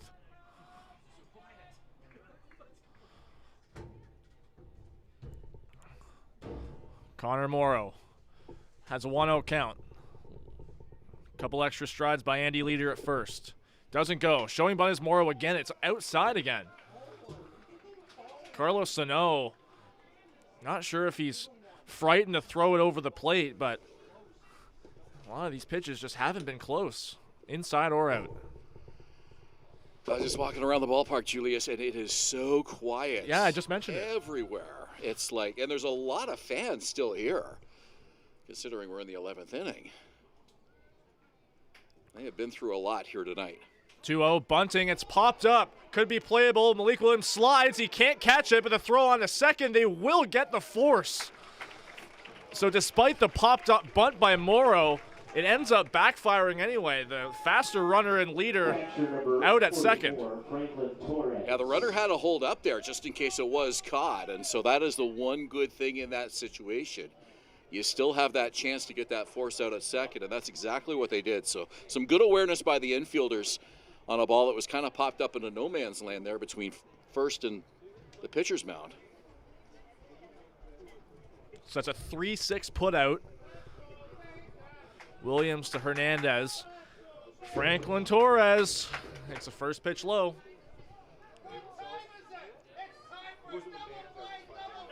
Torres started the game 0 for 3 against Frank Garces. Got to Brandon Hillier with a leadoff walk in the 8th, and then singled and scored in the 9th against Sano. Sano steps off, and they're slowing this right down here now. Hayden Jaco wants to come out, just make sure that everybody's on the same page here as far as signals and defensive alignment, and no one's going to be in any sort of rush here. This crucial juncture of the ball game. You've gotten all the way to this point here. Nice comeback from the Baycats to keep this thing alive. The Baycats hadn't used a mound visit until the 9th inning with Sano. This is the second they've used in this ball game. Got to hand it to these fans. They are in for the long haul tonight. If you've sat through 3.5 hours of baseball, you're probably not going anywhere at this point. Some of them have. Kids have school tomorrow, so there was a little bit of an exit there when the Baycats were unable to walk it off in the 10th, but at least a tie ball game. A lot of them probably are turning on the TV right now and watching us at home. Well, we appreciate you wherever you're watching from. This tight game, 10-10. Another one outside from Sano. It's 2-0.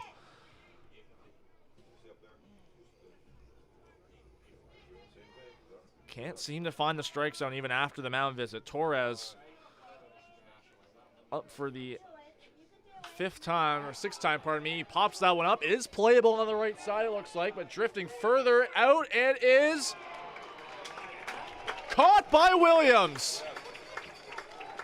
Had to peek around the edge of the Baycats dugout to get a good look at it, but Williams reaches over the rail and makes a superb catch. Well, that truly was a team effort. Everybody in the Baycat dugout was helping Malik to know exactly how much space he had. That's a tricky spot to catch a pop-up. A little cluster of fans on the other side of the fence as well. They also got out of the way. Not that they would have interfered at all, but just didn't want to be any sort of visual distraction for Malik. And a great catch, and an important catch, too. On the ground to first, it's Williams on one hop. Takes it to the bag himself. One pitch, one out goes Garrett Takamatsu. The Baycats with a chance to walk it off again. We go to the bottom of the 11th inning. It's 10-10 in Game 1 of the IBL Finals. You're watching Baycats TV and Rogers TV in Barrie. From basic to cosmetic dentistry, Smiles on ESSA Dental has all your dental needs covered to knock your oral health out of the park.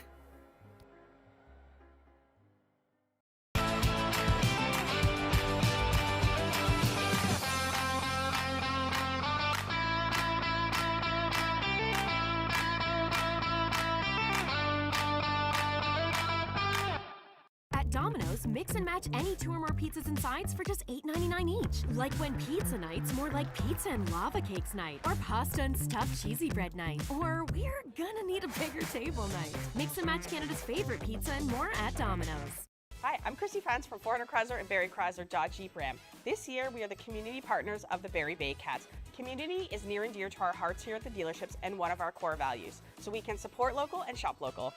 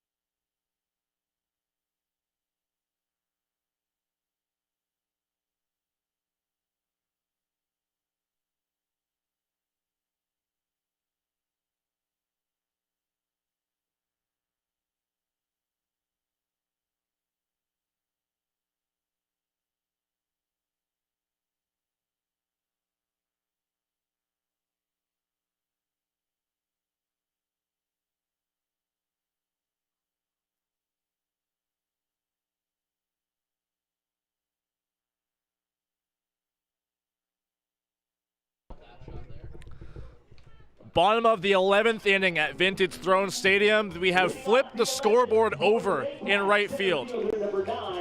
All blank, so it looks like the Guelph Royals went scoreless in the top of the first, which they did, but the rest of it blank after that. Barrie with a chance to walk it off in the bottom half of the 11th, and Drew Durst back on the mound again for the Guelph Royals. Well, the reason we're here is because Roy Sando drove in Nolan Macabrota to tie this game in the bottom of the 10th inning. A lot of pressure in that scenario. The Baycats came through, kept the game alive. Now a chance for them to walk it off. Kenny Sejo, the leadoff man, to lead it off in the 11th, and he takes the first pitch low. I have to shout out Malik Williams' effort on running out a double play in the 9th, kept the Baycats alive. 3 clutch defensive plays in the top half of this inning. Made it a scoreless frame for Carlos Sano, who is in line for the win if the Baycats can get it done here. Another low pitch to Ejo. Yeah, again, we don't often talk about beating out a double play as a pivotal moment, but it could have been in that 9th inning. It could have set the stage for a potential walk-off win. Baycats weren't able to do it. But here we are in the bottom of the 11th.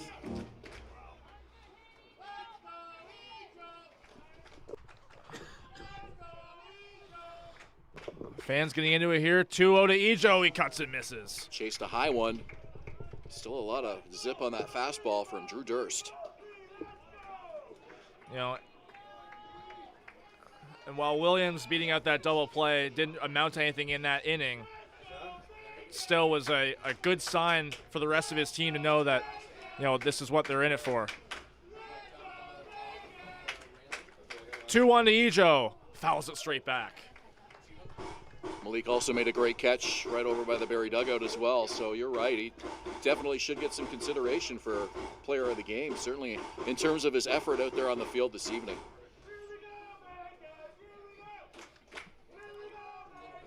Drew Durst looking in for a 2-2 against Kenise Ejo.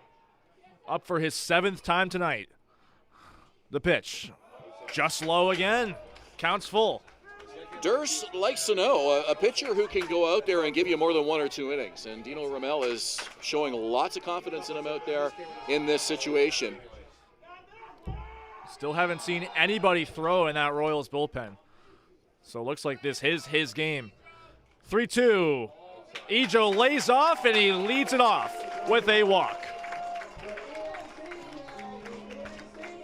Well, if you're Barrie, you couldn't have drawn this up any better. You got your leadoff man aboard. You got the number 2 hitter, Brandon Hernandez, coming to the plate. 0 for his first 3 plate appearances, but he has reached base safely in his second 3. It's his 7th at bat of the game, 7th plate appearance. Comes into this one 2 for 5 with a walk.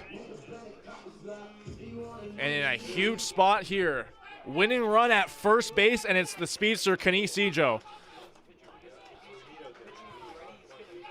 Striding out his lead at first. Doesn't go. The pitch to Hernandez is a called strike. Kind of surprised he didn't go. Maybe he just wants to get a pitch or two to take a look at Durst here, but Ejo, the Baycats, single-season stolen base record holder. Set that last year in 2023 with Barrie. This is Ejo's first time on base against Durst. The only other time in this game was against Yuki Narita. 0-1, Hernandez bunts it right back to Durst. Ejo is going to get to second safely. The throw is in time to get Hernandez at first. Well, that's the reason they didn't send him, is that the bunt was on anyways, and Ejo was going to get to second base one way or another. Baycats have done this an awful lot, getting that runner over to second base, and that's all they need is one more now to score to take home a Game 1 victory. But what a ride it's been to get here to this bottom of the 11th. And they're going to intentionally walk Malik Williams. They're going to keep the force play in order. So a ground ball could end this inning should Durst induce one. Well, that is the right move because you want the double play to get this thing to the 12th. But it brings up a pretty dangerous hitter at the plate, Ryan Rio. He has been in this situation before. None bigger this season than this moment right here. But he's had some walk-off hits for the Barrie Baycats over the years. Ryan Rio, the only member of the Baycats starting lineup without a hit this evening. Up for his 7th time. 0 for 5 was hit by a pitch and scored in the 3rd. A huge opportunity here. The first pitch from Durst. A ground ball foul first base side.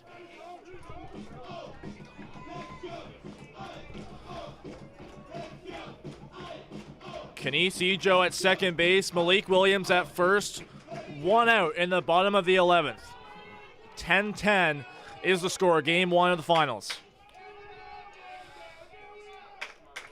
Ryan Rio waits. The 1-0. Ejo goes. The throw down the 3rd is in the dirt. Bouncing. Ejo is safe.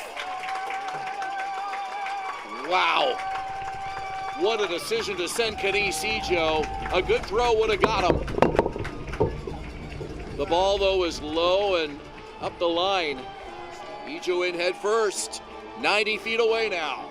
Torres spikes the throw, and a risky move pays off for Kenise Ejo. The stolen base puts the winning run 90 feet away. And we're going to have a mound visit from Guelph Royals. I would expect that Drew Durst is going to keep that ball low, down in the zone. You still want to try to get that ground ball double play. I guess they're talking about here, what are we going to do? Are we going to go home with it or try to get the double play if it's hit on the ground? I think you try to turn 2 and get out of the inning, but if you don't, Ejo scores the winning run. This is a high-stakes moment for the Guelph Royals. Pressure's on for Dino Romel's squad. I would imagine they're going to put the corners in. Keep the middle infield back, keep that double play in order possibly, or what it looks like they're doing here is going 5 infielders. Yeah, you're right. You're right. That's exactly what they're doing. 5 infielders. And how often do you see this? Not very often at all, but that's exactly how the Royals are going to set this up. I've seen this multiple times in Major League Baseball. I have not seen this in the IBL. 2 outfielders, 1 in left center, 1 in right center. A fly ball is going to win the game for Barrie either way. So J.D. Williams is in on the infield. He's playing the closest to third base. Take a look at those blue jerseys in the infield.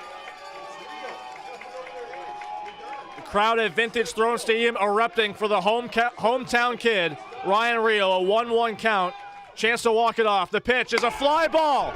Out to left center field. Under it is Ashton Patterson. He makes the catch. Ejo tagging up from third. The throw to the plate is in time. What a throw from Ashton Patterson.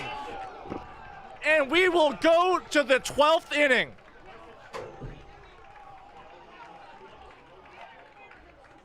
Incredible from the Guelph Royals left fielder. A perfect throw to nab Kenise Ejo.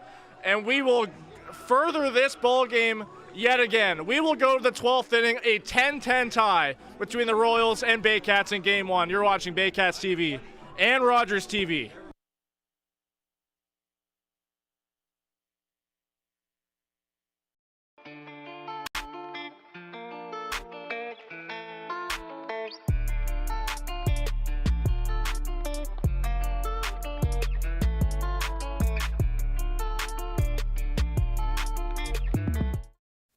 From basic to cosmetic dentistry, Smiles on Essa Dental has all your dental needs covered to knock your oral health out of the park.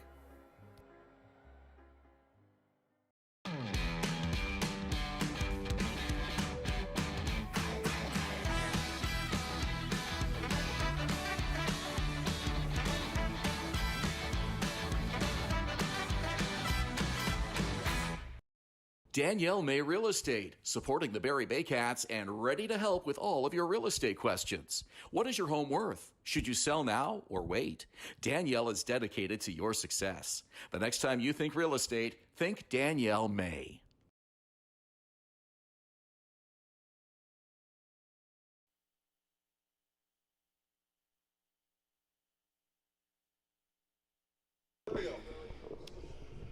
Well, Julius Hern will catch his breath after that nail-biting, breath-holding 11th inning. The Baycats coming so close to walking it off. And it's your turn now. Get you to the 12th. I can't imagine anything will be as dramatic as what we just saw. Oh, Somebody's got to win this ball game tonight. Oh, my goodness. Sooner or later. 10-10 tie. Wow. And it's still Carlos Sano for Barrie. We might be here a while. I don't think I've seen this many bunts, like, inning after inning. Just the way these teams are trying to win this game is, you know, they're trying to get the small ball route. Well, we thought it might be a pitcher's duel from the outset, not a pitcher's duel in extra innings. This is shaping up to maybe be that way. Who knows? We'll see how long these teams can keep stringing the zeros together. I've run out of room on my scorebook, by the way. Yeah. So. 12th inning. Yeah. So the Baycats are into their 7th round of at-bats, and the Royals now into their 7th as well, I guess. Well, I mean, the in-stadium scoreboard is flipped over. It looks like now we're in the top of the 2nd, but... First time that's happened on the new scoreboard. Yeah, I mentioned that at the top of the 11th. I didn't think it was going to come to that. So if you missed the first 10 innings, you're not going to see the story of the game on there now. Swing and a miss. It's brought to you by IMP North. Carlos Sano. It's J.D. Williams here in the 12th inning. Number 28, Ethan Hammond.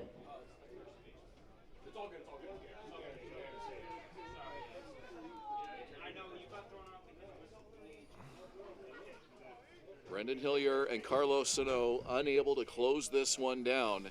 We're now in extra innings now, and it's Carlos Sano out there trying to keep this game tied so that his team can get up there and win it.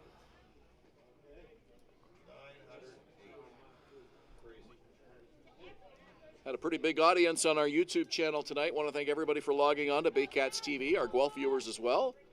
We appreciate that, and a lot of fans from around the league, I'm sure, watching the IBL Championship Series. It's always a highlight every September, no matter what team you support, and it's the Royals and the Baycats here in 2024. Like and subscribe, because if this series keeps going the way this is, we're in for one heck of a run. Yeah, if game one is any indication. Unpredictable as well. I mean, that's the other thing. Sometimes you look at two teams and you think you know how the game's going to go, but nobody predicted a 10-10 tie here between these clubs in 12 innings. Baycats had a 6-run lead on multiple occasions, and it dissipated. What this is more like a Toronto-Barrie game. Yeah, I was thinking that too. Yeah, if we saw that from them, you wouldn't be surprised at all, especially if it was at Christie Pitts. Exactly. But here at a pitcher's park between the Royals and the Baycats, two of the best pitching staffs in the league. Sano deals, and it's high, 3-2. Yeah, he just motioned to Hayden Jaco that pitch was on him. He clearly didn't hit the target that Jaco set for him, and it's brought him back to full count. Ethan Hammond has been instrumental tonight, a big home run in the 8th inning as part of this Royals comeback. 3-2 pitch, fouled again.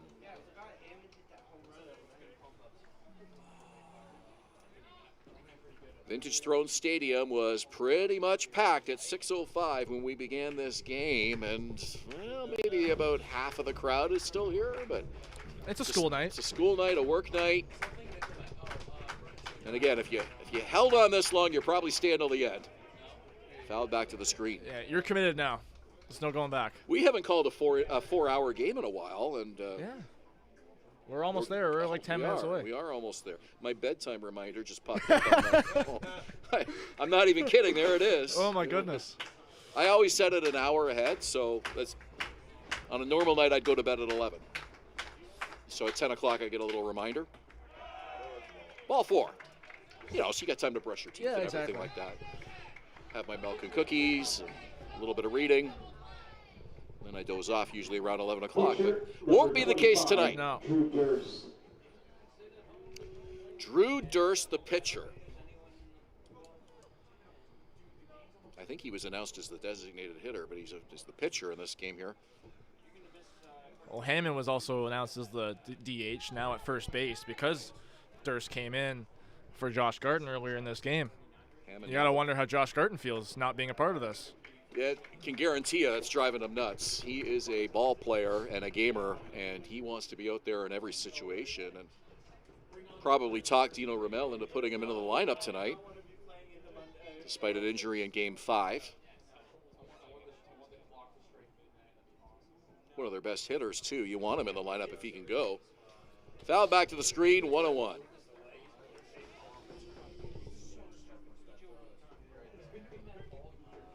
Baycats 6-0 in the playoffs. Looked like that little run was in jeopardy, but some heroics in extra innings to overcome a 10-9 deficit. The Baycats have only had to overcome 2 deficits this entire playoff run. One was that little 2-1 deficit in the 2nd inning, but the big one was that 10-9 deficit in the bottom of the 10th. And that kept this game alive. 1-2 the count, 1 out, runner at first. Carlos Sano to Drew Durst. Swung on and missed. A strikeout for IMP North, 2 strikeouts for Carlos Sano. Is this another case of him getting better as the innings go on? I mean, Sano was really struggling in the 9th inning. Couldn't seem to find the strike zone to save his life. He's got 2 strikeouts now here in the 12th inning. Well, I think it's just a matter of now you just got to become more confident. You got to know that your defense is behind you. In that instance, he could have had a ground ball to get him out of this inning, but now with 2 out, He'll take anything. Runner goes. Burns hits a high fly ball. Left field. Playable. And the catch is made. Nolan Macabrota getting the third out, and Barrie will once again come to the plate with a chance to walk it off at the bottom of the 12th inning. Baycats, Royals, tied at 10 at Vintage Throne Stadium. You're watching Baycats TV and Rogers TV Barrie.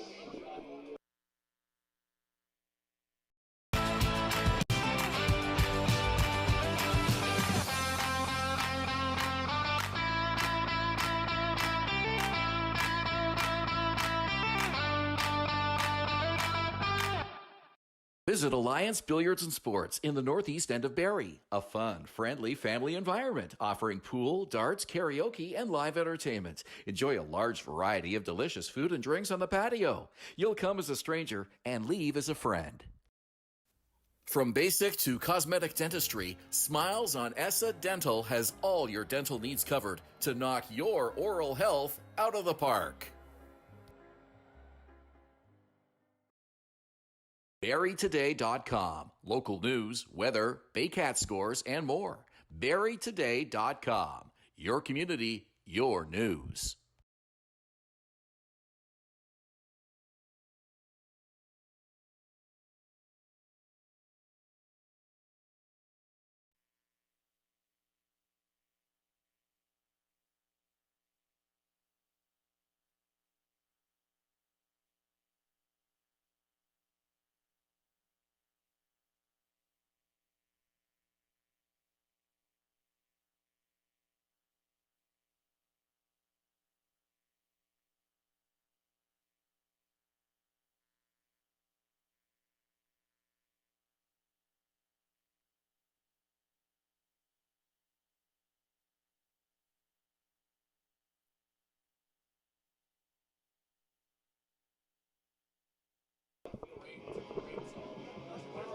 Bottom of the 12th inning, Vintage Throne Stadium. We're still here. We're glad you are too. It's a 10-10 tie between the Baycats and the Royals. It's game one of the 2024 IBL Championship Series. Nolan Macabrota will come to the plate. Drew Durst still on the mound for the Guelph Royals. And like I mentioned last inning, nobody has been warming in their bullpen while he's been on the mound. So Dino Ramel making it clear that this is Drew Durst's game to win or lose. But backs against the wall now, bottom half of the 12th inning, in a tie game. Royals getting their money's worth out of Drew Durst here tonight. First pitch, strike. Kanisi Joe thrown out at home plate to end the bottom of the 11th. Would have been the game-winning run on an outstanding throw. A play that will be all over the Guelph Royals social media channels. I can promise you that. If you didn't see it, be sure to check it out tomorrow morning. That is the reason why we are in the bottom of the 12th. 1 ball, 1 strike. Durst's longest outing this year was his third of the season at Chatham Kent, 5 innings in relief. Pardon me, it was a start for him, pardon me. Only give up 1 earned run and 1 hit. Had 7 strikeouts. Pitch from Durst, fouled back. This is what you call squeezing every drop of juice out of the orange. Carlos Sano, Drew Durst, suddenly in a head-to-head duel here. These teams are stacking up the zeros in extra innings.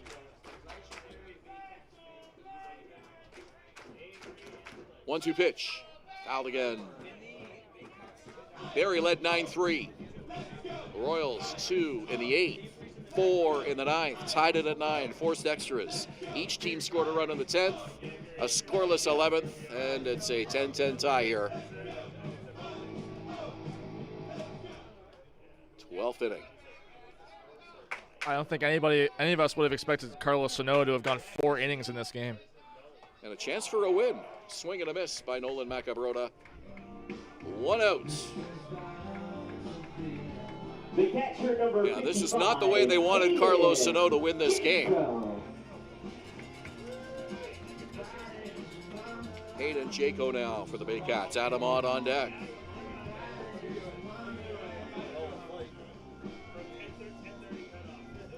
Will Adam Odd get up for a 7th time? Pretty incredible.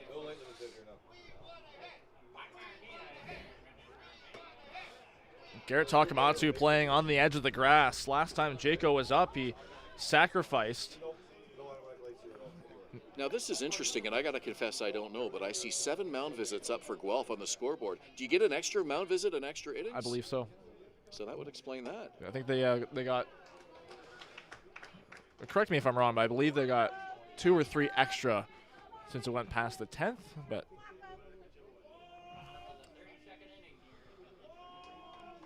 Two balls, no strikes. Keep in mind, Barrie used 2 with Sano, and now they have 5 back on the board. Popped up, and it's foul. Baycats fans picking up on a little college baseball tradition, and I noticed in Welland they were doing it as well with a 2-strike count. Yep. Ball 3, ball 3, ball 4, ball 5, ball 6. Yeah, I think Texas A&M are the main fans that do that, and it's pretty incredible to watch. Welland really caught on with that. That's the first time I've heard Baycats fans do it, though. It's trying to get in the pitcher's head a little bit.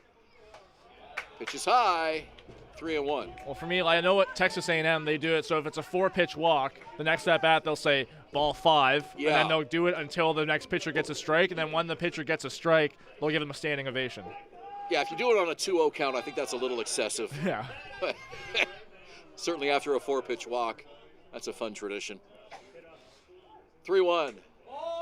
Called a strike, and Hayden Jaco has to do a U-turn. Careful, Dan. And he's heading back. Here, right? Careful. Go to the end and yell if you have to. Count is full. 3 balls, 2 strikes. You always go down the end and yell it all you want. Drew Durst, payoff pitch. Inside ball 4, and Jaco gets his walk.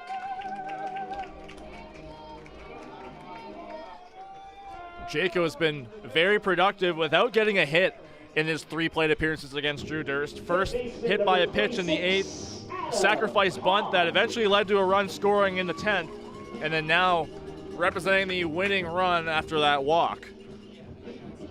So Adam Odd will try to send these fans home happy after 4 hours and 3 minutes of baseball here at Vintage Throne Stadium on a Sunday night, September 8th.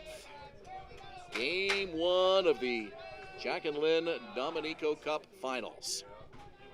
Pitch, a swing and a high fly ball, right field, see ya! The Baycats taking an extra innings on a 2-run homer by Adam Odd.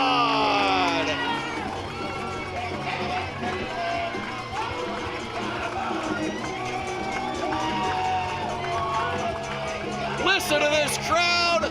Look at those players. They did it the hard way, but they nailed down game 1 of the series. Unbelievable. It's been Adam Odd's bat all night long. Hit number 5 is his 2nd home run, and it's by far the biggest hit of the season for the Baycats. I think this team would play game 2 right now if they could. That's how fired up these players are. And the fans who stuck around through 4+ hours of baseball tonight got every penny of their money's worth here at Vintage Throne Stadium. Adam Odd, the hero, with a 2-run homer to win it for Barrie. So, it's on to Guelph. You gonna be able to sleep between now and Tuesday? I don't know. This series is going to be incredible if game 1 is any indicator. I'm just more excited for game 2 now with how this went. Royals came all the way back from trailing 9-3, forced extras. Barrie wins it in 12 innings, 12-10, the final tonight. We'll be back here for game 3 on Thursday. For Julius, Hern, and our entire Baycat TV crew, I'm Ben Davy. Baycats win. We'll see you game 3 Thursday. Good night, everybody.